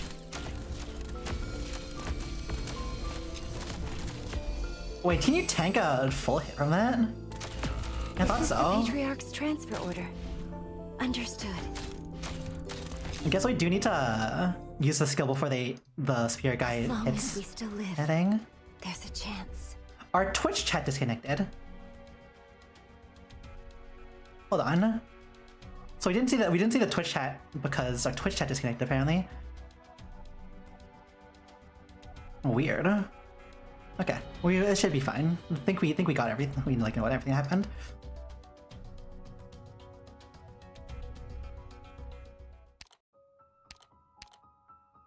Okay, this should be possible if we pop the skill before the spear hits. Incoming. Get ready, everyone. Or, you know, we stun it. That's also a possibility.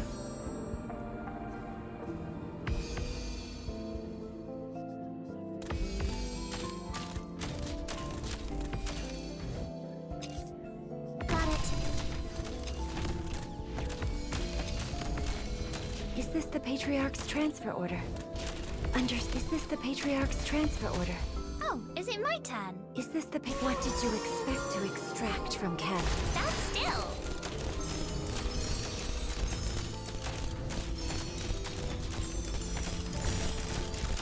One more.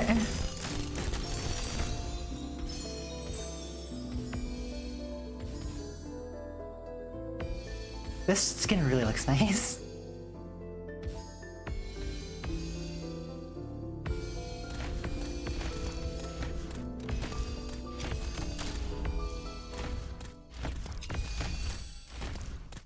Can't believe it's the true ending.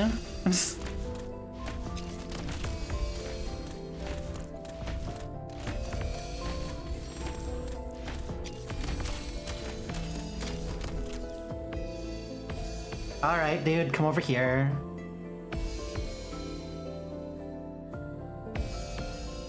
The vampires are on their way. Teresa's, kill them. I hear someone crying. Where do you think you're going?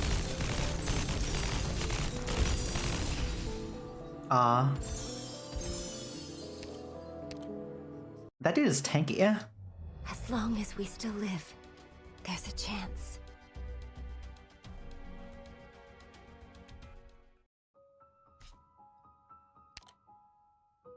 Actually, I wonder if we can beat it with S2. Now that I'm thinking about it, we'll do this later.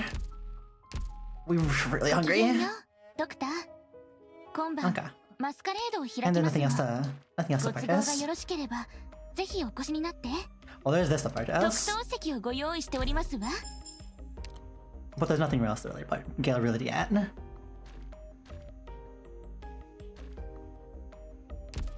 Okay. Okay. That is everything that we are expecting ourselves to do. Just dump these out. Caster Steward reporting in. Wow, senior operator. That is completely useless to us. I'll just go random. Damn. You give us a top operator. That'd be pretty cool. Aw, no top up. Do it again. My name is Plume, formerly of the Pontifica Co. Okay, doesn't want to do it again.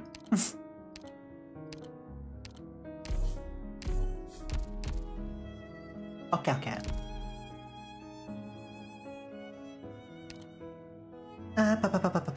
So we will finish up the stream here. This over here. So you'll finish up the stream here. Tomorrow's stream will be... what's it again? Stellasaura? I think we do Stellasaura tomorrow. Double check actually our timings. Because we have this all like put down, like scheduled already on YouTube and stuff. Yeah, Stellasaura is later. That'll be probably not as long of a stream as this one. Arknights just takes a really long time to read. After Stellasaura, the day after that will be Tower of Fantasy stream, and then the last stream of the week will be Endfield, when the Endfield update hits. So we got 3 other streams to do this week. And then not including the fact that next week and the week after that we'll also do the EX stages and the S stages for this event. So that is the plan. We're gonna go eat some food now, so we will see you all tomorrow, well technically today because it's the day already rolled over, but we'll see you all later for the next tomato stream. Type in chat. Bye bye everyone. Have a great rest of the day and or night. We will see you all then.